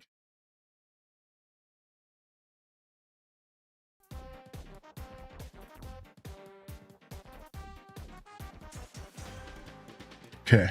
Whew. First time loading this game up and it's already chewing through my computer for a second. Let's hope that that doesn't stay. It's compiling shaders right now. That's the problem. I see. All right. Looks like my Stream Deck is weirdly dying right now. So we're going to just let this go. The compiling of shaders will get you for sure. All right. While we're waiting, though, we got to get some titles and stuff changed. What's up, Super Dope? Welcome to the show today. Yeah, we got to get some titles and stuff changed here real quick. All right. Game capture. Go ahead and grab Zero Company. All right. And then let's get back to the other scene so that chat doesn't think I'm ending. Because if I stay on that scene for too long, people are like, "Oh, he's done. Peace." They won't even be listening to the stream. They'll just be like, "Get him out of here. He's done for the day." I'm like, whoa, slow down a second, dude. I was just transitioning. So we gotta get back over here as fast as possible. Thank you, Super Dope, for the gifted, dude. All right, we're waiting for these shaders to compile. This is gonna take forever. Hopefully it's not frozen or something. This one's rough. Okay, we're going. Shaders are compiling. That's all that matters, is that it is going. That's all that matters. It's wrecking my CPU usage right now because I'm trying to do all this stuff at once. Let me try just clicking into the game and seeing if that makes it go faster. When I saw the scene, the music was already playing in my head. Yeah. I know. What I used to do is I used to have a different thing where it would say like intermission at the top of the screen. And I might bring back my intermission screen so that it's a little bit more like, hey, this screen is different. This is when he's chatting and yapping, but this screen is for when he's ending. I think I need to go back to having some separate screens so that I can better, you know, through visual aid, make it clear if I'm just yapping. Yeah. No, it'll be sick. It'll be sick. The misunderstandings of a lurker. Yeah. I thought about that the other day. I'm like, I'm actually I'm gonna make a separate ending screen where it's like a very separate from all my other scenes where it's me just wrapping the show up. That's probably what I'll do. It's so funny because I was just thinking about that. All right, I'm gonna just let this go real slow. And I'm gonna just go ahead and change my categories and stuff because I have time here. All right.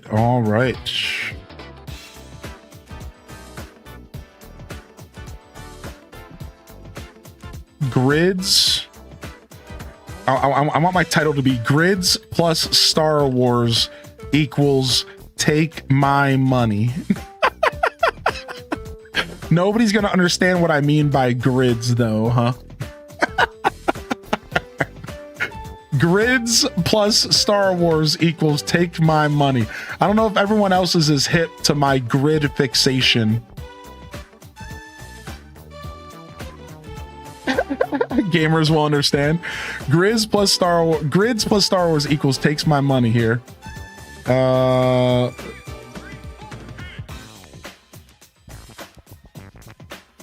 right, and we'll be doing a live review here. All right, now we got to go change YouTube as well. I feel like this stream might be bad for my wallet. We're gonna find out here. $50. It wasn't full price, by the way. Also, thanks for the new membership on YouTube today. Not sure where I missed that one. It didn't announce in the chat. Wherever that came from. Thank you, supporters.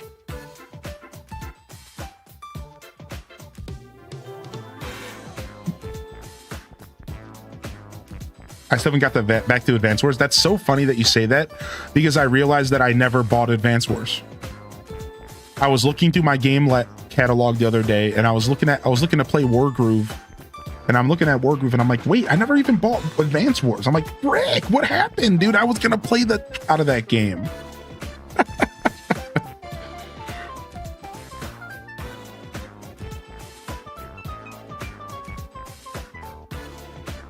Star Wars Zero Company release day, live review, gameplay, and commentary.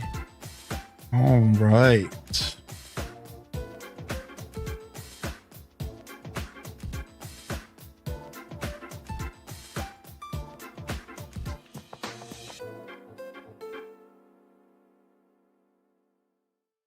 Okay, boom, boom, boom, boom, boom, boom, boom, boom.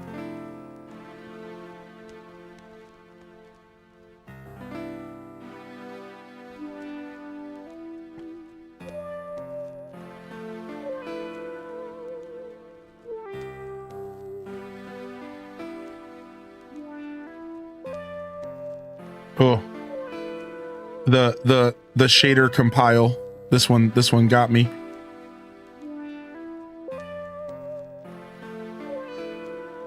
I'm just happy that I'm able to load the game up at all without having to end the stream, but definitely the shader compile got us for sure. It's because I'm just happy that my computer is not maxing out at 100%. But it probably doesn't help that I'm clicked out of the game, so we're gonna get clicked back into the game in just a second.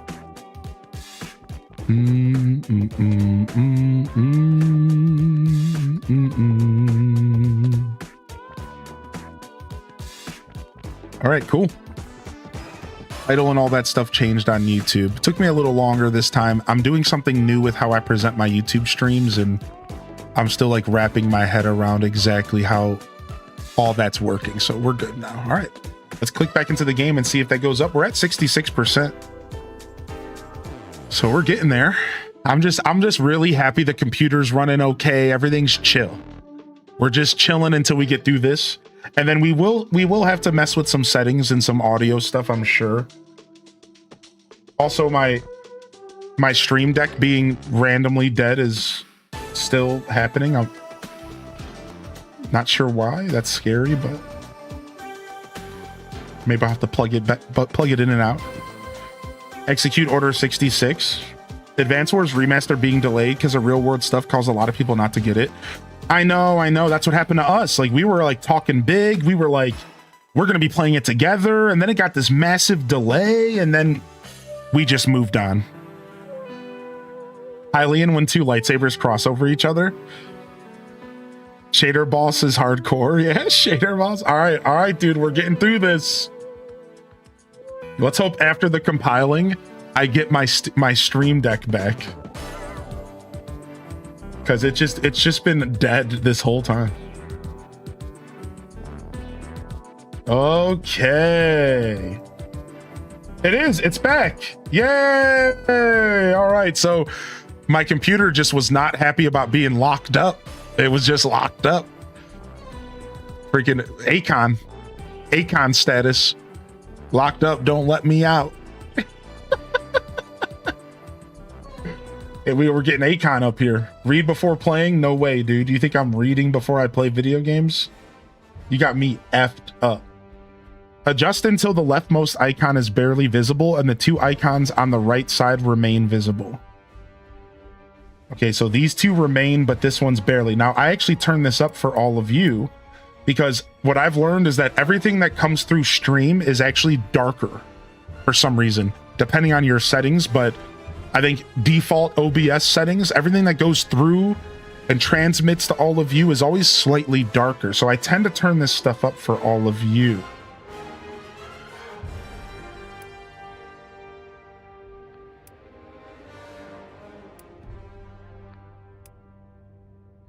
We'll go up to 3.0. We're gonna leave it here. I forgot all about that song. Had to restart my PC, but I'm finally back on Twitch. Yo, what's up, Flo Dunn? Good to have you back. I recently had to completely clear my cache on Twitch. So, and to log back in, I was having some issues one morning before my stream, so maybe something happened. Colorblind mode off, colorblind strength, text language English, spoken language English, text size. Let's do large so that y'all can follow on mobile and stuff. I'm secretly just old. All right, here we go. Oh, now this game can be played with controller or keyboard and mouse. Thank you again, Super Dope, for the support, by the way. I hope you're doing well, man. Oh, finally, baby. New game day. Press A to continue.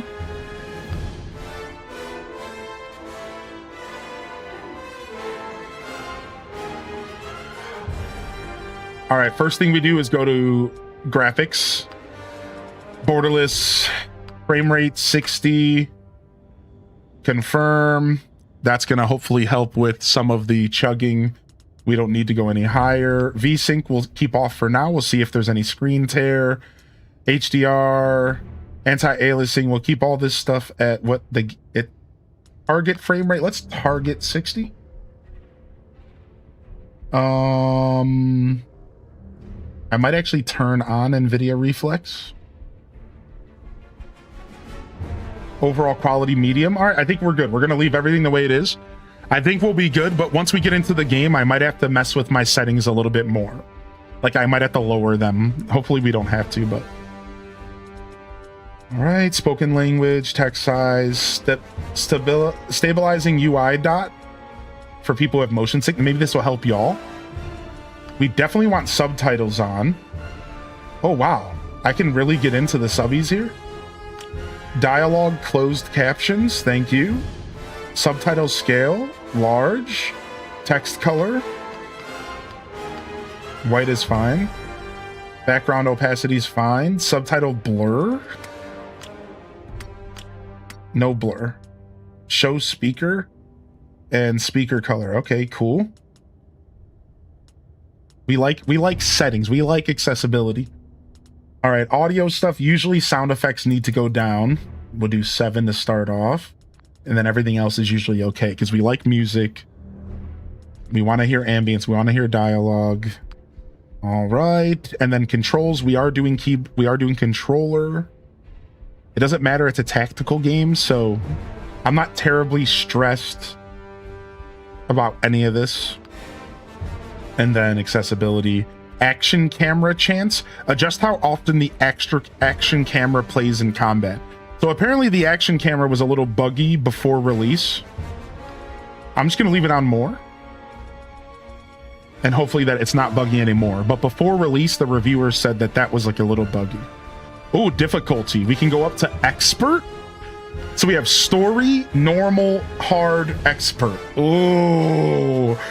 Oh. So it says... Intended for players who prefer to enjoy the story with minimal challenge or for players with no familiarity with tactical games. All player actions deal increased damage. Enemies are significantly easier to fight with much lower accuracy and damage. Normal. Intended for players new to tactical games. Enemies deal more damage with normal accuracy. Weapon ranges are generous and mistakes are easy to recover from. Hard. Intended for players familiar with playing tactical games or players seeking a more challenging experience than normal. Enemies are tougher and deal more damage. Effective weapon ranges are reduced, requiring more maneuvering and more risk. Initial bond levels between operators are low, and the Bacta tank is disabled. What? And then expert. Intended for players with great expertise playing tactical games or seeking the highest level of challenge in Zero Company. Careful tactics and planning are crucial on expert difficulty. Enemies are tougher and deal greatly enhanced damage. Effective weapon range is greatly reduced, requiring aggressive maneuvering and careful planning. Initial bond levels are much lower. Bacta tank is disabled. So I think that hard is designed for me, but I heard through reviews that this game is actually tough. And I don't know if I want to keep playing it off stream yet. I'm not sure. So just in case this becomes a stream game that we finish up on stream, we're actually going down to normal because I'm here to showcase the story more than anything.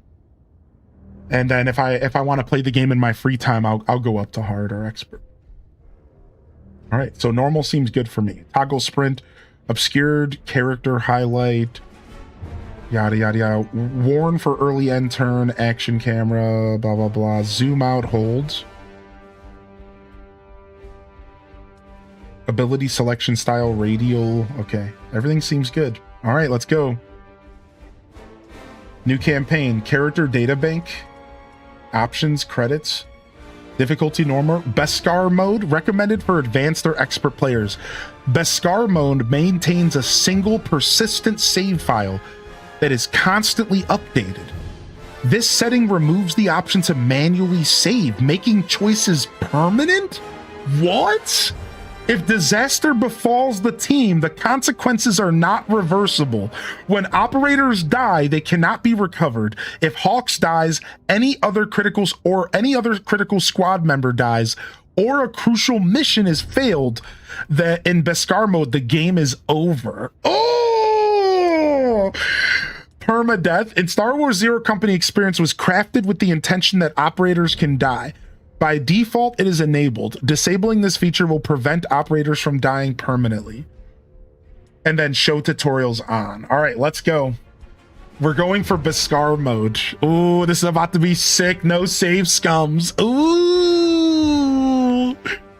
Expert or bust, am I right? No. I've learned my lesson that as a streamer, I like to play games on a lighter difficulty because I get a little frustrated. I don't like being frustrated on stream. Intend to secede. The Senate will announce it in tomorrow morning's session. That's only the headline. Intelligence was just briefed on reports of a separatist fleet massing in the Serralona system. The planet's about to become a battleground. Then we need to make our move. You got someone? Hawks. Seems familiar. They were a rising star in the Grand Army, captained the 100th Clone Company, under Jedi General Pong Krell. Right, I've read about them. Weren't they dismissed after leading their we gotta put company to Basin that con. massacre on Antine? That's what they put on the news. Whatever happened, Hawks went private. Built up their own intelligence outfit. Zero Company. Take a look for yourself. Is this based in the Clone Wars? Yeah, I'm not sure where this is based in the story, actually. Okay, so this is our character. Select an origin. Ooh, we can be a Miralon. We can be a Devaronian. We can be a human. We can be a Togruta. We can be a Twi'lek, or we can be a Zabrak. All right, dude. I don't know, man. I don't know what I want to be. I kind of want to just be a human. This is cool. I think I'm going to go for a smuggler vibe. So what race would lend us to smuggling pretty well? I think maybe a Zabrak. So a proud and independent species native to the planet Iridonia, and found also on Dathomir. Many Zabraks sport distinctive cranial horns. Yeah, I think we might go Zabrak here. I have never played one. You know what? Actually, I have a Sith on the Old Republic. I have a Sith on Star Wars Old Republic that is a Zabrak. So, all right. I kind of want to play. Let's just keep going. Select an origin. So is that what this page is? Yeah. All right. Presets. So we can either choose a preset or we can design ourselves, whatever we want. Let's go. We have body type. All right. We have face, skin tone. I always like to make myself super pale. Let's be green. Let's go Piccolo on their asses. I don't know, man. Let's make our character kind of greenish yellow. Yeah. Oh my gosh, we're bright. I hate it. All right, face details. Let's see. Do we got some scars here? Yeah, big scar on the cheek. Now let's do the classic scar over the eye. Classic. Freckles? No freckles. No freckles. All right. horns. Oh, we can get some gnarly ones that point out, or just a crown of horns.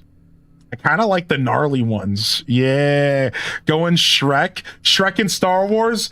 No, I don't know what you guys are talking about. Nah, you know what? I'm thinking actually we should go like orange instead.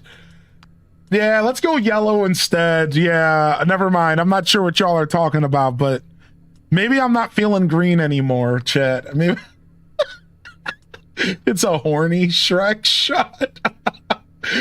Tattoos? All right. I like the tattoos. We'll do green tattoos, or maybe black. Yeah, let's do like a black gray tattoo. I like that. Oh my gosh, you can go all the way with the tattoos. Sick. I wonder if the other races have like different styles of tattoos and stuff. I wonder, because like this feels like it's very Zabrak. You know what I mean by that? Like, I wonder if the other races have different tats. Let's go with this one that gives me like a fake chin.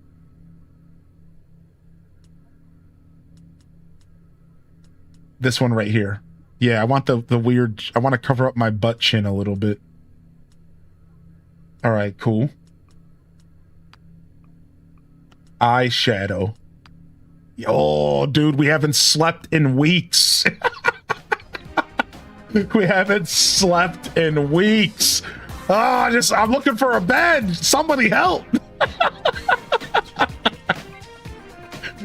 Haven't slept in weeks, dude. All right, we're going with this. Haven't slept in weeks. Haven't slept in weeks. All right, eyeliner.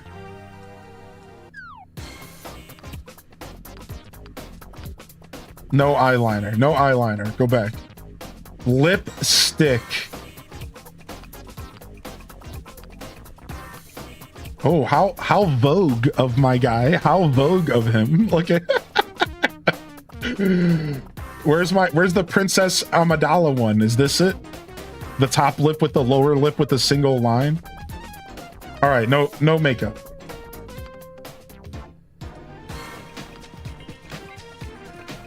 All right. Face details, body art, horns. Next, outfits. Very drippy. All right, outfits. Hide in conversations. Interesting. Oh, headwear. Hide in conversations. Why are the goggles all busted? Why can't I just have some normal goggles? Also, my horn is going through it. My horn is going through the goggles. All right. Cool. Sick. It's like it's hanging on the horn.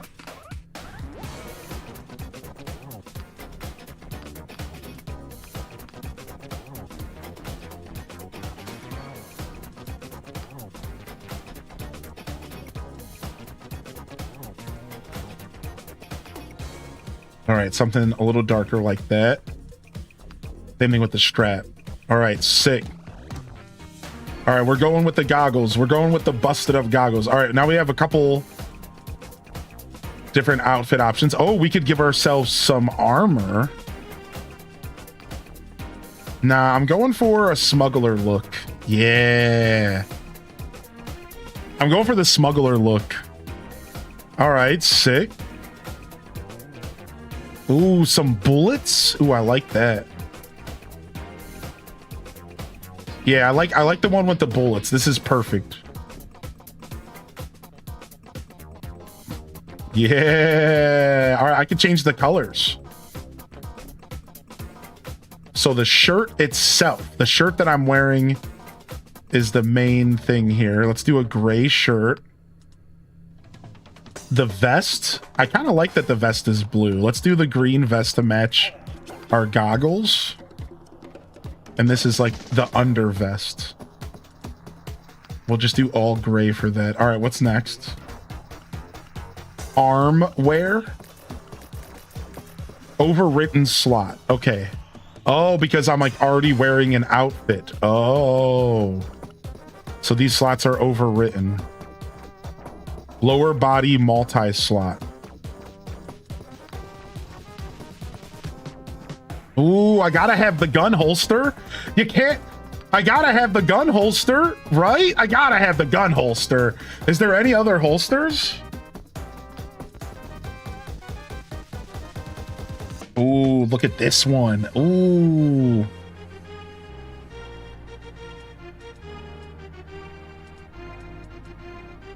Oh, found it. Found what I wanted. Found what I wanted. Go with the gray.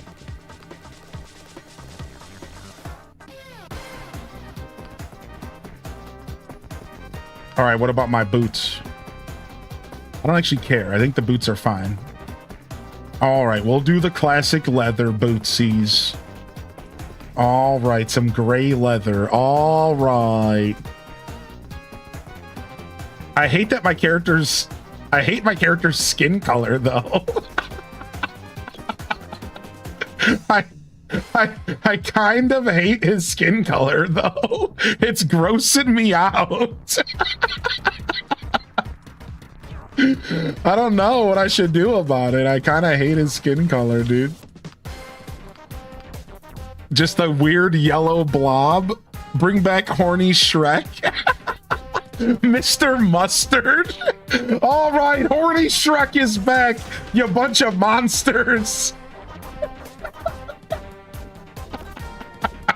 All right, we're keeping the green theme, I guess. I wasn't planning on having green on green though. So this kind of messes everything up. Hold on, we need to do a different hue of skin. There, it has to be lighter. Horny means lighter green. Shrek means horny. Darker green is business. We're going neon. We're going neon on him. All right, here we go. This is our class. All right, this is the stuff that I care about. All right. All right. Here we go. Let's see what kind of class we're about to play. Assault. The Assault is a frontline fighter that excels at maneuvering in battle to score medium to close range kills against targets hiding in cover. Operators trained this way are lethal opponents. Gunslinger. The Gunslinger specializes in multi-target blaster attacks and fast strikes that allow them to spread offense across numerous targets. Heavy. A Heavy is a frontline combatant. Next. Medic. The Medic excels at healing and preserving their teammates. Medics can also boost their teammates both physically and psychologically. Ooh, I wouldn't mind being a medic, actually. Oh, there it is. I don't need to look any further. The Dirty Rotten Scoundrel. The Scoundrel is a wild card, adept at taking advantage of situations without much preparation and taking advantage of every opportunity in combat. Done! All right, so we have Easy Mark. Our ultimate marks the chosen enemy, allowing this operator to assist the next ally that attacks. So it's very similar to the assist. Remind me of Mario Rabbids. Identify weakness. Makes a chosen enemy vulnerable, allowing the next attack to crit. Never play fair. Increases this operator's assist damage by +1. So he's an assister. He's like there in the background, just like helping out. Scoundrel's Instinct. All of this operator's attacks penetrate the target's defense. Ooh, we're penetrating. Okay, all right, let's read the other ones. There's Scout. A Scout is a tactical operator trained in ambush and reconnaissance. Ooh, Stealth. Wait a second. The Stealth class. Oh, my favorite.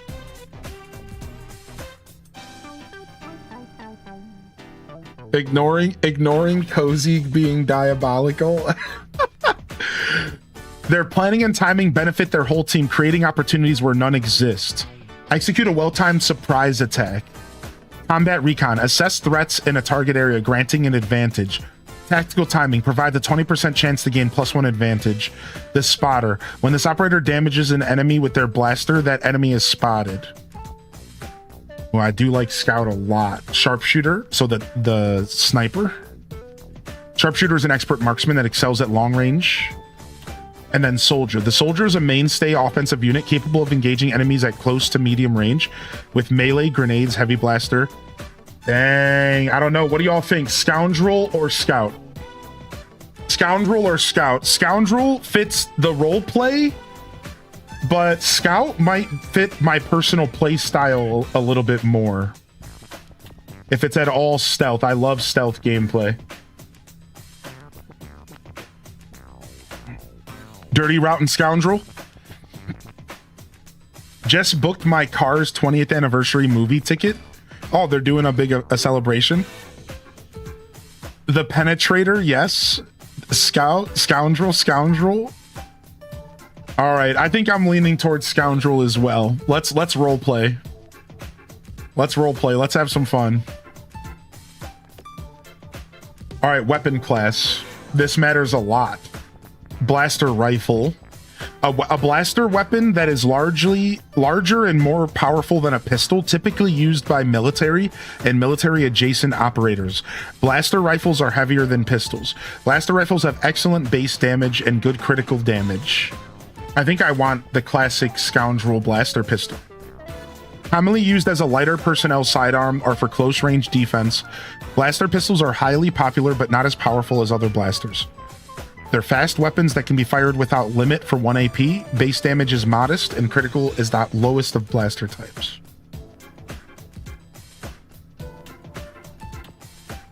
So I'm going to need some boys to do damage for me on my team. It seems like Scoundrel's an assist. So it seems like this fits really well for Scoundrel. What is Repeater? A large repeating blaster that's either handheld or mounted. That is typically used by a heavy military unit. You can mount them. Wow. All right, let's go blaster pistol if it's the lore. Finish creating Hawks. What's our character? Our character has to be named Hawks. All right, so we're going to be Chat Hawks. All right, here's our background.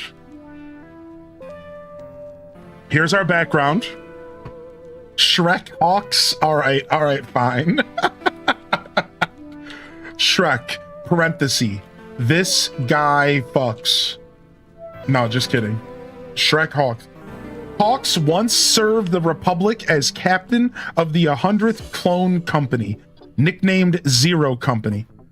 After a failed assault on Antine decimated the 100th, Hawks was scapegoated and their military career ended. Out of the ashes, Hawks has rebuilt Zero Company as an independent outfit for hire, specializing in strategic investigations and tactical combat missions. So we led a failed assault. We were the captain during a failed assault on the planet Antine, or Antine. And we were scapegoated as the reason why it failed. So this implies that we were not the reason that it failed, but we were scapegoated that we were. That's what this implies, right? So I guess that's going to be a part of the story. Let's hear our voices. Welcome to the team. Money in the bank. Money in the bank. Shorty, what you drank? All right, this character fits. Have you finished creating Hawks? You'll also be able to make changes to all your options later. Oh, well then, whatever. Go. Oh, I can't read that language, but thanks, game, I guess. Wait, what's that say? Twitch Prime subscriptions. Oh, dude, I do know what the Twitch Prime subscriptions don't renew themselves. Oh, skilled, experienced, comfortable in a war zone. Known operators include former separatists and syndicate associates. Sorry, I'll I grant couldn't you resist. Skilled, but a band of crooks led by some washout? Got your Pichu badge? Fathom and the Coil aren't sitting on their hands. With Saralonis under threat, our window's closing. We take a risk, or we lose. Can I click out of the screen during the cutscene? Nice, I can. Sick. That's beautiful. That's what we like. Agreed. Contact Hawks via proxy. I'll clear the funds. This is a PC game, and it's on Xbox and PlayStation.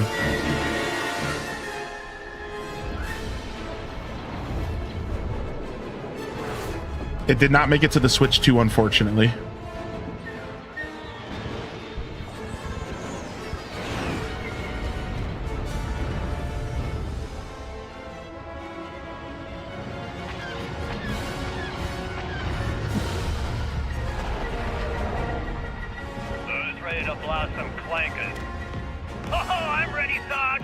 Who we called them clankers.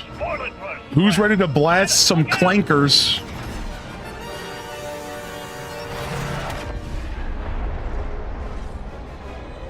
I shall live vicariously through Hylian.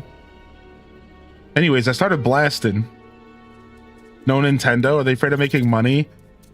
I think Nintendo caused some of those problems because apparently the word on the street is that Nintendo wasn't willing to give out the dev kits for the Switch 2 until like way later. And you imagine games take a couple years to develop.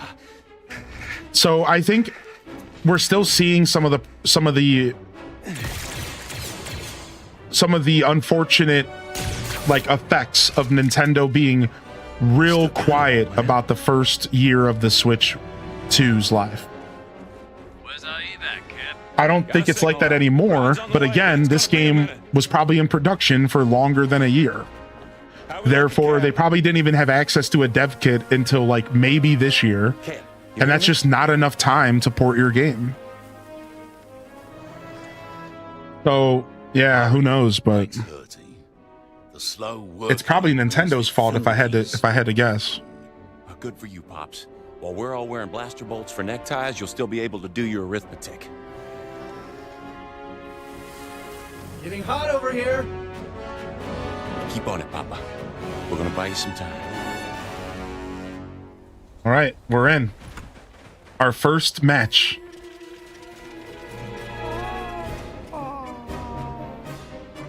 We've got clankers. Get to cover, Cap. We got clankers. Get to cover, Cap.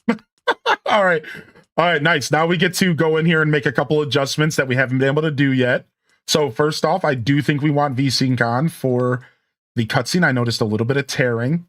And then it seems like we're handling everything well. The cutscenes go a little harder than the main gameplay. So I think we're good to just keep going from here. All right. And I wanted to switch to controller. All right, here we go. Victory depends on battlefield awareness. Use L to move the cursor, R to rotate the camera. Navigate the radial menu and select move with A, then select the highlighted destination to move Hawks to a position with cover.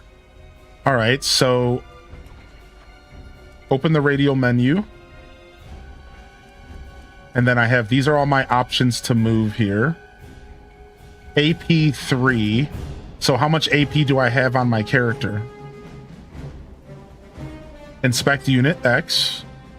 So Fearless Leader buff. When Hawks is present, increase assist damage +1 for all operators. Passives, Scoundrel's Instinct. Attacks penetrate, targets defense. Never play fair. Operators assist damage is +1. So we're big assisters. All right. I don't see where my total AP might be, though. Oh, I see it above my head. So I have 3 AP. Seems like all my characters have 3 move points. So we can move for 2 here and cover, or we can move for 3 over here. But our character is not made to be in the front line. So I think this is a tutorial anyways, and I think we have to do what the game is telling us to do. So here we go. Here's cover.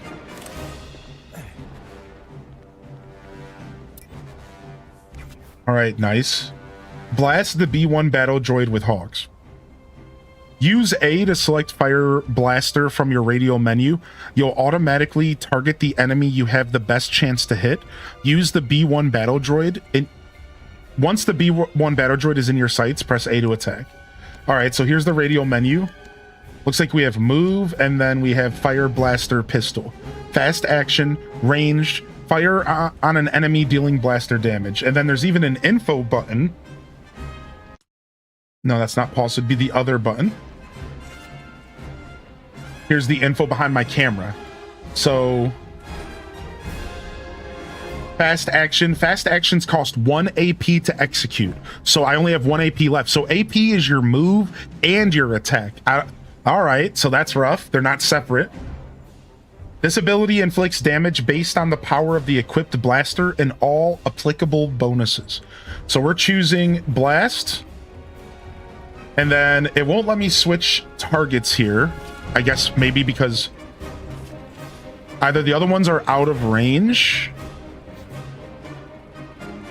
or it's because of the demo or the tutorial. So it tells me my hit chance and my crit chance.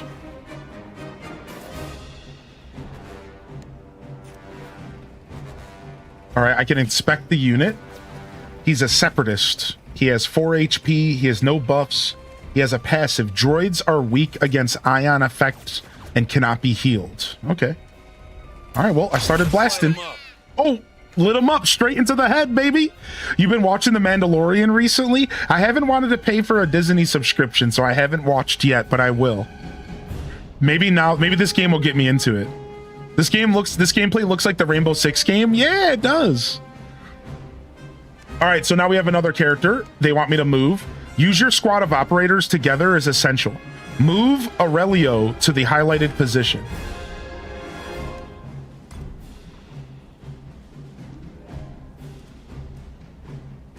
All right, Aurelio, let's go.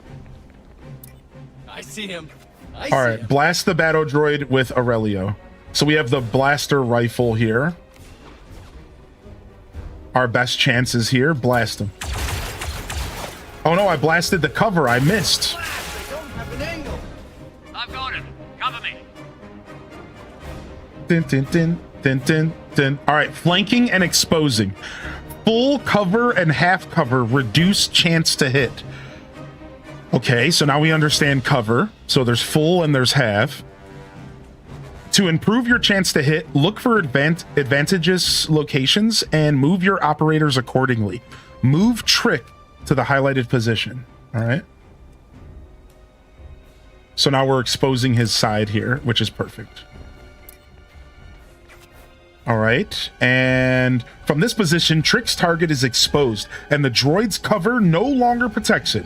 Trick's chance to hit when he targets the enemy is now much higher. Shoot the exposed battle droid. All right, I'm going. Dude, wow, this game actually looks real good. Wow. All right, hold Y when you're ready to end the turn. Be ready when your turn ends, the enemies will take action. All right, these boys are running on us. All right, missed. I think we're in full cover technically, or maybe half cover here. All right, they both suck. They shoot like classic Star Wars enemies. Each operator has 3 action points to move, attack, and use abilities on each turn in any order. Okay, I love the in any order. So I just recently was playing Metal Slug Tactics, and you always had to, if you attacked before you moved, you would lose your move. And while that was just a part of that game, I hated it. So this is nice. Some actions cost multiple AP. Use what you have learned to defeat the remaining robots. Okay, let's go. Let's move our boy up. I already hate the radial menu, and we're instantly changing that. So let's go do that real quick.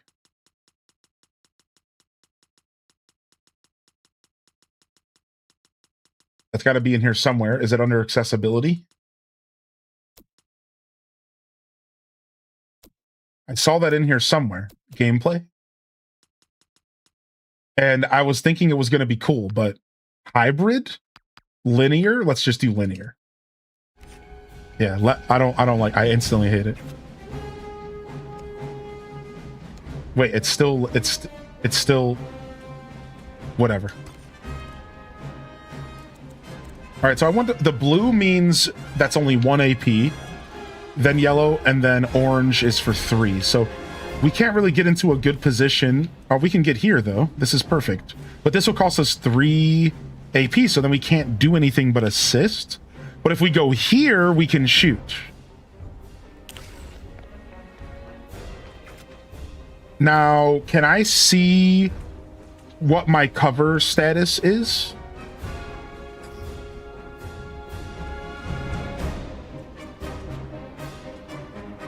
Defense is 0.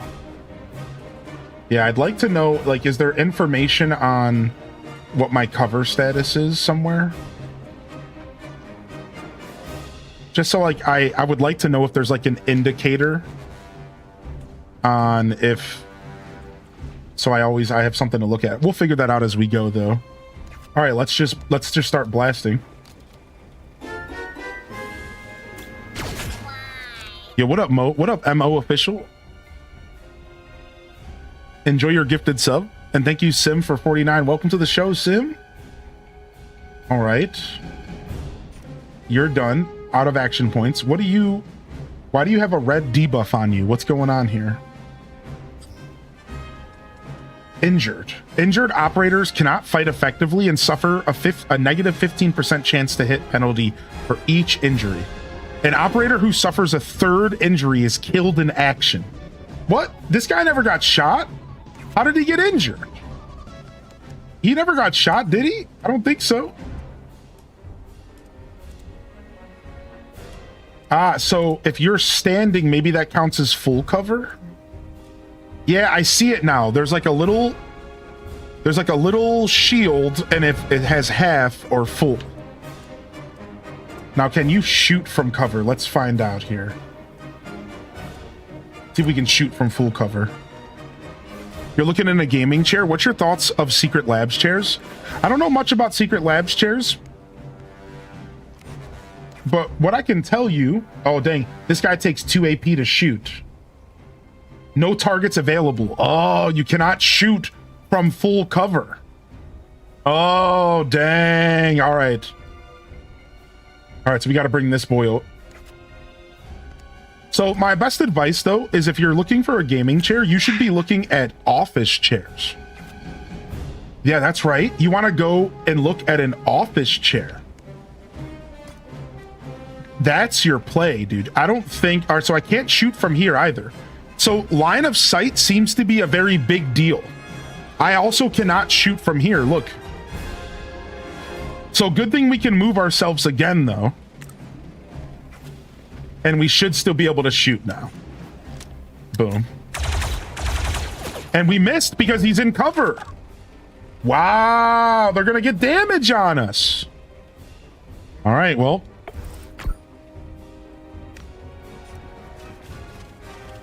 No, he just went hiding. No, he did. He walked out of the cover to shoot. Why couldn't I do that? Why wasn't I able to walk out of the cover to shoot? I still have more to learn. No targets available. Maybe he's out of range here. No targets available there. 85% chance here.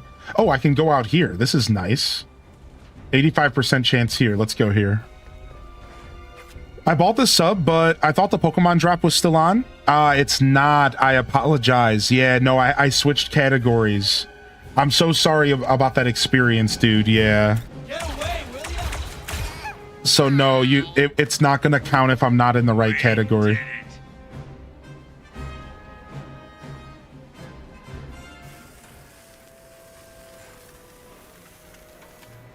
But I'll hook you up. I'll hook you up with your next sub on the channel. If you want to pop in and as a way to make up for it. It's up for grabs. All right, so it's the least I could do. 3-4, pry the door.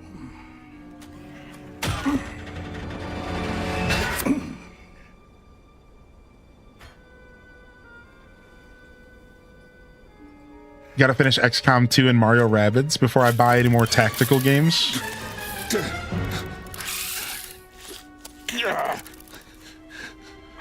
That's fair. There goes your score. Cab, check for more of those things in there. Cab, no checking. You.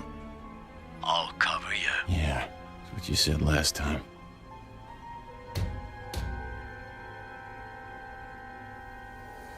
Wait, what did I miss? What came out of the box? Was it like a creature? I guess that's what we're It was a after. bug. Company coming. Oh, there it is. Nasty.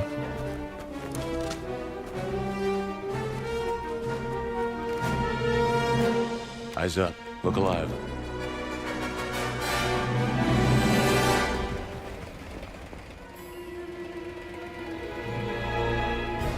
So the first battle transitioned to a second battle. mercy, no quarter. Separatist Enforcer. Uh-oh, and they got some more boys over there, too. Dang, they got... Separatist mercs? Setting There's no up pretty falling to that Overwatch. hollow puck. Overwatch allows you to control the battlefield with reaction attacks. Move Hawks to the highlighted position. Once you're there, set up an Overwatch zone. This is what I was looking for. Yeah. My character's designed for the assisting stuff. This is not on Switch 2, unfortunately. Yeah, isn't that lame? All right, here we go. Setting up the Overwatch.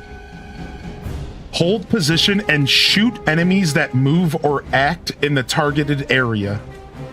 Locks further actions. Cost 1 AP. Creates a reaction zone. An operator using Overwatch automatically attacks enemies that move or attack in the zone, interrupting them. All right, we'll turn down the music a little bit. Sorry about that. All right. Oh, and I can kind of change the Overwatch zone. Look at this. It's like a little bit weird. Look at this. Interesting. I wonder what that white line means.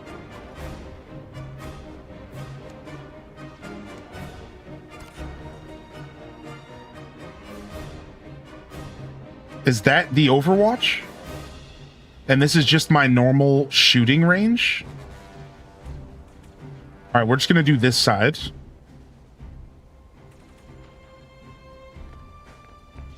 Or I guess they want me to do this side. Never mind. They're showing me what they want me to do. That's what they're doing. I'm a big baby. Okay.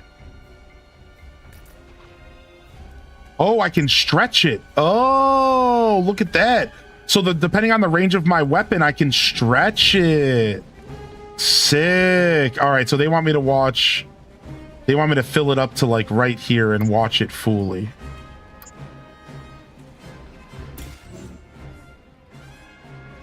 All right. I've got eyes on. Aurelia, help me out. I'll cover you, Cap. I All don't right, like the sick. look of these seps. Gotta go. Let me know if you open the box later. Yeah, I'll try to open it when you're around. We'll just save it for another day. All right, cool. Now they want me to set up an Overwatch with this guy as well. Let me get him in front of this cover here.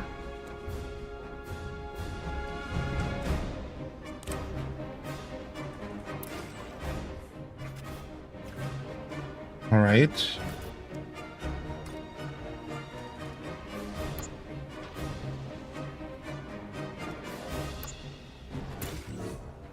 Dude, I like this kind of stuff. I think this stuff is super cool. I'm excited. All right. Ah, but look at my characters are standing out of cover to do that though. That's gotta be sucky. Move to a location and take cover if available. Move action 1. All right, we're done here. All right, ending turn. We're still in the tutorial. Drop one. That's what happens when you cross Ah, the radio. once you take the shot, you go into Solid cover. performance. That's cool. Once you take the shot, so you only get one, and once you take the shot, you go into cover. Now they got me set up on an Overwatch. Oh, so we have to be extra careful here. Enemies can use Overwatch to pin down your operators. Break the enemy Overwatch with an attack of your own. Move Hawks to the highlighted position. All right, Hawks, let's go.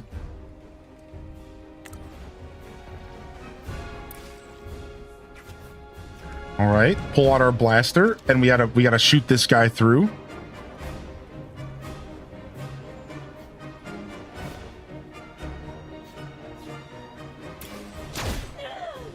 All right, Overwatch canceled. Since you're on stealth, the Overwatch position might be weird to attack from, right? Yeah.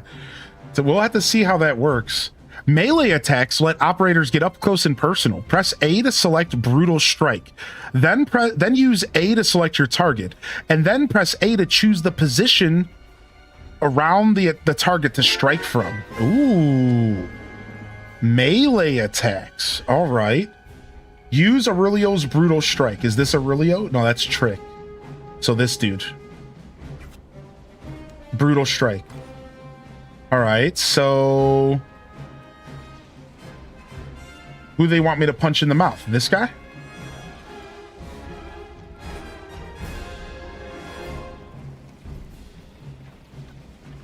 All right, and then I can choose... so I choose the path in which I take to get to him. Then I can choose which angle I strike him from.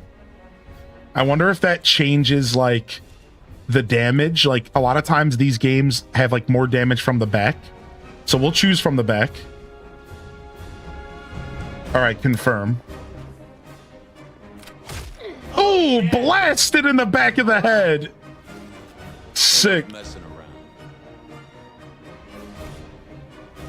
All right, end your turn. All right, we're ending with our boy in complete open, though. They're setting us up for failure here in this tutorial. Yo, thanks for the primer, Filthy Turtle. Oh, he got blasted. Oh, he died. They did that on purpose to me, dude. Rally with Aurelio with Hawks. When an operator loses all their health, the operator is downed and suffers an injury. Downed operators can't take actions. Oh, he's not dead yet. They said you need 3 injuries to die. So he just has a second injury now. Use B to close the radial menu, then highlight Aurelio with your cursor and use A to rally to get him back up.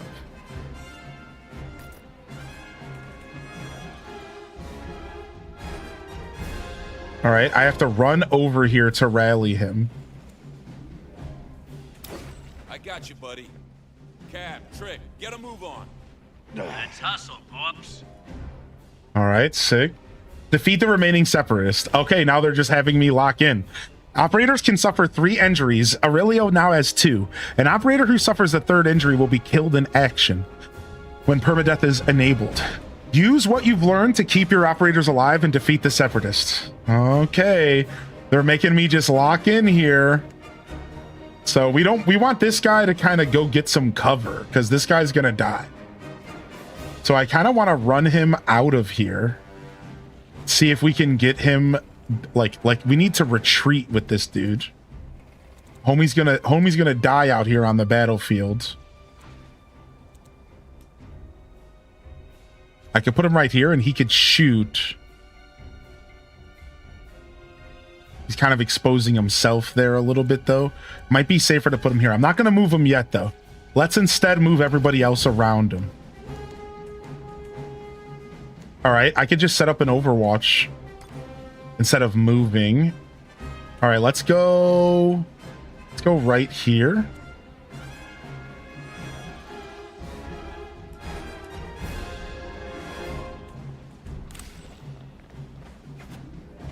Set up an Overwatch here. And if you guys even make a move, I'm gonna blast. Just even think about moving. You even think about moving, you're about to get chewed up. Don't even think about it. No, honestly, I could probably just shoot this other guy. I have a pretty clear shot here. So we'll just do that. My whole office is stun locked watching cops interrogate a woman they pulled over at our entrance. And then I started blasting. All right, so not too much damage. Remember, my character's kind of on the weaker side. So we need a little bit of assistance here. So let's run up. All right, that's all my AP if I move there. So we might want to move to half cover here. All right, and then let's set up the perfect little camp here, just in case they try to get froggy. Eyes on. All right, he's set up and ready to go. Now let's bring this other guy. My little chunky friend here. Can he shoot from this range? Wow. Homie can take a shot from here. Oh, interesting. Yo, thank you, Flower Child, for 4 months. Dude, I tried to turn the radio menu off and it didn't work. Please.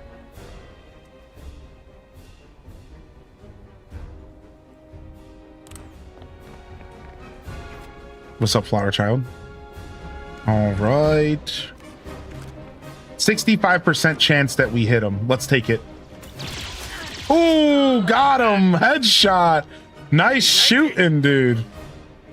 All right, let's move you out of harm's way. Let's get you.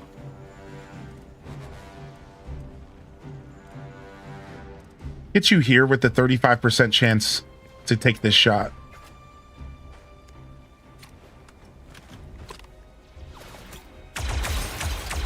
Dang, missed. I wonder if you can destroy cover throughout the battle. That'd be very like XCOM, I think, right? Dang it, he managed to move even though...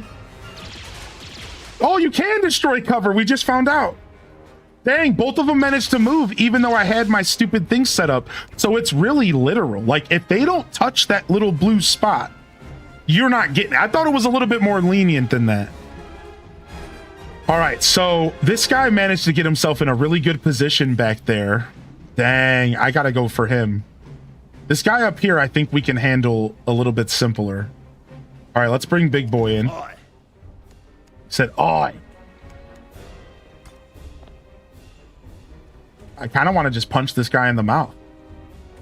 Dang, I can't. I think he's out of range. Yeah, he's out of range. I can't. All right, we're getting there. We're figuring this game out. I like that there's the tutorials, just gameplay, right? Like, that's what I want. I want my tutorials to be gameplay. You don't need to do too much for me. 65% chance, 85, but he's not gonna die. I don't know if I want to take that. I think I want to soften him up. Let's just take this shot. 85. Nice. He's almost done. I wonder if I could have this dude run over here and punch this guy in the mouth. I can.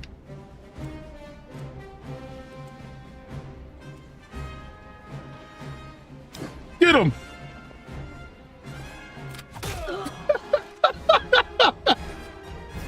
The punching animation is sick, dude. All right. And then let's get into some cover here. It's so good, dude. Just jack him up. All right. Meanwhile, we got this other boob over here.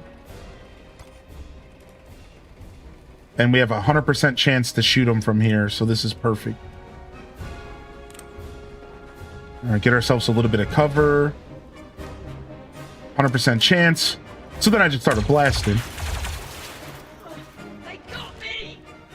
All right. I shouldn't have put my guy that was injured so up close into the front lines. So there's definitely a little bit of regret there, but I think we'll be all right. I'll just give him some bait. I'll give him some bait. I'll get close with this guy, and hopefully we will give him some bait here.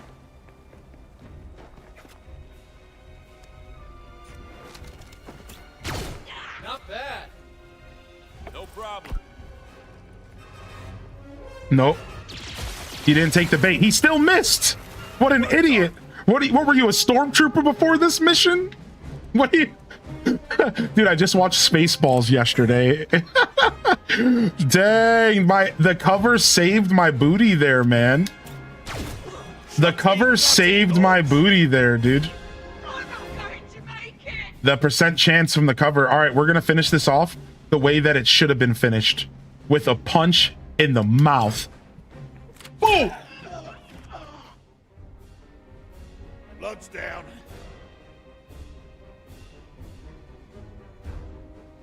Great movie. We've been ready, Mevo. Where are you? Looking for somewhere to land that isn't swarming with separatists. There's a platform up ahead. We'll meet you there.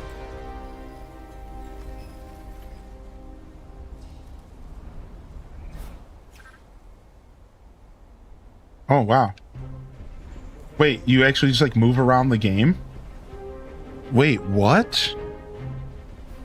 You actually like just like run around the game? I thought it was. Doesn't look like the Republic. I thought this game was just going to be mission to mission. Ain't over till it's over. They have a little bit of like walking through the game going on. Landy pad blocked. Let's take a look. Hawks can use the Pico 5 electroscope to examine things in the world. Keep an eye out for opportunities to use it and gain the advantage on your next battle. Or intel about the Clone Wars. Definitely a Clone Wars adjacent game. All right, we can do a little bit more adjustments. Now that we're kind of locking in, we don't need the music to be as loud. I definitely want to keep the voices good. Everything else was great. And then, let's see here. So far, everything's been good. There was like the game definitely is like chugging a little bit for me in the middle of battles. So I wonder if I can get, it'd be cool if I can clean that up a little bit for y'all. But all in all, I think it's been good so far. So I noticed a little chugging during the battle when they were trying to teach me stuff, but then it cleared up and it was fine. Optimized piece. Yeah, we don't have any latency. We're fine. We don't need to touch this. I don't need any frame generation on. TSR, anti-aliasing, Epic's temporal super resolution. NVIDIA DLSS uses AI to boost frame rates while maintaining great image quality and responsiveness. This feature requires GeForce RTX. Yeah, why would I not have DLSS on? I don't know what the resolution percentage means, but upscaling, we're going for performance. All right, cool. See if that helps. But I'm not going to lower any more settings. I think we're good because it's not like we're capping out or anything. Yeah, looks pretty good. Pretty good looking game so far. I bet you it looks fine on console too. If we want to get out of here, that'll have to move. All right, so we know our target. Plus 15 intel. Sprint. Use L to sprint. Okay.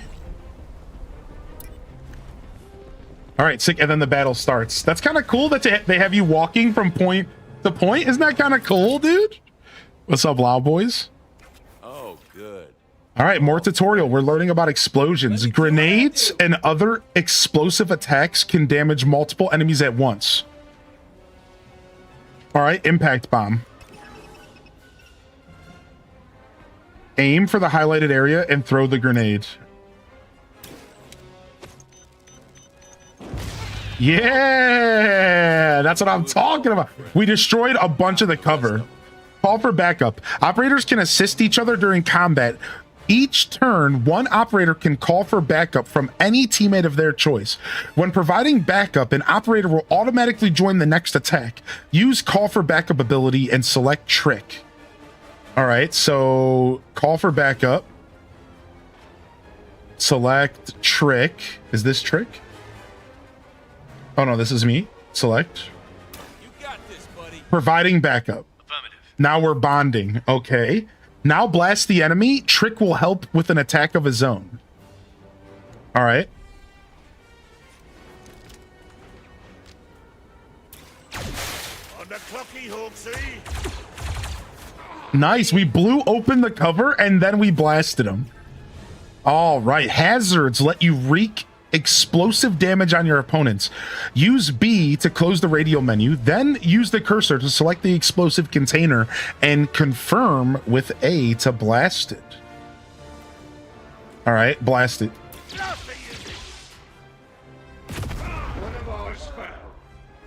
Sick, dude. I love this. All right, now we're just defeating the separatists. Let's go.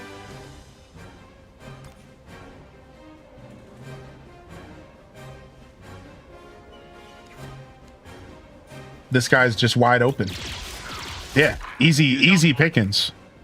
Easy pickings, dude. And we can set an overwatch up in case this guy wants to even try to move.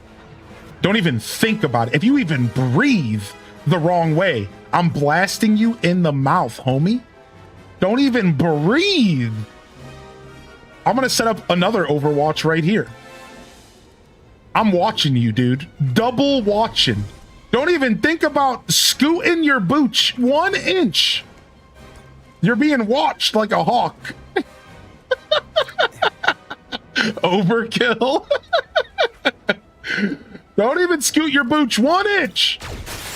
Open up that cover. What do you think's going on here? You just hiding over there? Nah, son. All right, let's go. Move you up. And then I started blasting. Never mind. We didn't even need the Overwatch. We just murdered him. Landing pad's just ahead. Sick. Let's go. My character runs like an idiot. My character moves like an actual chode. On it, boss. Secure the area. All right. So much overkill. This is so much more Rabbids than Fire Emblem. Yeah. It's very Rabbids. Where'd he go? Some objectives require you to interact with something on the battlefield. Highlight the console with the cursor and use A to select it and press A again to confirm. All right, so operate crane. What, you want me to just run in here with the guy that's almost dead? Can I choose anybody else, please? I can't choose anyone else. No, you guys are setting this guy up to die, and I hate it. Well, all right. Send him over here. There she goes.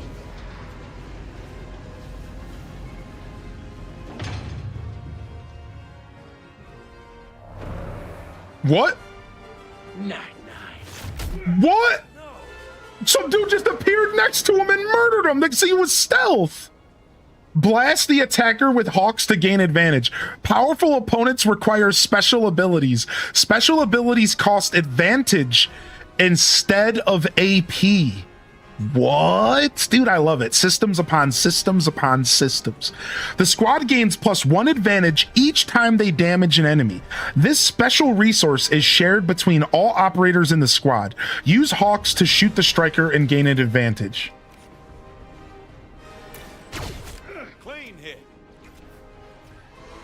With 10 advantage, you can now use Trick's Rocket Strike to turn the tide against the separated forces.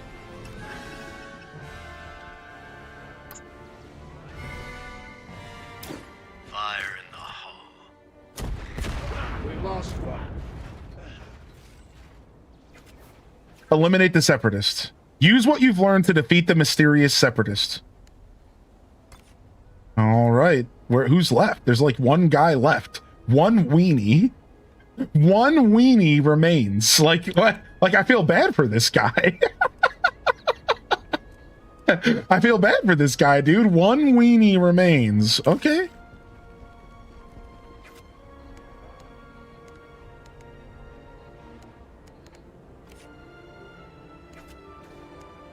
Brutal strike, rocket strike, Overwatch, fire repeating blast. Let's just fire at him.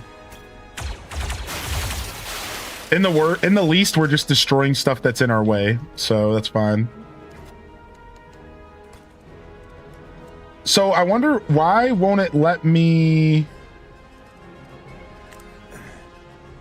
I wanted to set my character up to assist, but I think I'm misunderstanding how to activate that. Let me try again. Okay, we missed there. So if I click on this dude, is there not an option to be like lock into assist mode? Maybe it's only certain characters. I'm not sure what I was missing. I understand this is a tutorial, so I'm not going to think about it too hard.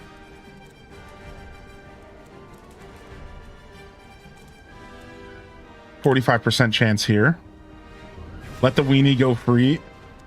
Can we reach him? Can we punch him? We cannot reach him with the punch. That's fine. Blast. So far, the one thing I'm noticing though, nice, I got him, is that there is not an option to press back. So like if you move a character, that character is stuck moving. Like you can't move somebody and say, never mind, I want to change my mind.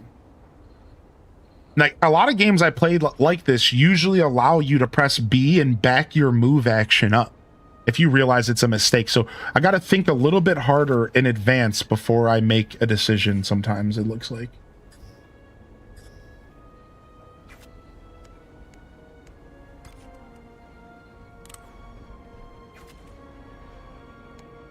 Yo, what's up, Lizzie J? Dang, this guy's cover is immaculate. Blast him again. Got him.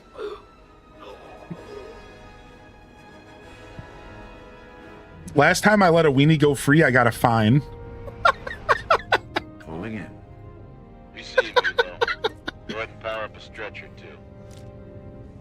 Go ahead and power up a stretcher? Yeah, because we lost him, dude. Somebody already died. In the XCOM 2 tutorial, they kill one of your people. Do they really? I work wonders, not miracles. I'd hope this be a dry job. Dang, they're making a big deal about it. They're like, don't let your dudes Good die. Operator. You knew the risks. Went in with eyes wide open. Why does my character sound like that? I hate him. He knew the risk. We went in with eyes wide open. Hawks, we have a survivor. Oh, the weenie. He's limp, but he's still standing. Get that mask off. Wait, that doesn't... He's limp. Vital signs are critical. Yeah, I'll see. Those who eat. Those who are eaten. He looks sick. What's he saying? No, right in the head. I am of the coil. And I am infinite. Fathom. She will show you your destiny. It is not death that awaits me. Not death.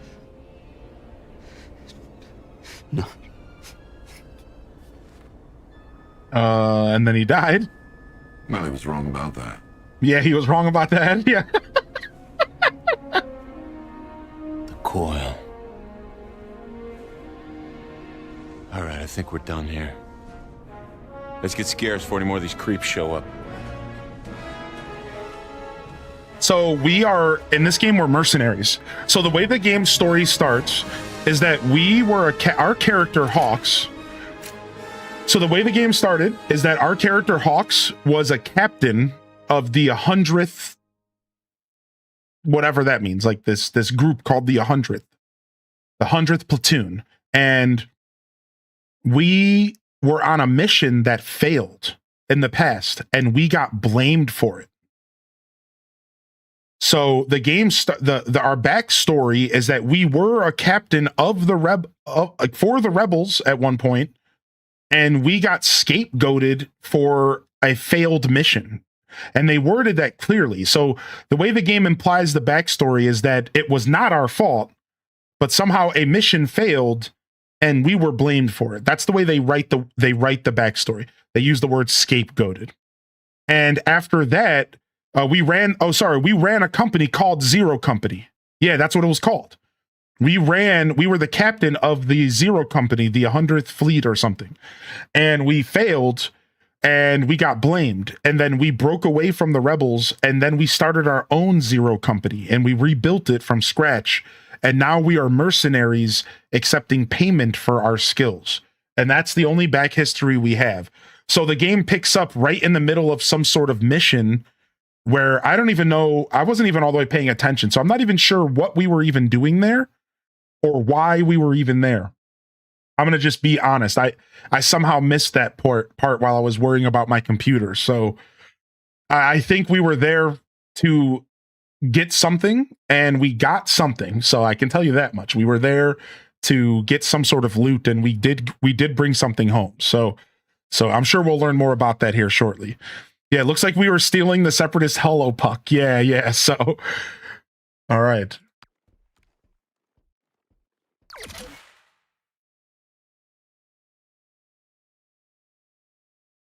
Gamescom awesome indie show. Yeah, I'm not going to be watching any more shows for Gamescom this week. I will be just doing games this week, and then we'll maybe talk about it tomorrow morning.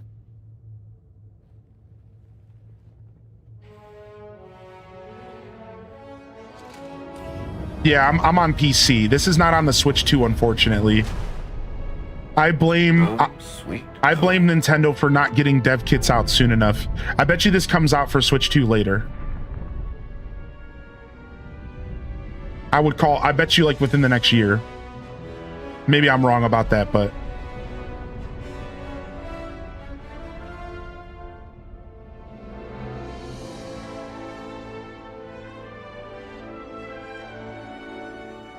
V-Sync definitely helped with a little bit of that screen tear we had in the last cutscene, so that's nice.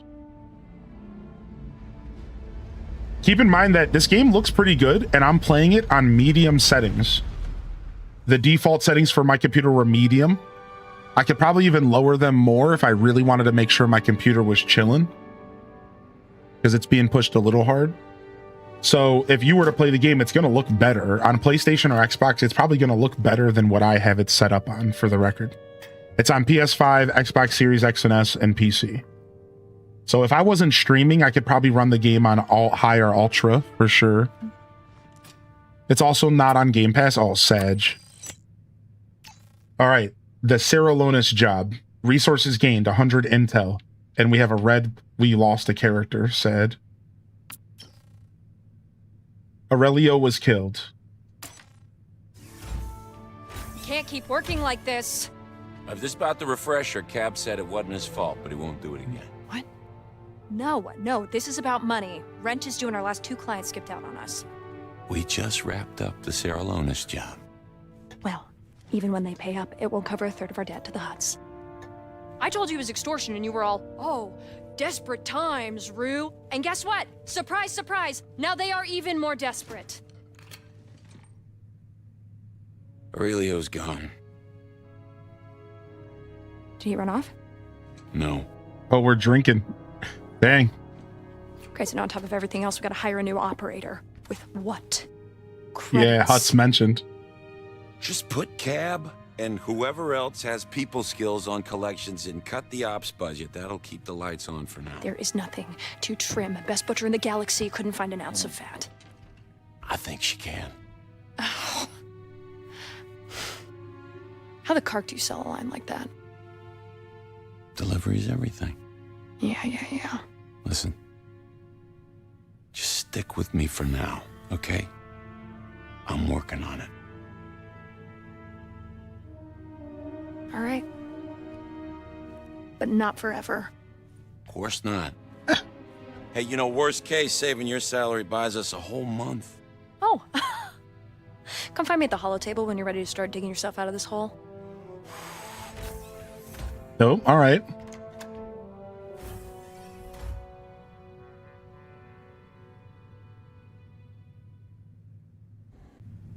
You know they're gonna boink. You said it, not me. Business as usual, cycle 2. All right, so we're on day 2, basically. Visit the holo table. Speak with your other companions. New customization items unlocked.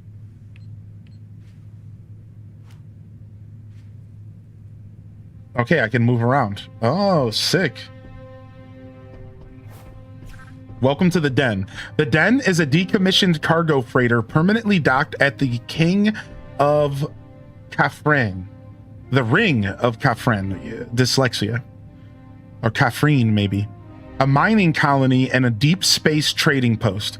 This is your home in between missions, a place to devise strategies, manage loadouts, and check in with your operators. Play Marv. Let's see here. Let's see what this is.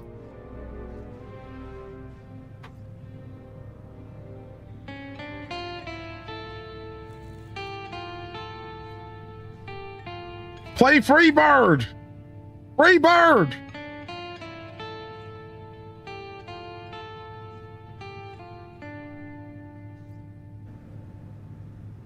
Play the Cantina song!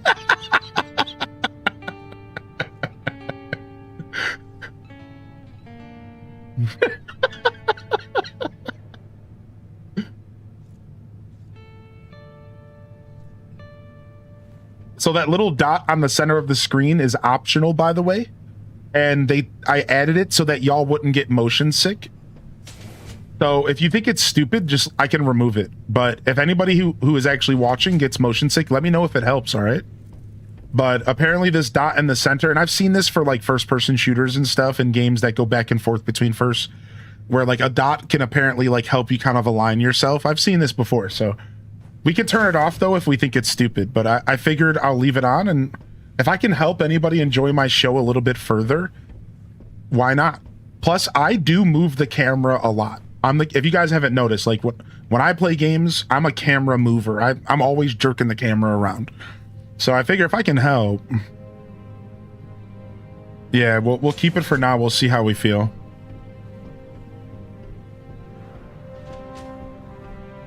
Plus, it's not there during the battles, and I guess that's all that really matters, right? This whole, like, point of view is probably only a small portion of the game. You know what I mean? Right, it doesn't... Exactly. Alright, let's talk. Hey, Cap. A shame about Aurelio. I like his helmet. Yeah. We were squabbling over cars just last night. Hell of a thing. But if he can take it, I can. Did we at least get paid for the job? Not yet. Still waiting for our mystery client to pay us a visit.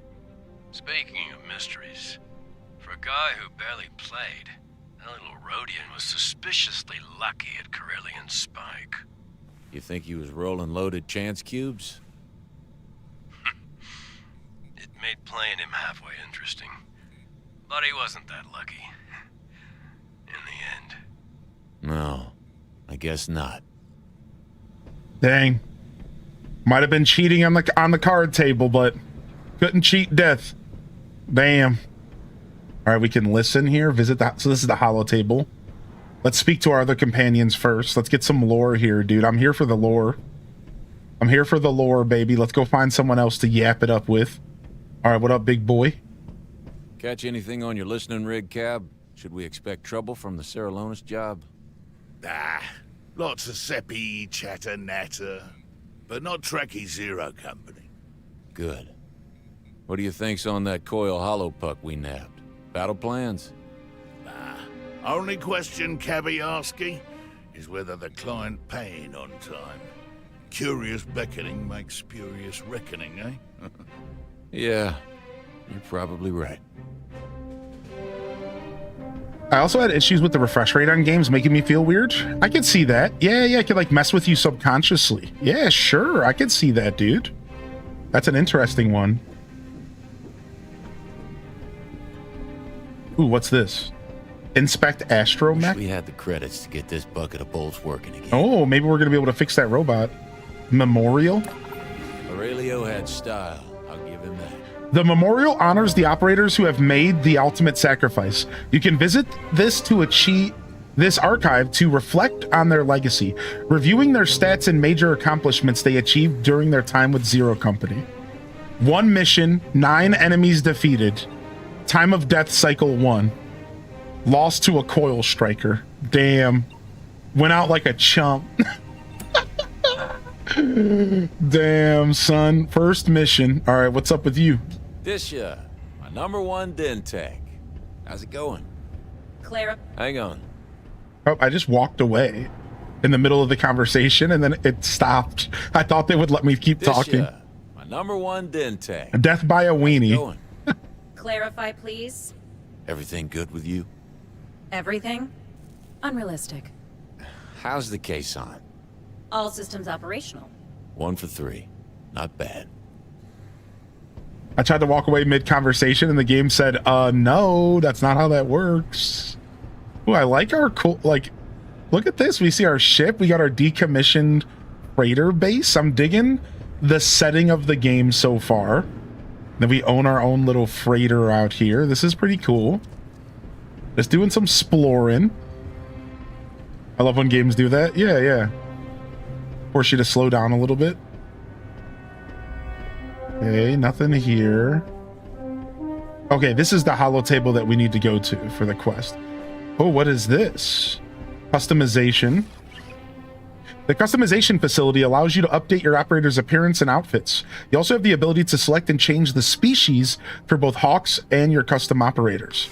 Oh, so I can change my character's profile, species, appearance, outfits. Okay. Hawk. Shame about Aurelio. Who's Aurelio? No tears for the fallen in Zero Company. I got the living to worry about. We'll be joining Aurelio soon enough if we don't start making some credits. Fast. I figured we were in bad shape when Runa blew in here huffing up a storm. Hope you two got a plan. We're working on it. Good, good. I should have the wiring in the armory patched up before too long.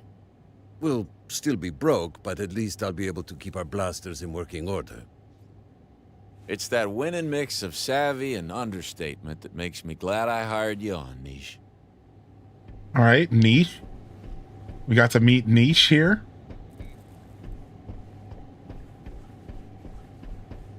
What is this? A bunch of like rations? This looks like a bunch of rations, I guess. All right. What's going on here? The med bay? Facilities are immaculate. Ooh, the med bay allows operators to recover from injuries sustained during dangerous missions or operations. Standard beds require 1 cycle to heal, while back to tank provides instant recovery. And back to tank was not available on hard or expert. Now I know what it is. It's instantly healing your people for the next mission. Normally that's not available on hard and expert. Ah, no, this is not on Switch yet, M-Word. Injuries negatively impact combat stats and must be treated carefully. Accumulating 3 injuries results in a permadeath. I'll be here. That was a strange bunch we encountered on Ceralonis. Did you notice the marks on the face of the one I examined? They were pretty hard to miss. What do you think it was? Scarification, perhaps. Some kind of disease. I'm programmed for emergency medicine, not dermatology. Whatever it was, it looked unhealthy. I mean, true. Sassy Robot is a saster. Sassy Robot is sassy. All right, that means I want to go check and see what that other holo table was. Because I thought that was where we needed to be, but maybe actually not. All right, let's see. Listen. You're listening to Missives from the Front. Ceralonis. You may have visited this Outer Rim destination to enjoy the dusky beauty of its natural landscape. But we're in the Outer Rim. Or to spectate the Ceralonis is in the Outer Rim. Safatoma Speedway. But you might not have known that Ceralonis is also a crucial node in the Republic's Outer Rim presence. A way station for Republic ships seeking to bring peace to distant worlds. Well, all of that changed yesterday, when news broke of a Separatist battle fleet darkening Ceralonis' skies. Republic response, led by Admiral Duran, was swift, and our valiant men inflicted heavy losses on the Separatist lines. But ultimately, the Admiral was forced into a reluctant rout when Separatist reinforcements arrived, led by the vile General Grievous. General Grievous mentioned. What? Admiral Duran has vowed to retake the world just as soon as resources can be committed.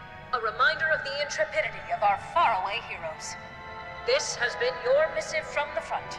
As ever, we are your eye in the sky, your boots on the ground, and your connection to our heroes afield. One people, one republic. Dope. So General Grievous was leading the Separatists on the ground. So Grievous mentioned. Interesting. Starting to get a little bit of a picture painted on like where this might be in the story. We know it's during the Clone Wars, right? All right, let's talk to you real quick. I have something for you at the holo table. Okay, Sassy McSaster. Here we go. You're not gonna like this, but the alternative is worse. There's somebody that would like to talk to you. Oh, it's a hut. Oh no. Hello, Gorga. I assume you are prepared to settle your substantial debt, as you assured me you would be. Could you just throw us a bone here, Gorga? Business, it's been slow, but I assure you nobody wants this debt covered more than me. You are fortunate, Hawksy. I have work for you. Attend to it swiftly, and I am prepared to forgive your debt. Yeah, his monocle. Down to 80,000 credits at 25%. Oh, that's so generous of you, Gorga. Okay. Hi, Gorga. Let's be realistic here. Those are some big, rapidly compounding numbers. There's got to be something you can do for us. For you, Runa, anything. Your compensity has not escaped my notice. When Zero Company folds, you have a job with me. Oh, he's calling him out, dude. Huh. What? Really? Wookie nipple pinchy? The books must be balanced, Hawks. Debts must be repaid. I am patient, but only so patient. His freaking monocle, man. All right, the Holo Table. The Holo Table shows all available operations and tactical missions for the current cycle. Certain adventures are critical to advance the story. All objectives have a limited time frame to complete before they disappear forever. You won't be able to respond to every opportunity, so choose wisely. Wow, so this isn't a collectathon game. This isn't a here's 100 missions and you can do every mission if you want to. No. Yeah, Okay. no, they're like, you need to Fine. pick. You need to pick. All right, so there's operations and missions. They said some operations are you have to do, with some you don't. So it looks like they're forcing me right now to do this. I have no choice. So this is still kind of the tutorial, right? Because they're not letting me do anything here. So let's go ahead and read about this. Gorga the Hutt has grown suspicious. Get back into Holo chess. I always thought it'd be fun to play in tournaments. Your hobbies are always so, thinking intensive. Yeah, well, we can't all just fritter the time away with witty remarks and strumming the marmoset. No, you can't. Because it ain't as easy as it looks. Gorga the Hutt has grown suspicious that one of his clerks is colluding with his rivals. Okay. He wants us to tail Bruckner, the clerk in question, who has been working out of Groga's palace on Nal Hutta. Ooh, we're going to Nal Hutta. Okay. So it costs 50 intel to go into the mission. So we have to pay intel. We have to pay intel to go into the mission. We owe 80,000 debt over the next 9 cycles. We gain 3 influence as a reward and 500 credits, which sounds like nothing. And the mission expires in 1 day. It says critical operation under my camera. So this is like a story mission. All right, let's go. Our team followed Bruckner to a back alley comm terminal. Sure enough, he's been sending confidential data off-world. Groga won't be happy. Operations are brief, non-combat assignments outside of the den focused on information gathering. Oh, so this is not main story stuff in a sense, right? Like, I guess it's just how you interpret that. So operations are brief, non-combat assignments outside of the den focused on information gathering, acquiring loot, or simply replenishing the den's modest treasury. To launch an operation, you must spend intel. Information is the currency of the field. No wonder it was only 500 credits. Okay. So now we have another operation here. So this one is Gorga was none too happy to hear of Bruckner's deception. Unfortunately, Bruckner must have caught wind because he's just fled to Navarro. Gorga's hiring us to deal with him. So we can do more intel here. Execute. Our team caught Bruckner drowning his sorrows in the Navarro sky slum. Once he realized the jig was up, he produced something unexpected. Republic transmit codes. Turns out he's been feeding intelligence on Gorga to the Republic. How do we handle this? You know what I do. Oh, we get to choose. Ooh! Yeah, short for Gorgonzola. Not every operation runs smoothly. Some may force you to choose a path. The right call can pay off, but the wrong one might land you in some hot water. So I can either let him disappear. It's no great mystery that Gorga does what Gorga does to squealers. We'll tell Gorga that Bruckner's dead.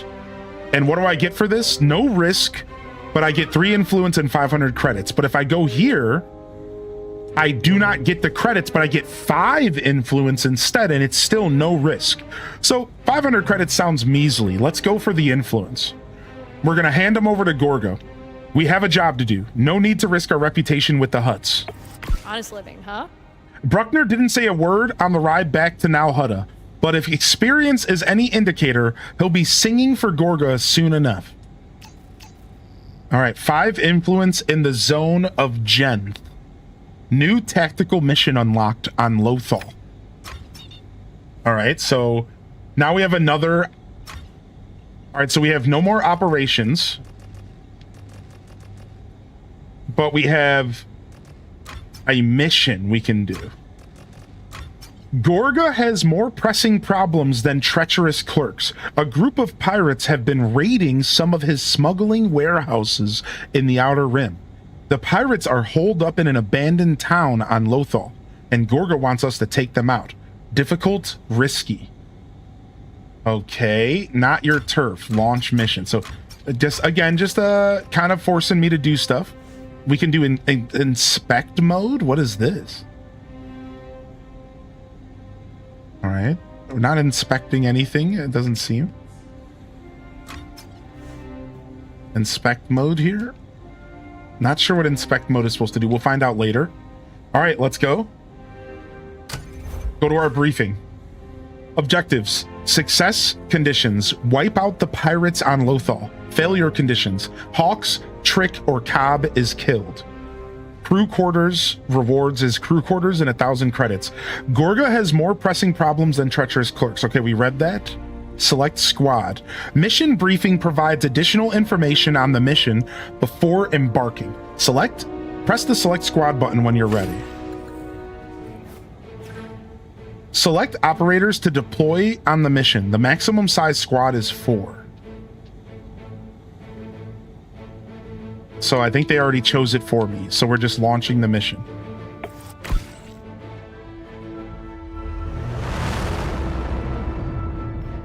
Oh, I'm caught. Lothal? Why is a cow tired after giving birth? Because it's decaffeinated. Oh my lord. I just saw that. Oh my gosh, what up, ice cream? We're going to Lothal, Zone Genth. All right. Eliminate all hostiles. Lucky Lodi! All right, we're here. We can zoom out. Looks like we have 2 enemies here and 2 enemies here. Doesn't look like there's any reinforcements around here yet. I read that one of the pain points of this game is that they don't make it clear where reinforcements are going to come from. And sometimes it'll really mess you up in battles. So I'm excited for whenever that happens. Can we go in this building? No, we cannot go in the building. Okay. All right, so we have 2 homies up here. An enforcer. He's a ranged type. So it says ranged. All right, so no information besides for their HP, their defense, and the fact if they're ranged or not, right? So that we're not getting much information about the enemies. So just health, if they have buffs or passives, which I'm sure they will later. This guy actually does have 2 defense though, so he's a little bit tougher. He's a marauder, so we might want to watch out for him. Lothal is the planet in Star Wars Rebels starts with Ezra and company. Lothcats. I'm not hip. I don't know. All right, here we go. We have to start a battle. Eliminate all hostiles. Hawks, Trick, and Cobb must survive. All right, man. I'm scared. I'm scared out here, dude. All right, move. All right, does it let me... What is this? That's my special action. Identify weakness. I have an identify weakness. I can do advantage. Yeah, how do I wish that I figured out... For some reason, I can't remember how to set up a character to just... Call for backup. That's the option. Let's do this. Okay, that's the option. So only some people can do that. I see. Only some people can call for backup. It increases bond with the target. Assist shots always hit and deal increased damage with a strong relationship. So I want to do a lot of assisting because my character is a scoundrel and scoundrels like assisting.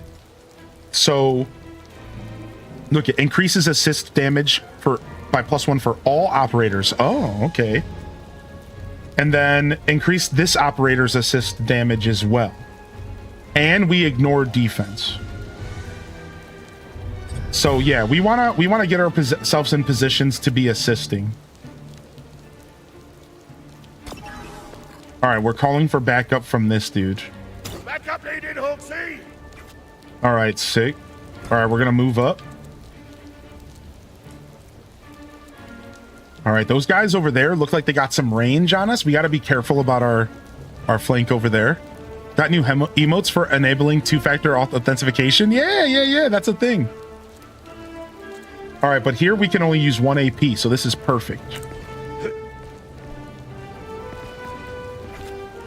All right, and then I'm going to move you up so you're in range.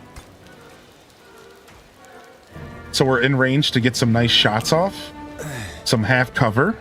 How you liking the game? So far, so good. We're just getting started. This is our first mission that's not like them trying to teach us. Like they're kind of letting us do our own thing here. Identify weakness, allowing the next attack to critically hit. Oh, beautiful. Come and get me. All right, now homie's marked and we're going to crit his booty. All right, here we go. Next attack is assisted. This guy right here, we have a 65% chance. Let's go for it. Ah, dang, we missed. That's all right. Oh, but then we got the crit assist. Hey! Nice. All right. Not enough action points. It takes 2 AP for us to... Dude, I didn't realize with this guy. I can do another identify weakness. Yeah, why not? All right. Now he's identified for weakness, and then that opens up another chance for me to blast him here. 95% chance. Nice. Another crit, another 10 damage. All right, sick. Now let's go ahead and move this guy up. Unfortunately, we might have to blow 2 AP, and we have to be careful. We can't expose ourselves. Yeah, it looks like we're burning 2 AP to move through here. We can't really do much about that, so I don't want to have my guys too close to each other, you know? Maybe like right here? No, that doesn't seem too smart. I kind of want to move right here. I guess we're going to stack up for a round. That's a little sketchy, but let's go for it. Yeah, so far I'm enjoying what I'm doing. I'm a big tactics head. I've never really done many of these games on stream though, so... Brutal strike, melee, rush and strike a target, dealing melee damage and dazing them. Now, we don't really need to do that. I'm hoping that we can just take them out here. 65% chance. Maybe we do want to run up on them. Maybe running up on them is not the worst idea, because then we're getting guaranteed damage. Oh, he's out of range. Okay, so now we have our decision made for us. Let's just go for the 65%. Survey says...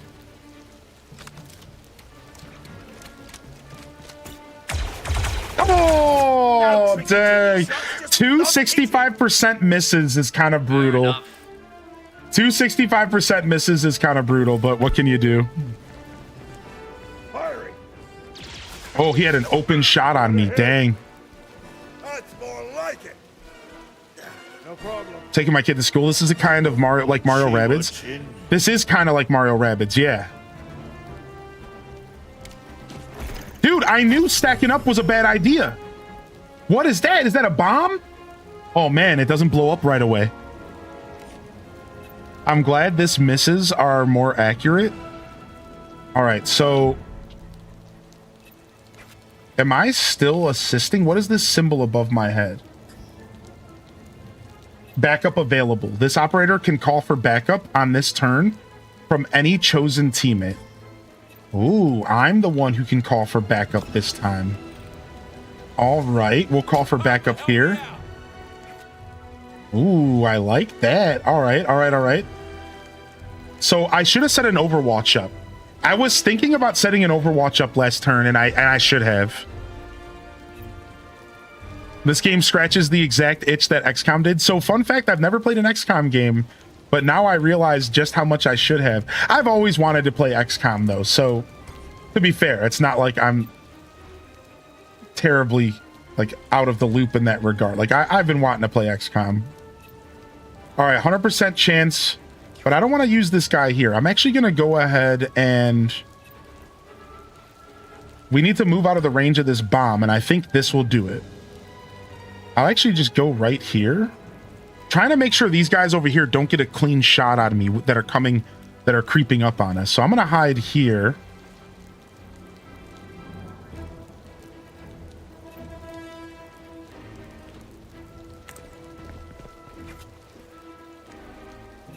And I'm just going to take this shot because this guy's my weakest shot.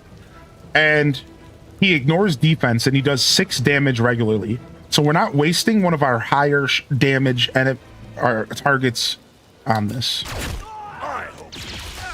So now we didn't need that assist there. And that was the one thing I didn't want to waste, but it's like whatever.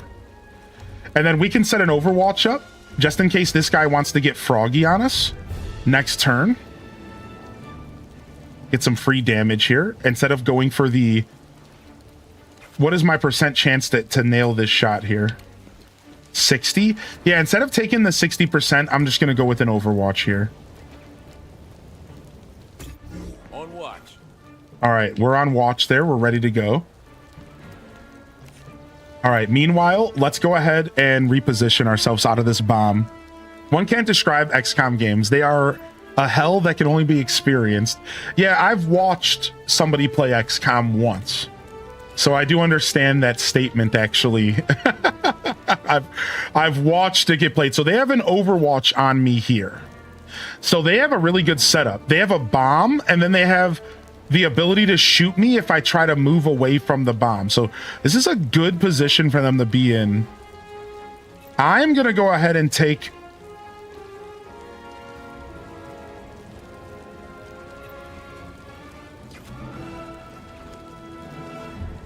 I'm going to go ahead and see if I can punch this dude's lights out, but I don't want to run straight to him.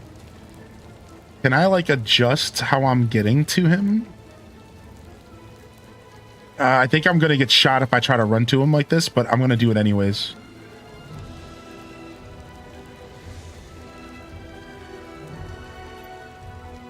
Oh, wow. This guy, if I hit him, he's going to get pushed. What? This guy pushes if he hits him? What? Sick. Okay, and then we'll be in cover here. All right, let's do it.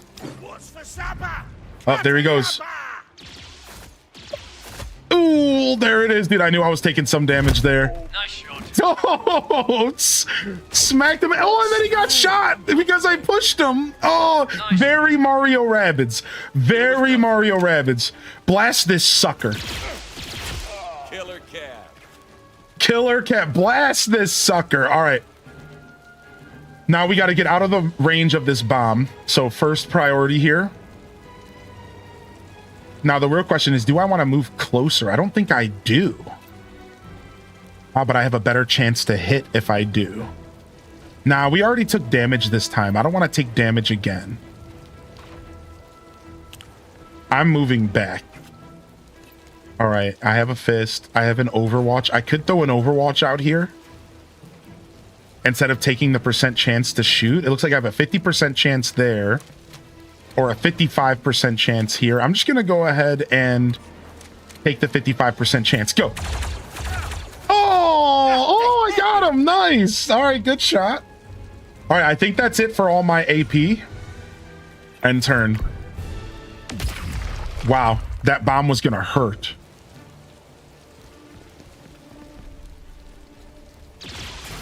Oh, they destroyed my cover. Oh, I'm naked out here. Back up.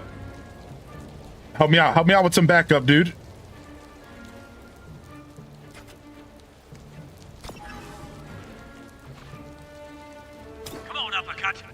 Yo, help me out with some backup, dude. Dang, I wasn't expecting to blow my cover up like that. All right, how can we salvage this situation? I think if I wonder if I move, I'm gonna get shot. I don't think I will. I'm going right here. Yeah, we're good. 65% chance or 65% chance. But if I miss here, I might get help from Cobb because Cobb's covering me.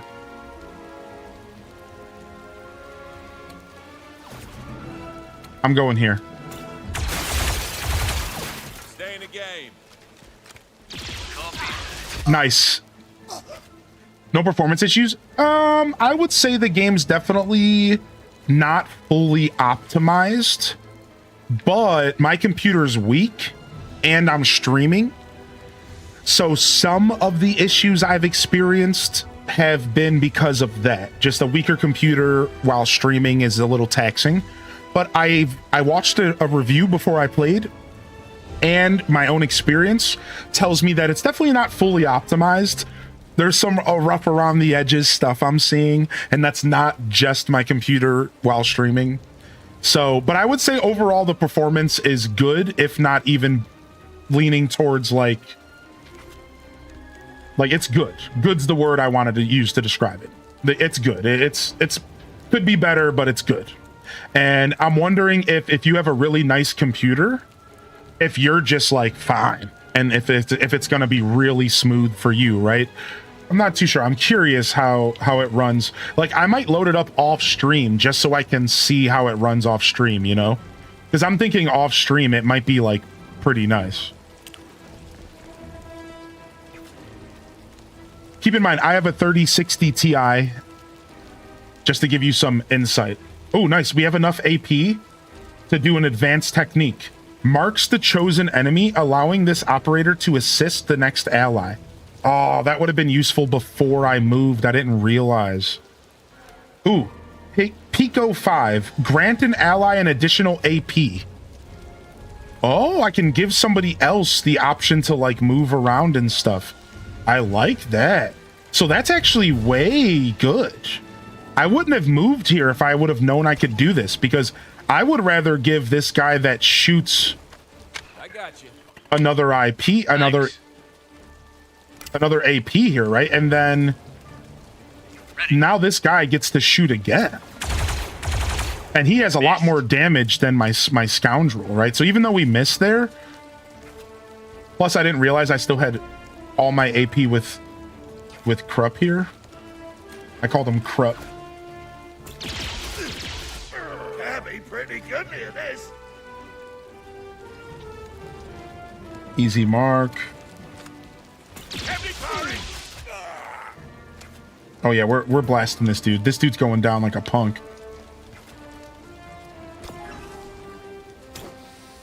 Now, I don't know if like I shouldn't, like I wonder if like my advantage points, they're behind my camera. You guys can't see them. Let me show you. I'm wondering if my advantage points, like some of these battles seem like they might be multi-battles. Like the first example of a battle in the game, we went from one battle to the next, and they were separate battles, but they almost felt like they were connected for the mission. And my damage that I took and everything went to the next battle. This is important because any damage I take here could go into the next battle if I'm not careful. That's why I'm wondering, like, will my advantage points pass to the next battle?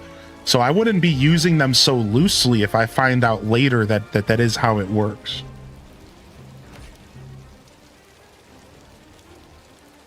I am playing with controller, by the way. But it has keyboard, obviously keyboard and mouse is an option, but I'm using controller just to see how it works. All right, so just end my turn. Is there anybody else coming? Oh, what? Reinforcements from the back. Okay, so it did mark that they're coming at least a turn in advance. I'm worried about my dust-filled PS5. Yo, what's up? How you doing today?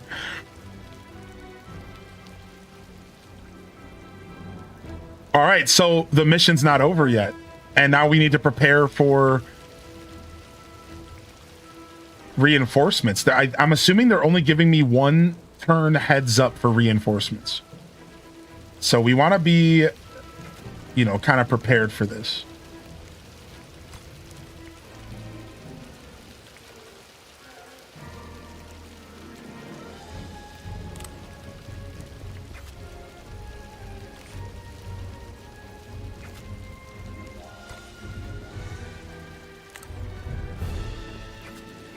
Yeah, I am using a controller and it's super smooth. That's why I wanted to bring that up. So if you're curious, controller support is fine. It's super smooth. It's on consoles, so they probably thought about it, you know, pretty heavily.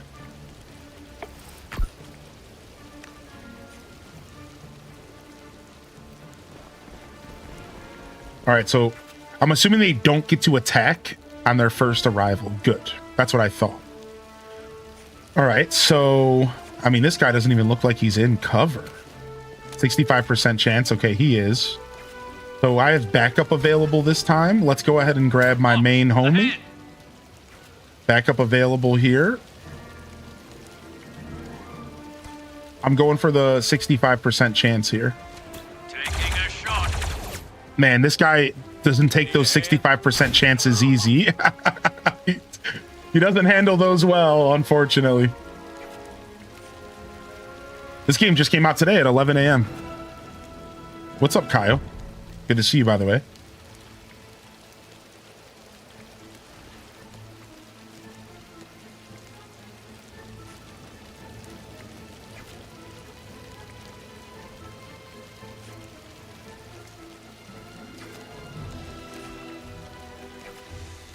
Okay.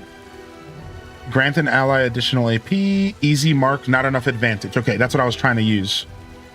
So we could do identify weakness. Now we have to be careful here. Let's be smart. We're not playing on a hard difficulty, but let's make sure that we're playing somewhat smart. We don't want to be leaving ourselves in the open and stuff. We don't need to be silly here. All right, these guys try to move around at all.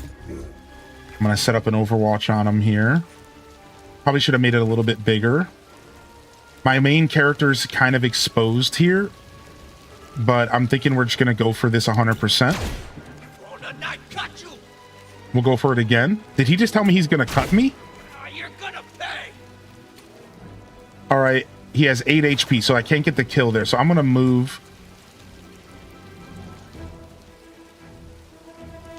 I think I'll just set up an Overwatch as well.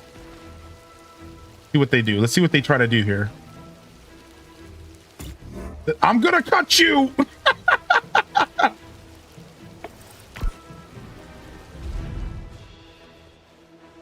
Blasted. Movement canceled. Wow, that one didn't count. I should have spread it out a little bit further. I should have spread it out a little bit further. That one didn't count for my big boy. All right. Marks the chosen enemy, allowing this operator to assist. Yeah, let's go ahead and mark him. You're looking rougher than a frog dog's chew toy. All right. Go ahead and call for assistance here. Quickie Drake, help me! And let's just move back to where we were. We had a good spot, but I wasn't too sure about staying there. And we can blast this dude 100%. Done. I'll take you on myself. Did that guy just scream I'll take you on myself? Is that what he just said? Dude, I think that's the bad stance to have right now.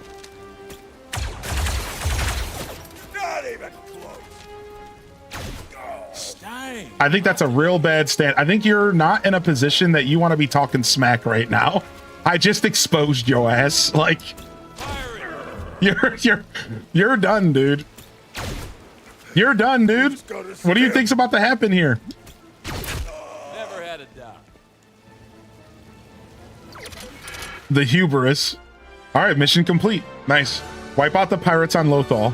Total tactical round 6. Enemies defeated 5, damage dealt. So I wonder if that all like adds to your points or something. All right, well, I just heard about this game, but the beard got me convinced. Hey, that's what I do here. The beard is always the main objective. Need something till Castlevania comes out? Castlevania looks good. Is that this September? Feels like everything's coming out this September. Yeah, everything, man. We just got Graveyard Keeper 2 announced for September. All right, we got 1,000 credits, 100 intel. All Zero Company operators gain +2 focus points. And we got the crew quarters unlocked. Okay. New bonds. Now we're at neutral 3, +1 focus point. Gain new cross training. Neutral 4, gain new cross training. So this bond system seems to be pretty important. Kind of similar to Fire Emblem bond system, I'm sure. I know Josh doesn't care, but is anyone going to watch the GTA gameplay that's about to drop? So is it about to release on Netflix right now? And then 6 hours after that, it comes to YouTube? Or is it the YouTube drop that's about to happen? Which one's happening right now? Netflix? Netflix in 10 minutes. Oh, exciting. I figured a bunch of people would be checking that out. If you already have Netflix, it's kind of like, why not? But if you don't have Netflix, it's probably not worth it. You probably just want to wait. That's my take on it. Visit the personnel facility. All right, let's see. On Netflix? Yeah, like Netflix basically either somebody paid, but Netflix got the rights to show off our first official look at gameplay of GTA 6 for 6 hours in advance to the YouTube. So Netflix is getting the world premiere of GTA 6 gameplay. And then 6 hours from this world premiere, it'll be available on YouTube for everyone to watch. So it's a 6-hour delay, basically.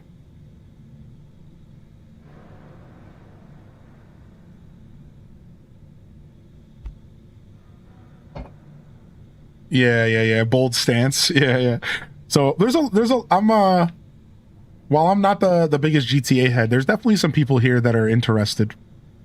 For sure. It sounds dumb. It's pretty dumb.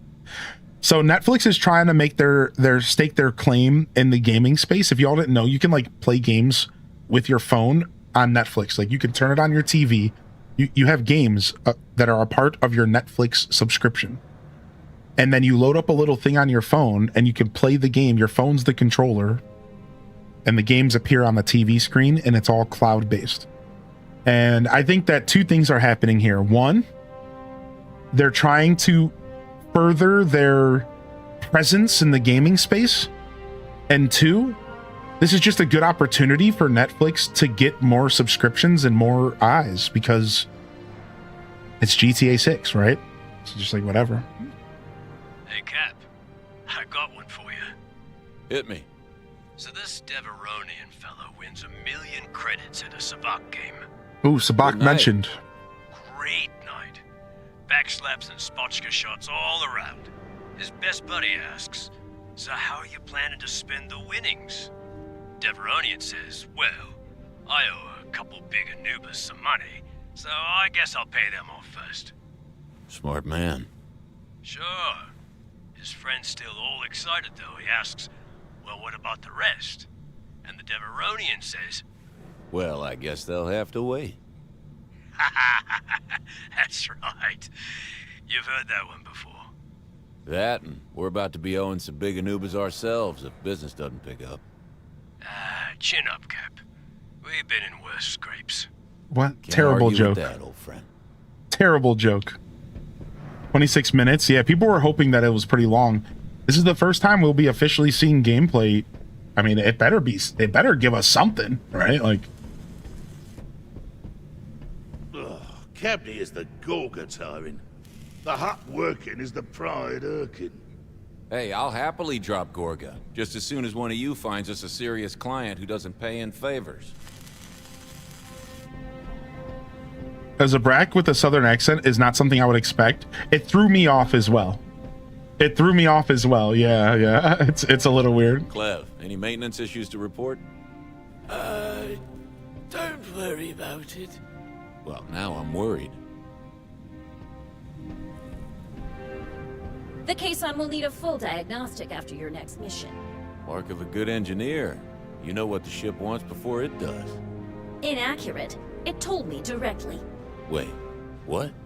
I speak fluent binary. I was raised by droids. What? What? You heard her?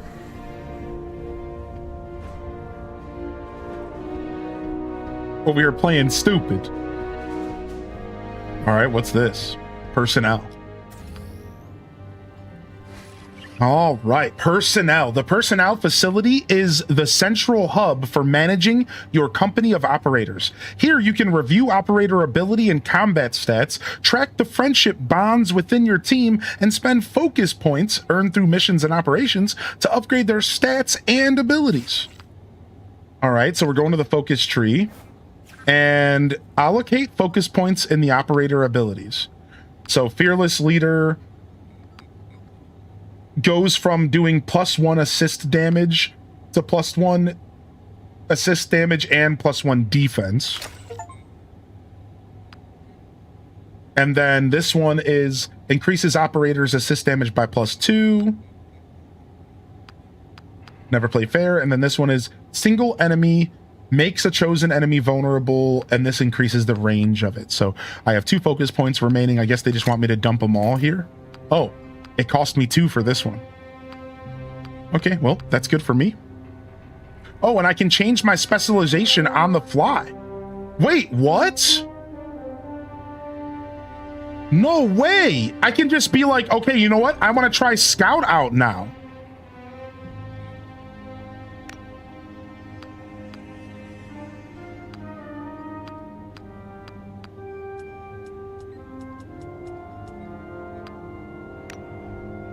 Now I'm Scout, but I don't have, oh, but I have 2 focus points remaining. Nice. So the points you collect are for all of the trees in the game, and you could just jump between them. Like I could just go and check out Sniper, and I can just confirm. And I have 2 more focus points remaining, so I can put something else up. Now my Fearless Leader perk always stays, and I wonder if that just has to do with my main character. I think it does. Wow. So they just let you have full autonomy over everything. We can just straight up switch our classes on the fly, and we could be any version of our character that we want to be. So if I want to try the stealth character out, I can. And we can probably go as far as saying per mission, right? So like, let's say there's a mission where I want to be stealthy, play Scout. There's a mission where I want to stay as a scoundrel, switch to Scoundrel. So now we have a full, now we don't have to think about what's the one specialization that we're going to play the whole game. And instead we need to be thinking, what's the best specialization for the mission? And that opens up 8 different classes that I have to wrap my head around now. Whereas I was kind of just ready to wrap my head around 1. So, what?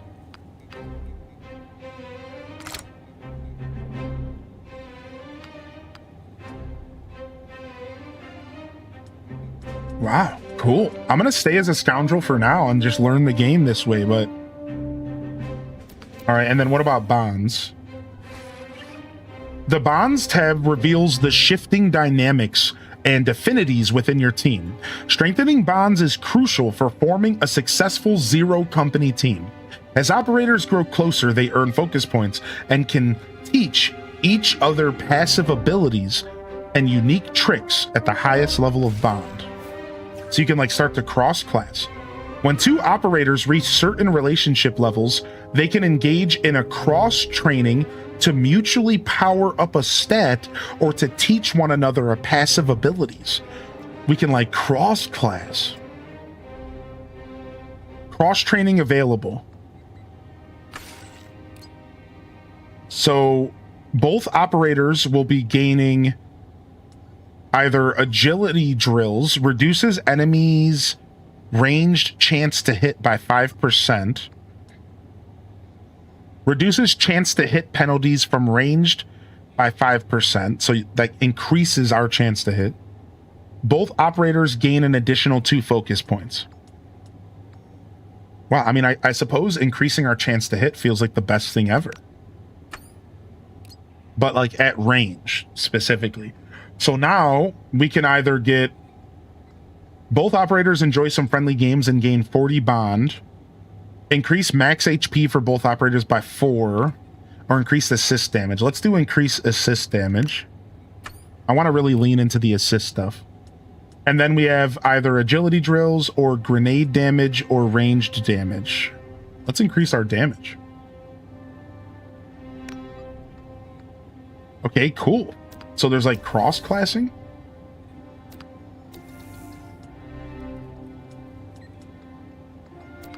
And then here's the overview. So it kind of tells us all of our abilities, our passives, our utilities, tells us our gun, our chance to hit, our critical hit chance. So all of these beautiful, delicious stats. Tells us our movement range. So every character is going to have a different movement range, potentially. I'm not seeing that reflected here yet. All right, and then we have the focus tree.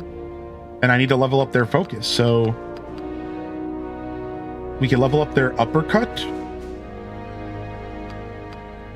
Increases the base damage. We can upgrade never play fair. Oh, so this character is also a scoundrel. Oh, I have 2 scoundrels on my team and I didn't know. Maybe we don't want this dude to be a scoundrel. Maybe we want him to be a little bit tankier. Maybe we should make him... What is this? Heavy. Yeah. Taunts all enemies in the target area, forcing them to attack this operator. Also increases defense by 2 for the rest of the turn. So what is his HP? 29, 29, 29. So it's all the same. But this guy has armor. So in all reality, we would want to turn this guy into the tank, because he has the extra 2 armor naturally. What is he? He's, looks like he is a soldier who has rocket strike, strength, arms master, brutal strike.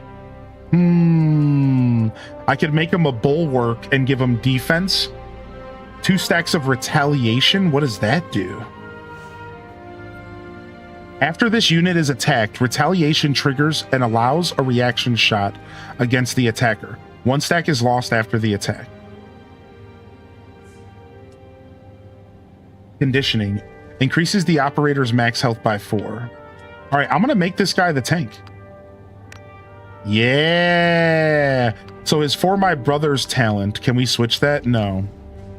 Once per mission, when Trick is downed, he automatically revives at the beginning of the next turn at half health. Oh, so this guy has an auto revive. Let's make it at full health. Wow, that's 4 of my points. Frick. That's a lot. Increase this operator's max HP. Done. Stealth. Gain 2 stacks of retaliation with +1 damage. Selected area taunts all enemies in the target area, forcing them to attack this operator. Also increases defense by +3 for the rest of the turn. We gotta go for the defense and HP, baby. We gotta go for it, baby. A tank with auto revive. Yeah, dude, that sounds sick, right? Oh man, it's gonna be good. All right, and then we have our second scoundrel. So I don't know if I want 2 scoundrels necessarily. If this guy's gonna do melee, maybe we should give him a different class.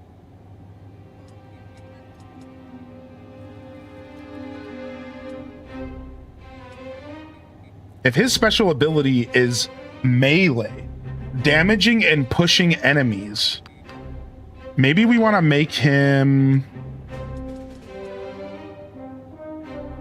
all nearby allies increase morale. Grant a stimulant for 2 turns, increasing max health, melee damage, and range damage. This med packs used by this operator restore extra HP. First responder, this operator is permanently equipped with the med pack that does not use a utility slot. When this operator rescues an ally with rally, the ally is fully healed. So this is, let's make this guy a medic. We need a medic for sure in our main squad. Are you kidding me? Let's go for plus stimulant. And let's go for plus med pack. We're gonna make this guy.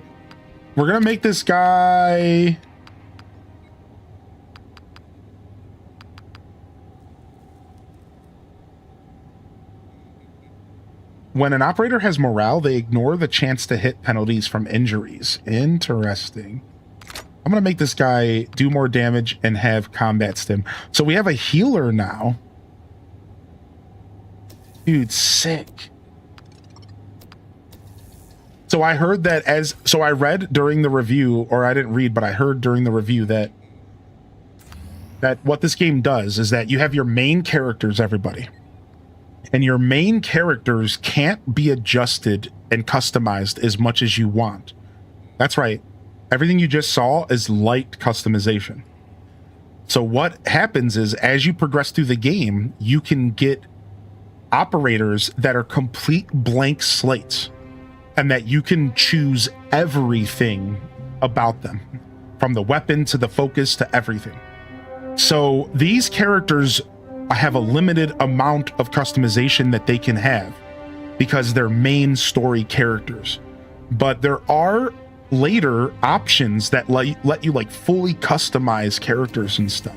I heard that the droids become really fun to customize.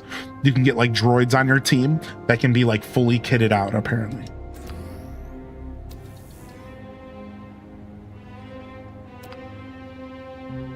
So go to Armory at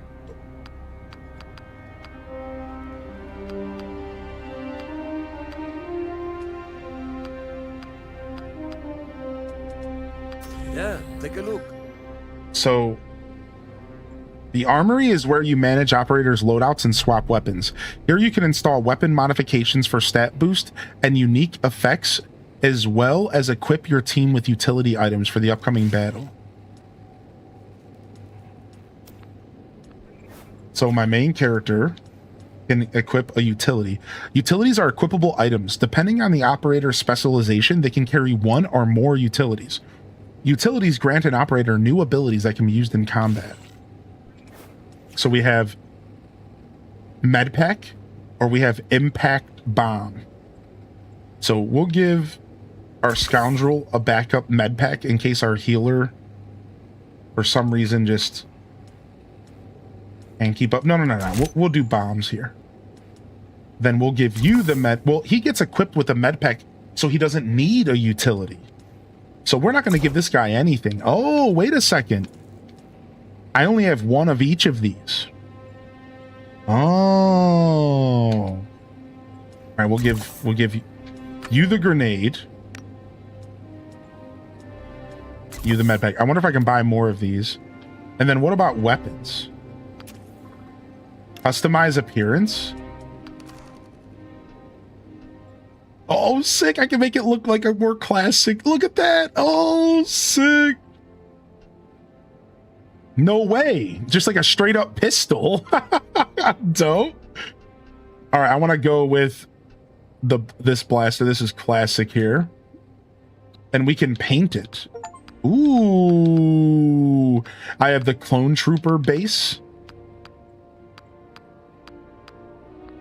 So it seems like I have the Clone Trooper paint now. We'll use that for sure, I guess. And we could do like purple, green. Let's do with dark green to match our set here. Oh, wait. Why didn't the type of gun stay? There we go. All right, change weapon. So I can switch between blaster, repeater, rifle, or long arm blaster. And you want to choose these depending on your class. but you can like really cross-class. So like I could be a scoundrel that uses a massive blaster. I don't have to stick with the blaster pistol, but blaster pistols have their own perks. They can be fired without limit for 1 AP, whereas some of these other guns need more AP to fire. So you want to base your gun off of like how much AP you want to use or how much crit you want to do. Additional shots each turn cost 1 AP. So you can get into some real depth on how you increase your character and what your character is going to be doing. So for example, my healer has a blaster rifle that can be shot as a fast weapon for 1 AP, but additional shots require 2. So this is actually pretty good for a healer, I think. And then my tank has the repeater, who gains substantial rapid fire damage. What does that mean? Repeaters add additional damage when investing extra AP into the attack. Oh! You can invest more AP to do more damage. That's cool.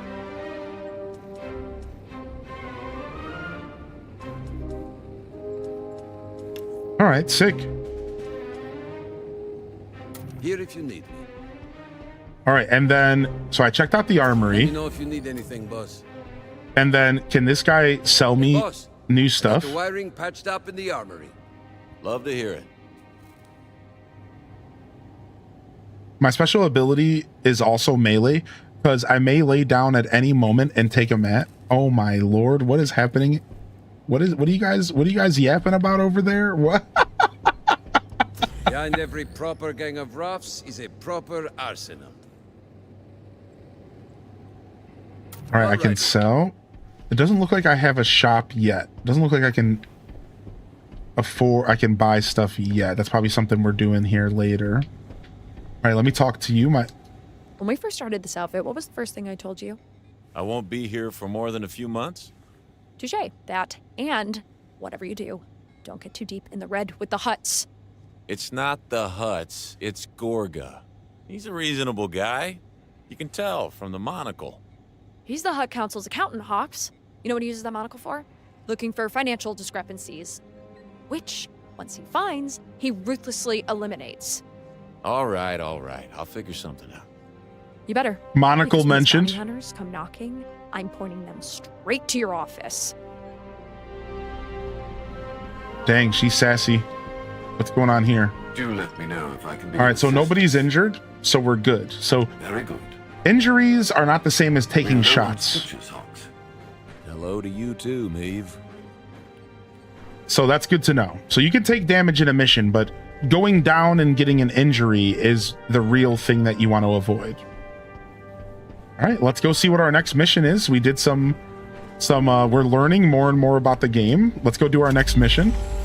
All right, then. All right, so we don't have any missions yet. Right now we have operations though. So let's see what the operation is. Gorga is offering us our choice of gigs. Never let it be said that Gorga is a micromanager. He has missions for us on both Keller and Dantooine. What? Dantooine? What? And wants us to know which of the two we would like to tackle first. All right, so on Keller, Gorga wants someone to raid a droid-run separatist outpost for equipment he claims is rightfully his. And Dantooine, the Hutt has unfinished business with local outlaws. The risk and the rewards are the same. So I say we go mess with the robots. That sounds fun. You guys help me choose. Do you guys want to go to Keller or Dantooine? What do we think? Yo, thank you, Flower Child, again for the 26. Thank you, Filthy Turtle, for the first time Prime. I hope I didn't miss that, Flower Child. And I just want to say thank you for hitting that like button if y'all are hanging out on YouTube. And for those of you hanging out on Twitch, thanks for hanging out through the game switch. If y'all are here through the game switch, 7 hours into the stream, y'all freaking rock, man. Thank you. Let's go mess up some separatists. All right, we're going to mess up some separatists. Ween.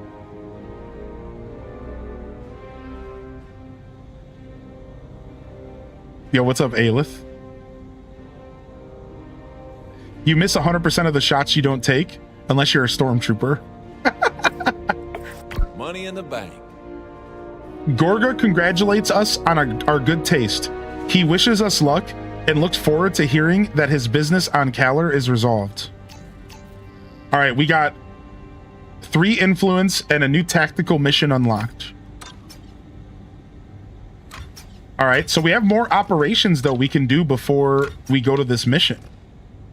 So this tactical mission is we get a random weapon mod and we get credits, but before we do that, it expires in 3 cycles.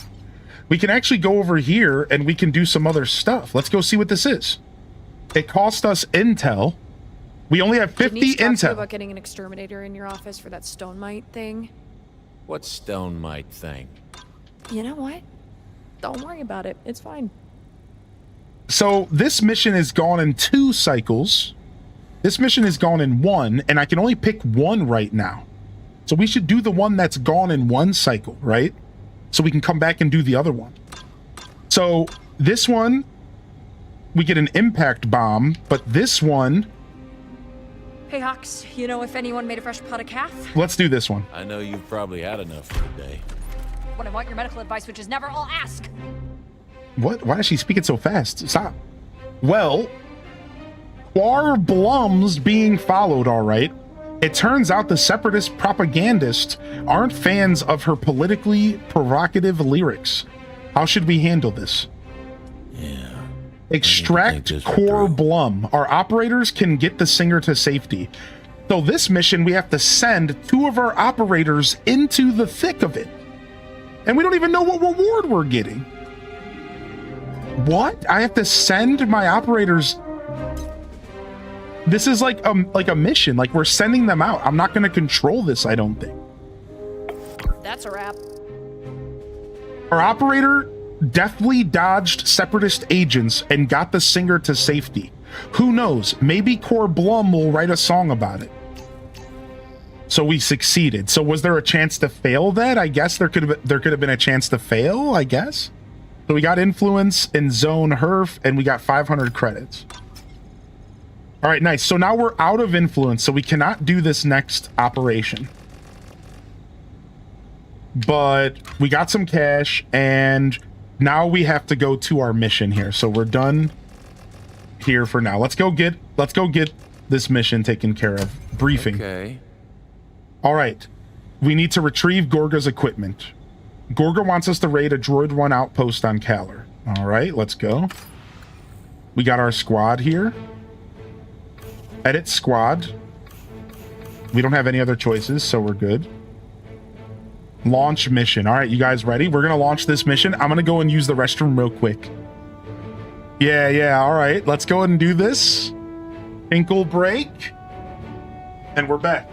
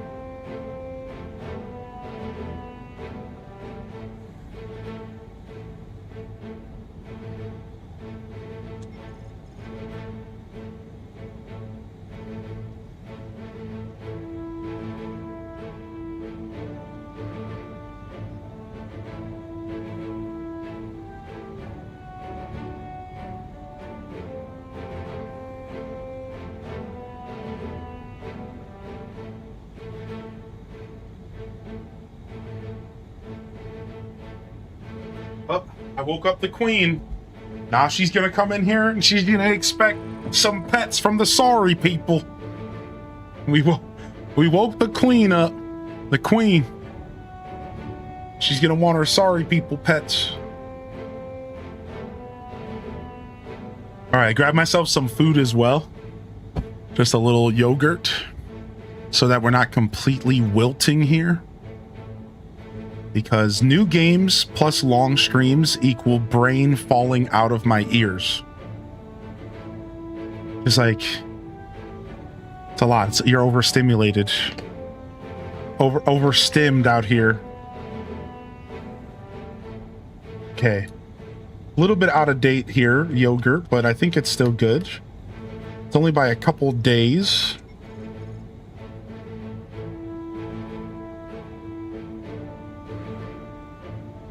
All right. And here she comes.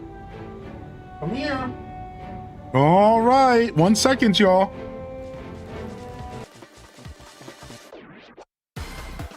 All right. You know what time it is. Yeah. It's cat cam time. Let's get it going, baby. Let's get it going real quick. All right. Come here, kitty. Come here, come here. Let me get you all set up here. Boom. All right. Here she is.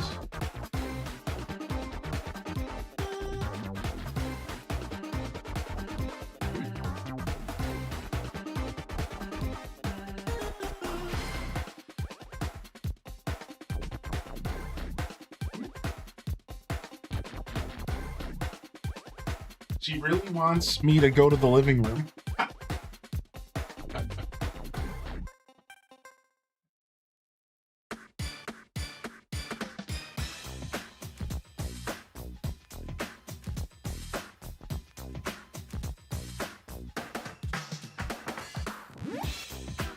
Yeah, give me some of that love. Yeah, give me some of that love. Yeah, you know we want that good love. Come here, little kitty.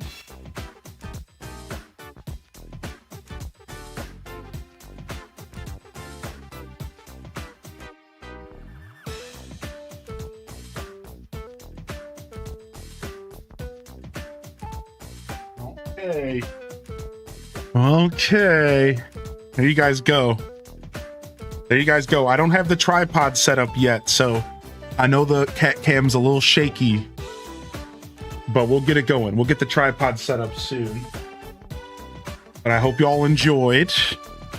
Hope y'all enjoyed my little chonk. She's being cute. I'm trying to like look at the camera to make sure y'all can at least see her because I'm not used to being a cameraman. I hope it was okay. I hope it was acceptable though. Hope you enjoyed some cat cam. All right, let's go.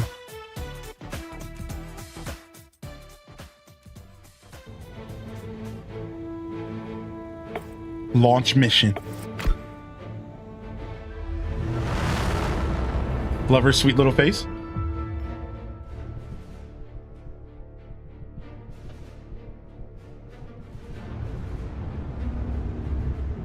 All right.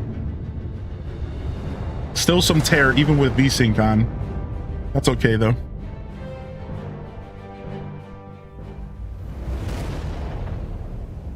If anybody's curious what the dot in the center of the screen is it's supposed to help with motion sickness. So that does not have to be there for your playthrough.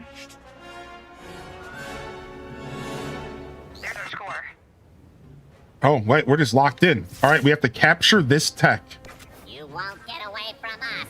So now one of the things I heard during my review, I did watch a single review of the game. First, let me read this. Seize the asset. Sometimes you need to get your hands on something that doesn't belong to you. That's when it's time for the safecracker to do its work. Move an operator to the chest and plant the safecracker. Then defend the area from hostiles while the safecracker gets the chest open. So what I read from one of the reviews here, or it was a visual review, is that one of the only criticisms I've heard of this game so far, aside from, you know, just like a little bit of performance and a little bit of camera goofiness, is I heard that some people mentioned that the battles felt a little bit smaller than you would think. Like the actual battlefields felt a little smaller than they were hoping for. And so far I haven't felt that completely, but I'm sure I will. Like, I'm sure that was actually a pretty fair criticism, so. All right. So we need to get to the security chests. We have 2 droids right in front of us. We have a battle droid, which seems way more intense. +2 defense, 38 HP. These guys only have 4 HP, so these little droids suck. These little droids are nothing. They're nothing burgers, but they can do good damage. Whereas the big droid up there is the one that's the problem. He's the one that's going to cause us problems. All right, let's go ahead and lock in here. All right, cover me. Back me up, Cabo. Provide me some backup, baby.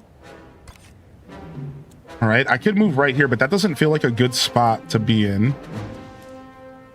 I wonder if I want to be like here and then just blast this guy right in his face.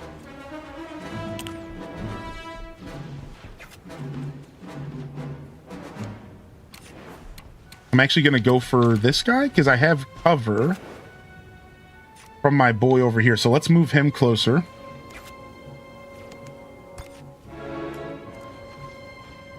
This feels good, even though these also are probably going to get blown up. Safecracker was an interesting choice. All right, and then let's actually take this shot. 35% chance. Go for it. Thanks. Nice. I think that was worth it. So we did not waste our... So the reason I did that was because I didn't want to waste my calling for help ability. I couldn't think of the name, but the calling for help ability. So kind of weird to run my character over here and be all up in this over here, but I think that was worth it because we did end up getting 10 damage on the big droid. So let's go ahead and move you up. I don't really want to have characters like too close to each other. I want to just make sure that we take down these droids that are in front of us. Can we shoot from here? What's our chance? 65? I don't like taking those 65s, man. We've learned the hard way. The 65s suck.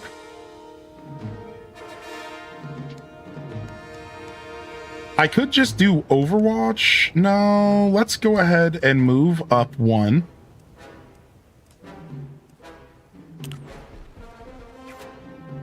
Let's go ahead and blast the one that's standing tall here. All right, cool. That's teamwork. And then you also have a shot available. All right, we just had to get those guys out because those were just... We were in a little bit too precarious there. If it ain't 100, it's 0. All right, here comes Big Boy. Droids just run right in the middle of the battlefield. Rocket primed. Oh, I didn't think about these guys coming up the ladder. I didn't know that was an option. I'm about to get shot right in the back.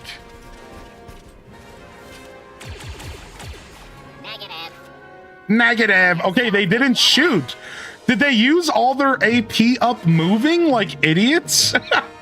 Guess that's the difference between difficulty stuff, right? I guess. All right, so if we want to use the safecracker, we do have to attach to it. I'm not too keen on... All right, so I think we can just shoot you. 100% chance. One less clanker. One less clanker.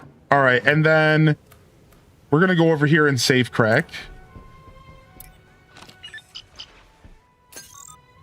Now we have to defend. Defend the safe cracker 0 out of 2. So 2 turns. Easy. All right, I don't want to move again. I think I'm just going to go for some damage. Maybe Grant an additional AP to one of my allies. Single heal. I'm thinking maybe I just set an Overwatch up here. But I don't think they're going to be doing much moving. I feel like I'm not at all in a protective spot, so I'm going to just move myself to some cover. Yeah, that feels like the best thing I could have done there. All right, meanwhile, big boy's up here, ready to go. I kind of want to push this dude off the cliff. Can I do that? Can I punch this guy off the cliff? Look, I think I can. Yeah, dude. I wonder if this is going to work. Let's do it. Takes cabby backy. Idiot. Yeah, what rocket you gonna use now, chump? What kind of rocket you got for us now, big dumb baby? Sick. Just jacked him right off the bridge. All right, let's move up here. That's 2 move. Okay, 1 move here, though. Perfect. Perfect. All right, we're gonna go ahead and... We don't even need some help here. Let's just shoot.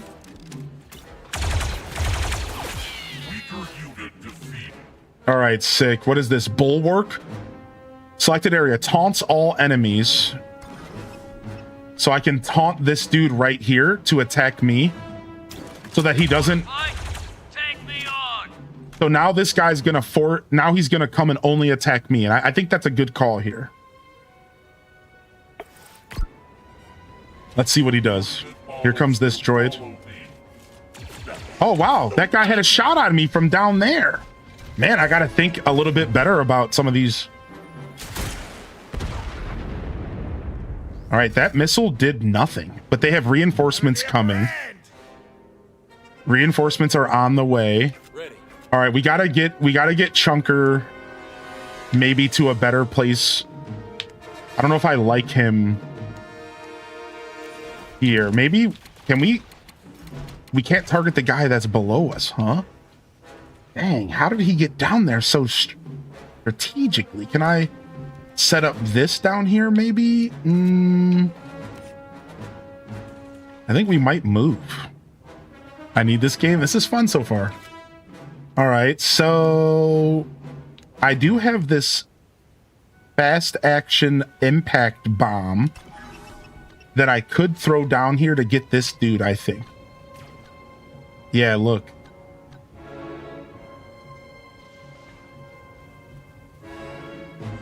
I'm gonna go for it. Another clanker for the scrap heap. Another clanker for the scrap heap. All right, 1 per combat, it says. So that's all we got there. All right, 70% chance. Let's just get some damage here, baby.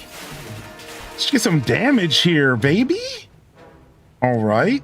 Same with you, dude. 70% chance. Hit him again. All right, perfect. And then we'll set up a 55% chance to Overwatch there, and then we're gonna have this dude Overwatch as well. So when these reinforcements come out here, we're just gonna blast them, hopefully.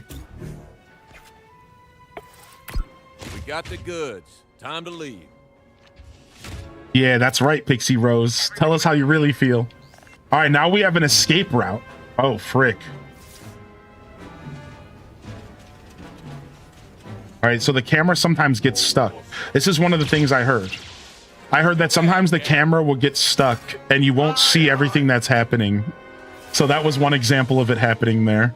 The camera got stuck here and it didn't show the droids running in. One of our abilities did go off, by the way. Look, we've already done damage to this guy. So not bad. Can we throw a grenade over there? Out of uses. Oh, so truly just 1 per combat. Gain 2 stacks of retaliation. Each stack permits a counter against the next incoming attack. I kind of like that.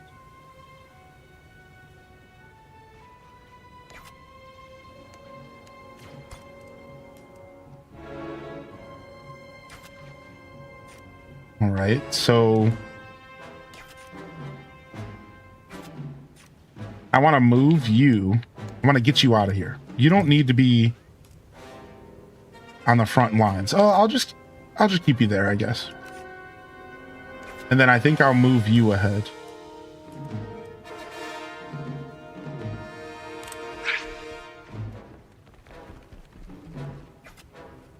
Pooping bots, flushing them out. The usual. Request backup from any chosen teammate. Allies providing backup will assist this operator's next attack. So we don't want to use that. I do want to go ahead and bulwark. I'll taunt all these dudes. You're uglier than a panther's backside. So we have a bunch of defense and HP, so like this should be good. All right, meanwhile, I could heal, but I don't even know if I need to. I think I'm just going to start blasting. 95% chance. Well done. Hi. Yeah, just blast. Just start blasting on them. And then this homie here needs to start moving forward at some point. I'm going to give him an AP.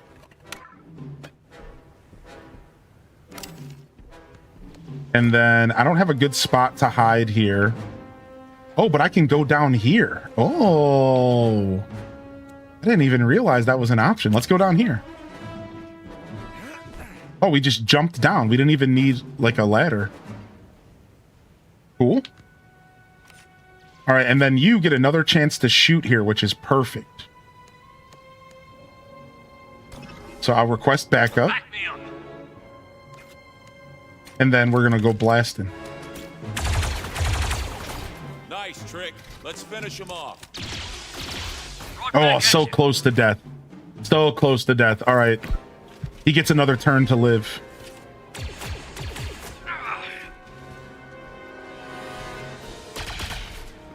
Missed. No, this is not on Switch 2, unfortunately. Whoa, that's a lot more droids. What the heck? I didn't think they were going to just keep pumping out backup, dude. I don't like that, dude. All right, we better get some more help. Fire on my target. I don't like that one bit. All right, I better pop this retaliation. I've seen brighter sparks from a decommissioned power coupling. I'm popping the retaliation, and I'm going to taunt. So now I have auto counter if they attack me 2 times. And I just taunted them. You see what I'm doing here? Oh, you see what I'm doing here? And we'll go ahead and we'll just set up an Overwatch. Nah, let's just blast. Right here, 100%. Blasted. Ooh, we crit him for 18. Woohoo! That's teamwork. That's teamwork, baby. All right, you big boy.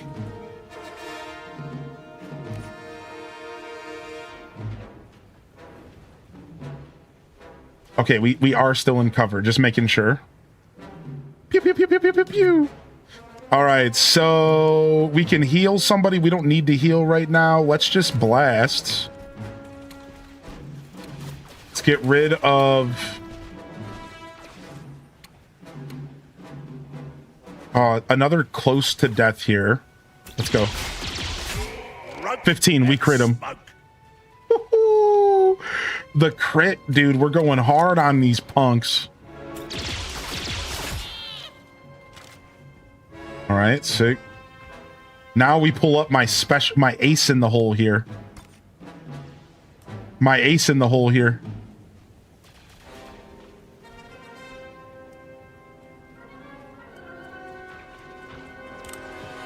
Nice. Am I taking cover behind somebody's body?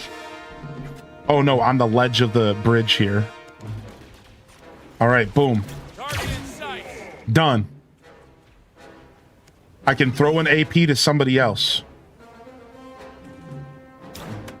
This'll help. Cheers. There's not even going to be anybody left to retaliate. I did this whole super cool setup with retaliation, and there's nobody left to attack me.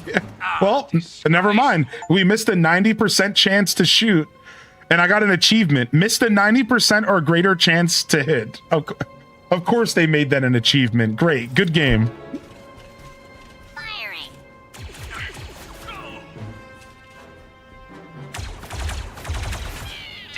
Oh, is Twitch breaking?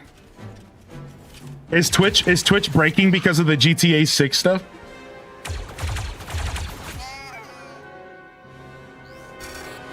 Feels bad. Reinforcements incoming. Wow, they're sending reinforcements in the direction that I'm going. Is that where that just pointed? Where was that at? Oh no, it's over here at my back. Oh, that's kind of dirty because we need a whole 2 turns or so to get where we're trying to go.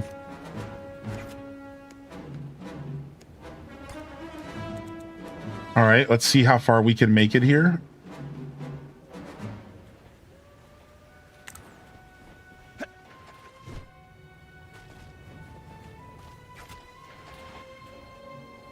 All right.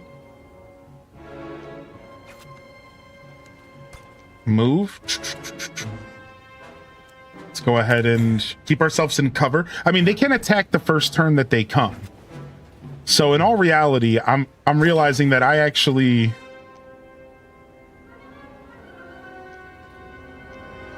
this is like a free turn basically. Twitch acting weird. Yeah, apparently Twitch might be getting overwhelmed by the GTA 6 stuff. Yeah, I guess I didn't anticipate that to be a problem today, but I should have. Can you guys not watch? Is the stream at least playing for you, Heather B, or is it just like blank? I'm so curious. Stream is playing. It's already good if the page is loaded. Yeah. We've seen this before. Yeah, where like your followers list and stuff doesn't load. Yeah, we've seen this before.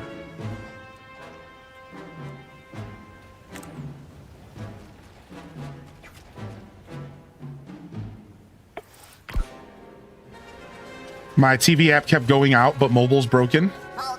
Or kept going, but mobile's broken. It said you're offline, and then it went black. It didn't show my account or name.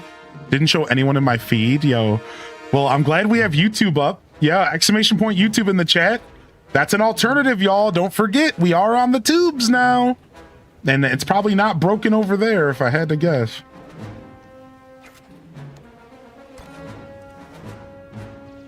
All right, we need to be careful here.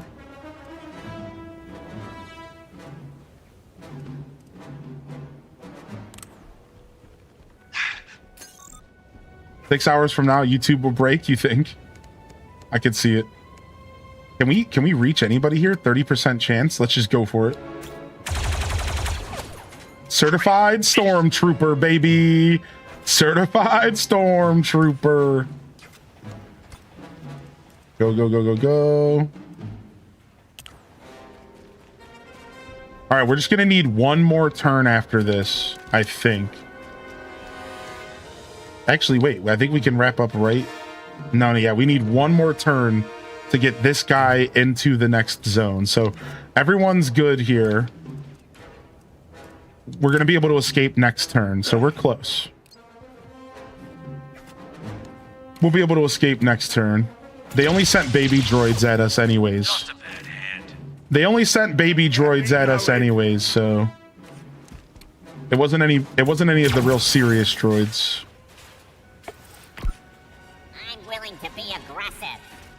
I'm willing to be aggressive.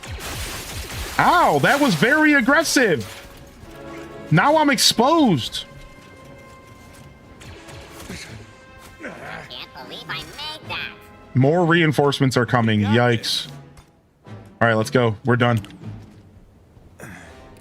Ready for evac. Move it. Ready for evac, baby.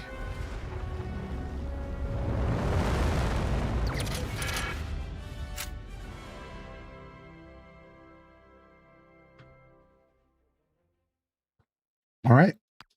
Not bad.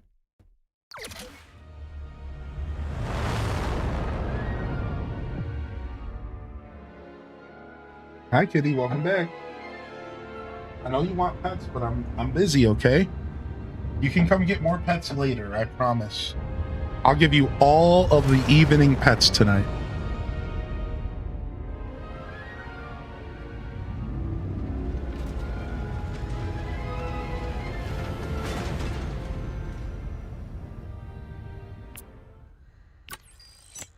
All right. Stolen goods. Items gained. Single coil condenser weapon mod. Ooh. I don't even know what that is, but I'm still excited. And we all got a focus point. And we have a new bond and some cross training. Cool.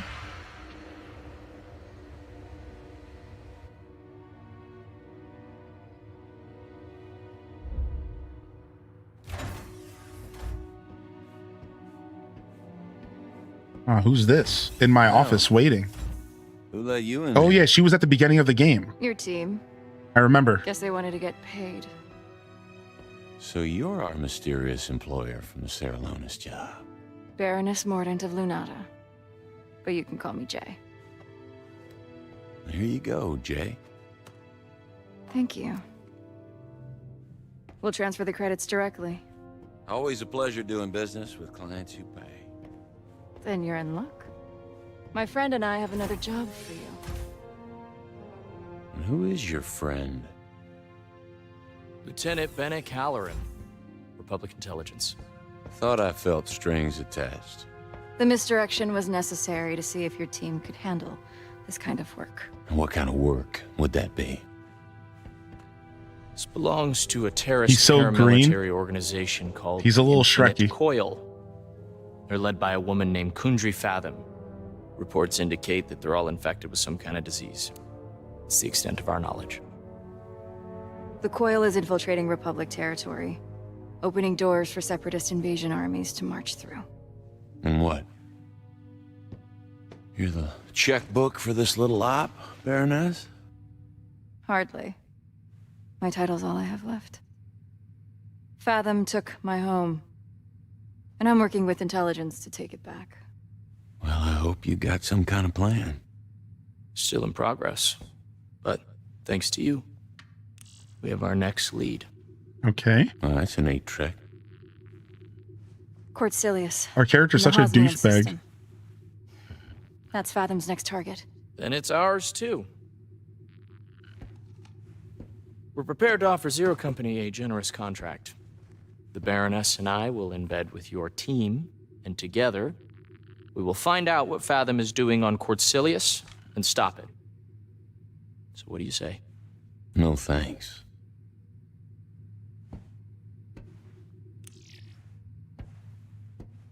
Hawks, the Republic needs someone like you. Independent, nimble. Easy to cut loose if something goes wrong. Yeah, I know the drill. The Coil's threat is real. And they're gathering strength. Someone needs to stop them. Last time I bought a pitch like that, a lot of good soldiers died. Hawks, I read your file. You were set up to fail on Antine. This will be different. And yet here you are. With your proxies, your secret missions. It's the same song, Lieutenant. It's just a different verse. Dang. How about this, then? We know you're drowning in debt to the Hutts. Take the contract and get out from under their tails. Call them out. Look, I had my doubts, but the Baroness convinced me that you are the best person for this job.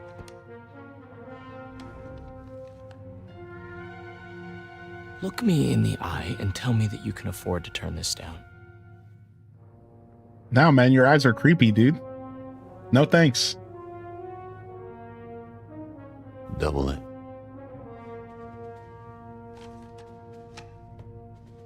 I'll set up my station in your command center. Come see me when you're ready to begin. All right.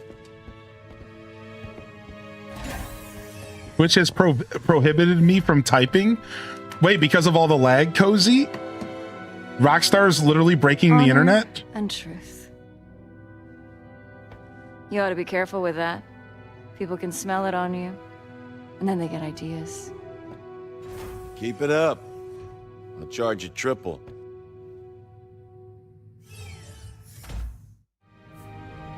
New operator joined. Jay Mordant. Republic Intelligence, Cycle 4.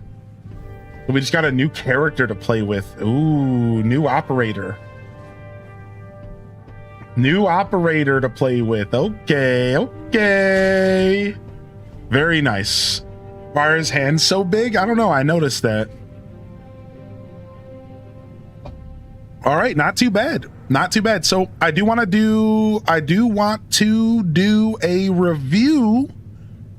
We are about 3.5 hours in, and I think that's perfect timing for a first impression review. So let's go ahead and take a jog around the ship.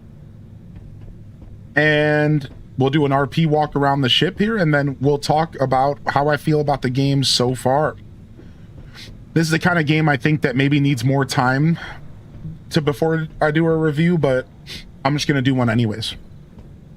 So here is my first impressions review of Star Wars Zero Company. I'm playing on Steam on the PC version, and I'm playing with controller, even though keyboard and mouse is available as well. So far, I'm having a blast. I have never played an XCOM game, but from what the chat room here has been telling me, this game is definitely XCOM with Star Wars as the base and the foundation. And it seems like that's a good thing. This actually has some veterans from the XCOM team, I believe, who made the game, or the XCOM studio made the game, something like that. So definitely some XCOM roots in the game, and it shows from what I've been told. Now, let me give you my personal opinion as somebody who's never played an XCOM, but who has played lots of tactic games. This is fitting right into the mix, man. They definitely took the game serious.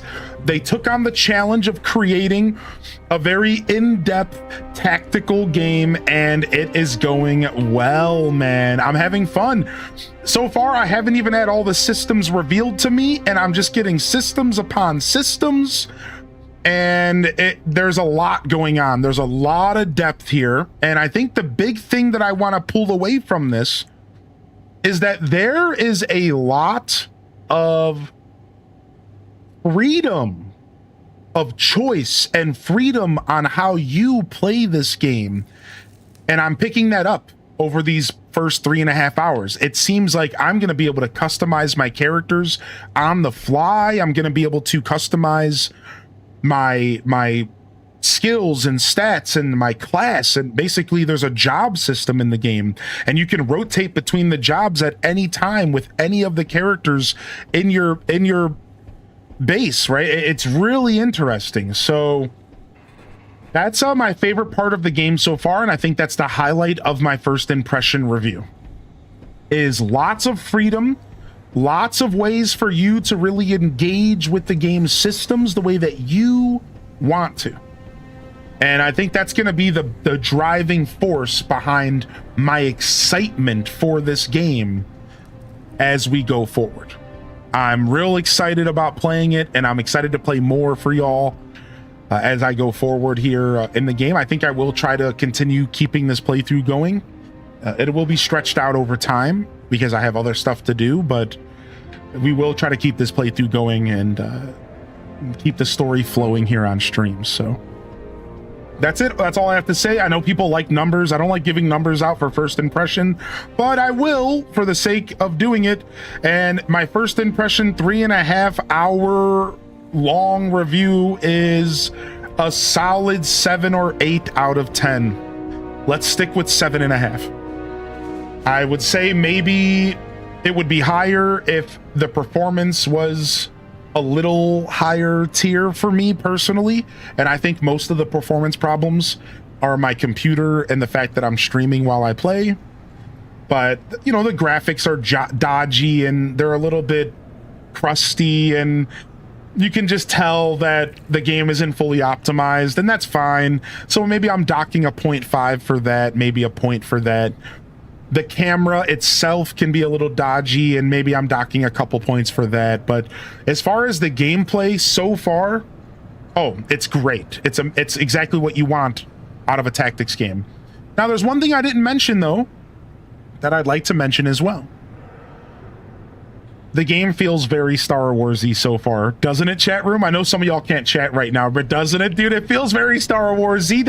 They've succeeded in making the game feel pretty Star Warsy so far. I feel the music, the sound effects, the sound design, the ships, the cutscenes, the conversations. I'm feeling myself as a Star Wars fan. I really am. I'm liking the universe. I'm liking the little references to the main world and the main stories and the canon universe.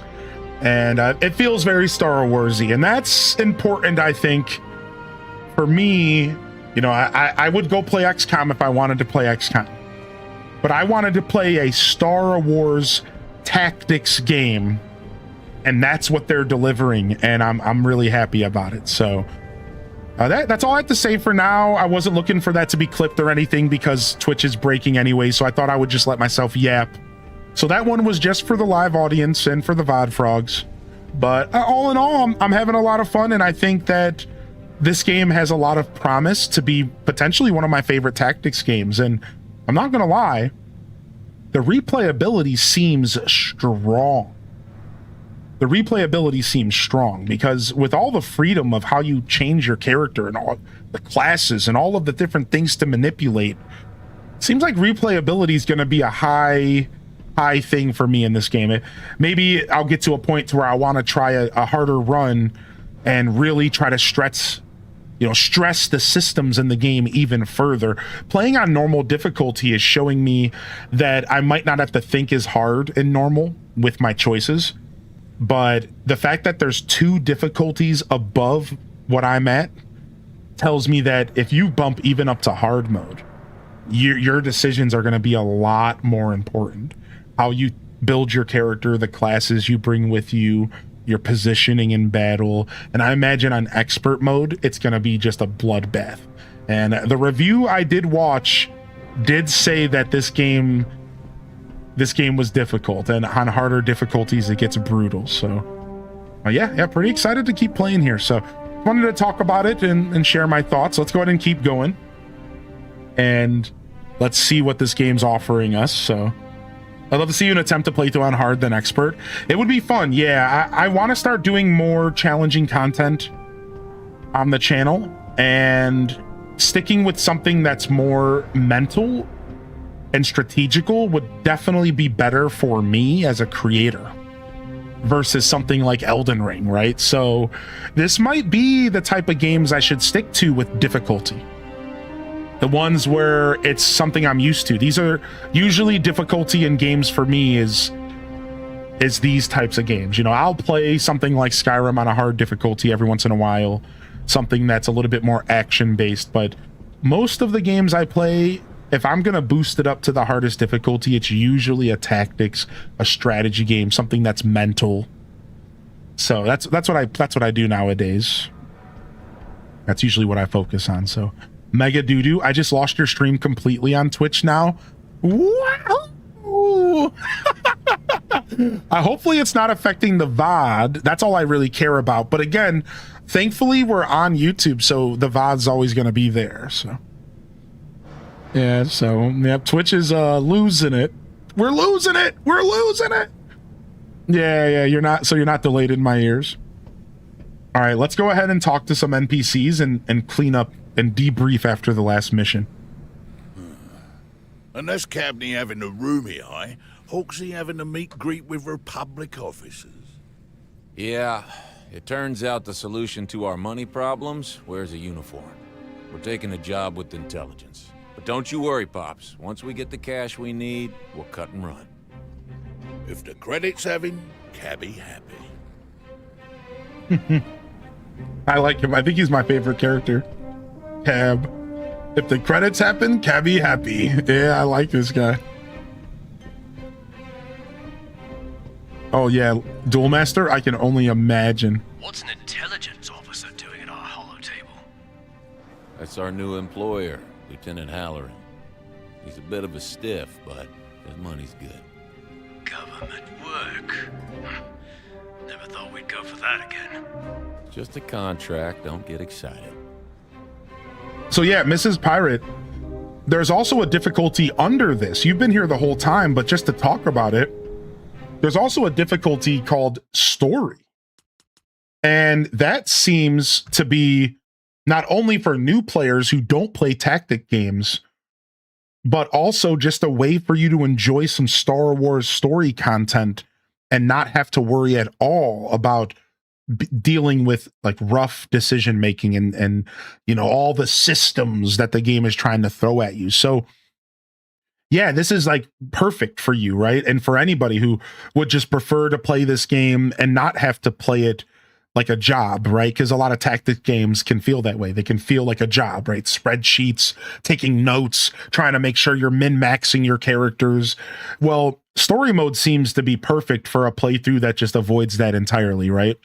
I'm playing on normal, so it's a little bit above that, but I just wanted to call that out. There is a solution for those that don't ever play tactic games.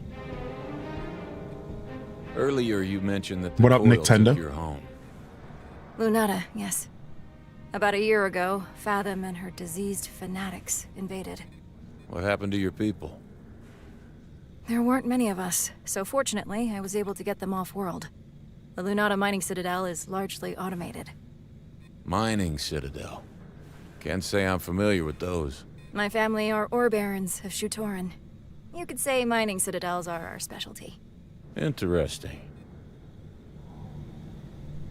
Everything's good on Twitch Inspector, so this really is just like a Twitch-wide outage, and that probably has to do with the GTA stuff 100%, or it probably has to do with the cloud servers. Amazon's cloud servers might have something to do with it, because if I had to guess, Netflix is on Amazon's cloud servers, right? So if I had to guess, it's like it could be like out of Twitch as well. So yeah, we'll see.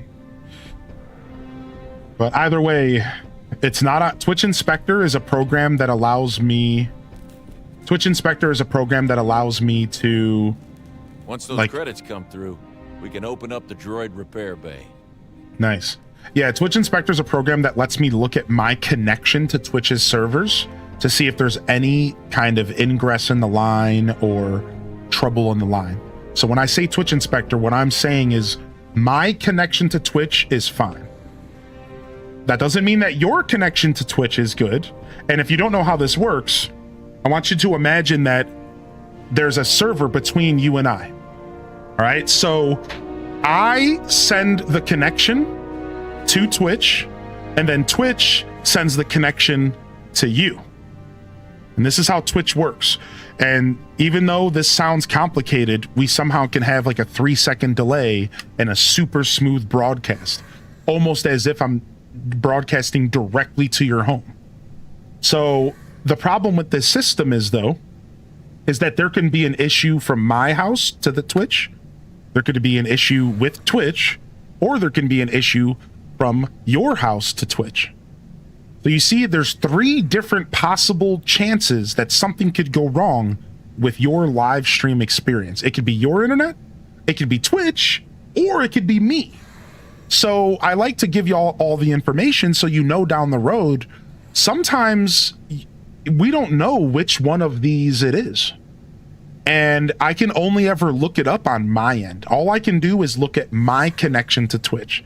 I can't see what Twitch is doing, and I can't see what your connection to Twitch is doing. But all 3 matter in this equation.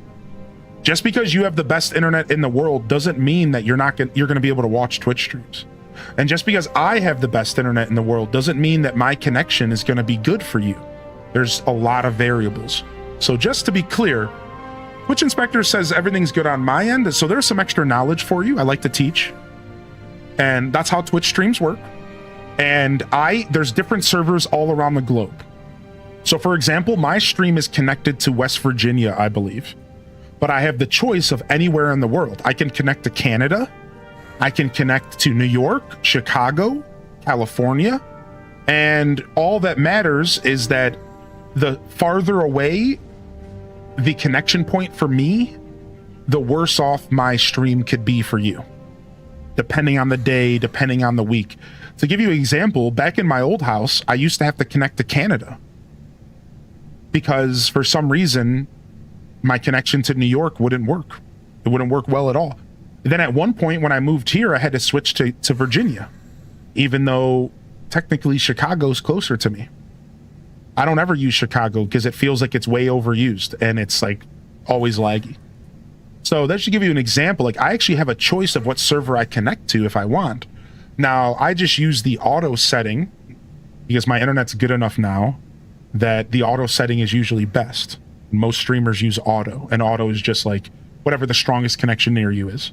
And for right now, for me, it's Virginia, I believe. So, but there's a little bit of extra knowledge. You didn't ask for it, but you know I love teaching, so. And that's kind of how Twitch works in a nutshell. So I checked down detector, and it was like, okay, time for YouTube. his down detector smashed on Twitch. I didn't know you could choose connection points. Yep, you can choose connection points. That's right, Kylie. So sometimes if you are having an issue as a streamer, there's a program I can send you, and you can run this program and it'll test all the connections around you and you can find the best one for you. Yeah, this was made by a member of the Twitch community, and it's all public. It's a piece of software that's public for everybody, but I can send it to you or send you a link, and it allows you to scan all the areas around you and give you the best solution. So just letting you know, there's some tech out there that will help you out, help you find like the right answer for you, because it might not just be the closest to you. Sometimes you want to choose one that's like strategically further away. Like I said, at one point I strategically chose Canada. Yo, did you know Twitch is having issues? Get out of here. Hold on. Twitch connection tracker. What is this thing called? Hold on. I'm looking for this link for YouTube chat. Here it is. It's called Twitch Test. Here it is. I got you right here. It's called Twitch Test. This link that I just shared in the YouTube chat, and I'll share it on Twitch as well. This is called rich.net's Twitch Test. And if you read about it and how this will give you the best knowledge of your internet around you and like your connections, it's a little, if you're not tech savvy, this might not really be something you end up using. That's fine. Don't, you know, it's a little confusing, but hopefully the website will explain it to you. So now it says I'm offline. Dang, dude. I'm still here, man. I'm still here, baby.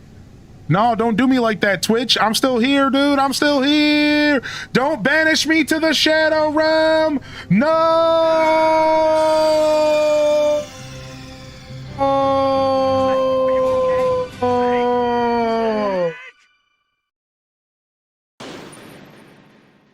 No, just kidding. I'm still here, dude. I'm still here, dude. Yo, what up, Samantha? I'm still... The Shadow Realm. There is a Republic officer running point at our holotable. Am I to take it that we've been conscripted against our wills? I told him your salute might be a little rusty since you were working medevac before the war broke out. So rusty. I don't think I can manage it at all. Alas. Alas, I like the robot, but he's kind of giving me HK vibes. Anybody else? I don't know why, but I'm getting like weird HK vibes with this droid. I am, dude. I'm a little afraid, dude. I don't like this. I don't like this robot. I'm on edge around him. Oh, well, we got a balloon in the Twitch chat, so at least we know the island game's working. Wait, that's kind of a tease to the YouTube gang who's all over on YouTube right now because the island... Yeah, that sucks. Sorry, y'all. Yo, while you're over on YouTube, make sure you hit that like button and subscribe if you haven't already. Thank you. It goes a long way. We broke 4K. We're moving to 5. There always seems to be a sarcastic droid these days. Yeah. All right, let's see what's going on here. We picked up a new mod. Oh, mods for guns. Ooh, single coil condenser increases critical hit damage by +2 when firing this blaster. Weapon modifications can be slotted on a weapon to alter weapon stats and apply unique effects. Each weapon has a limited number of modification slots, which can be increased at the upgrade facility. Yeah, I'd use it.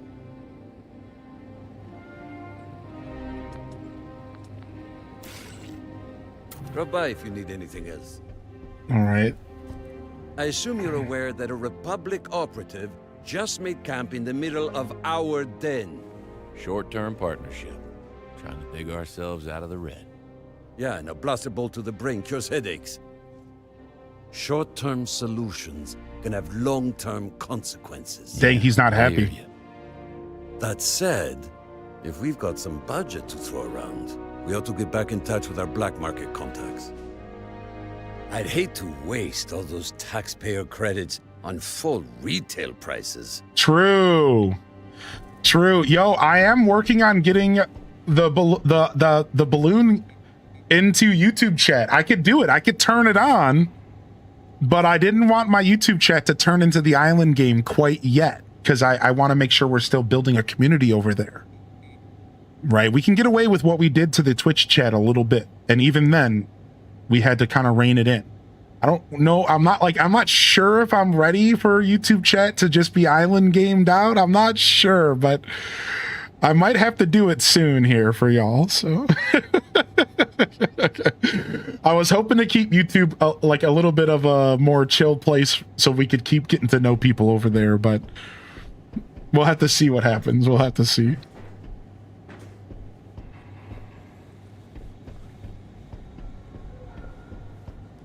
Hey, Hawks. Who's a scug hole at the holo table, and why is he asking me for personnel reports?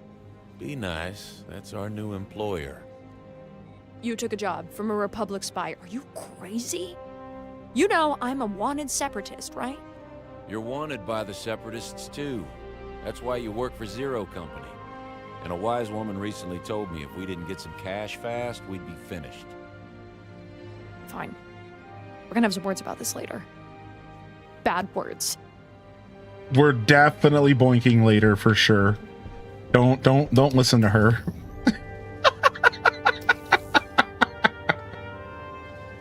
All right, what is this cross training?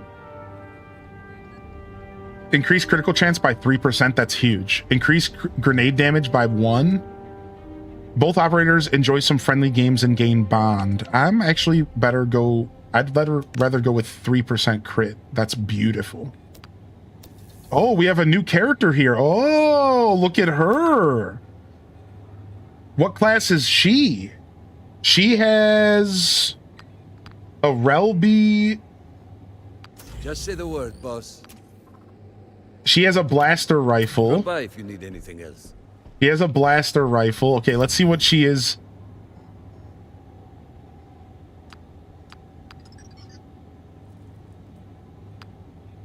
It looks like she is an assault class. So she has Bull Rush. She has Sweeping Salvo, which is aggressive blaster fire that disorients the enemies. She has her first movement can be increased. And then her she gains a plus 20% critical chance against exposed enemies. Exposed enemies are when they're not protected by any cover. Some enemies do not use cover and bonuses do not apply. Oh, so some enemies just don't ever use cover. Maybe they have shields or something.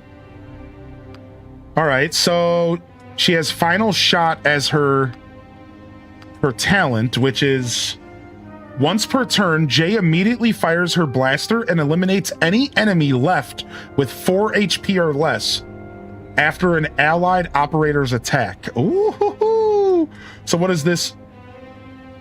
Upgrade to 6 health. I mean, that's so good. And then what else do we got here? Increase her first movement range. Melee charge into an enemy, dealing melee damage and pushing it backwards. I like Sweeping Salvo. I'm going to increase this. Oh, I can only do the 1 right now. All right, nice. Who else do we got here? We have 2 points remaining here. I'm going to save the other 2 points. Here, we're for sure going to just grab the med pack.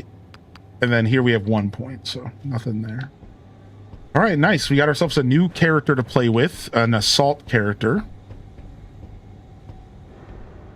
the shield guys and Rabbids sucked. They did. They did. They did. You got flashbanged. All right, I can fix her. Yeah, yeah. Me too, man. Me too. Scug hole looks like a whole new word. Scug hole? Wait, did somebody use that in game? Because I'm gonna start using that as an insult. You scug hole. You nasty. My mom used to say, would call people scuzzo. And that was my favorite. She'd be like, don't be such a scuzzo, you scuzzo. Scuzzo, dude. Scuzzo. That's my favorite. Well, I clicked save and quit and the game shut off. It didn't go to the main menu. All right, well, we're calling it here today, y'all. I was gonna go longer, but I'm a little tired. Plus, Twitch is breaking. Let's just call it here. I was gonna go longer today, but I am kind of tired. I didn't sleep well. I was up at like 4 in the morning, so I'll get out of here. We did 4 hours of Pokopia. We did 4 hours of the new game as well. I think that's a wrap up here. So no raid. We're gonna fade since everything's falling apart anyways. I just want to say thank you for coming out, everyone. I think we're playing this game again, and I think we're playing it very soon. Like, maybe even after I take a nap. I might just come back at like midnight or something weird.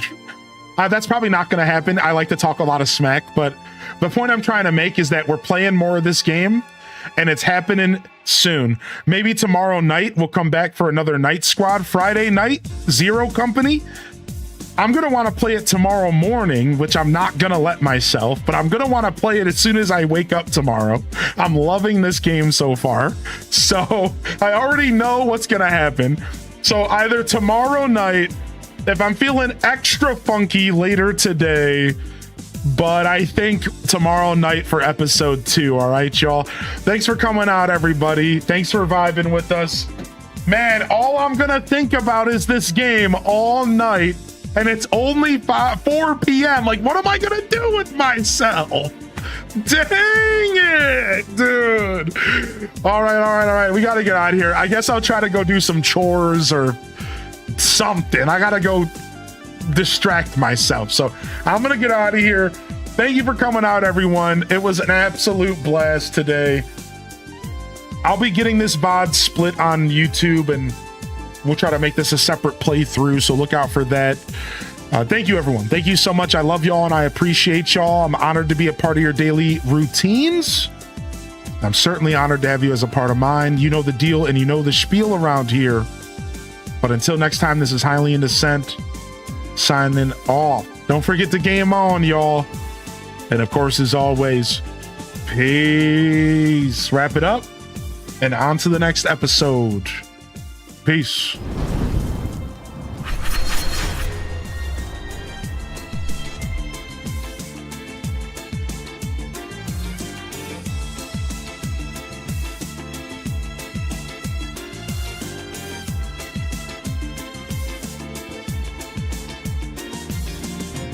All right. Yeah, we'll get our chores done. Exactly. Artifice knows, man. You're a pretty, I feel like you make good decisions in your journey. I'll take your advice, man.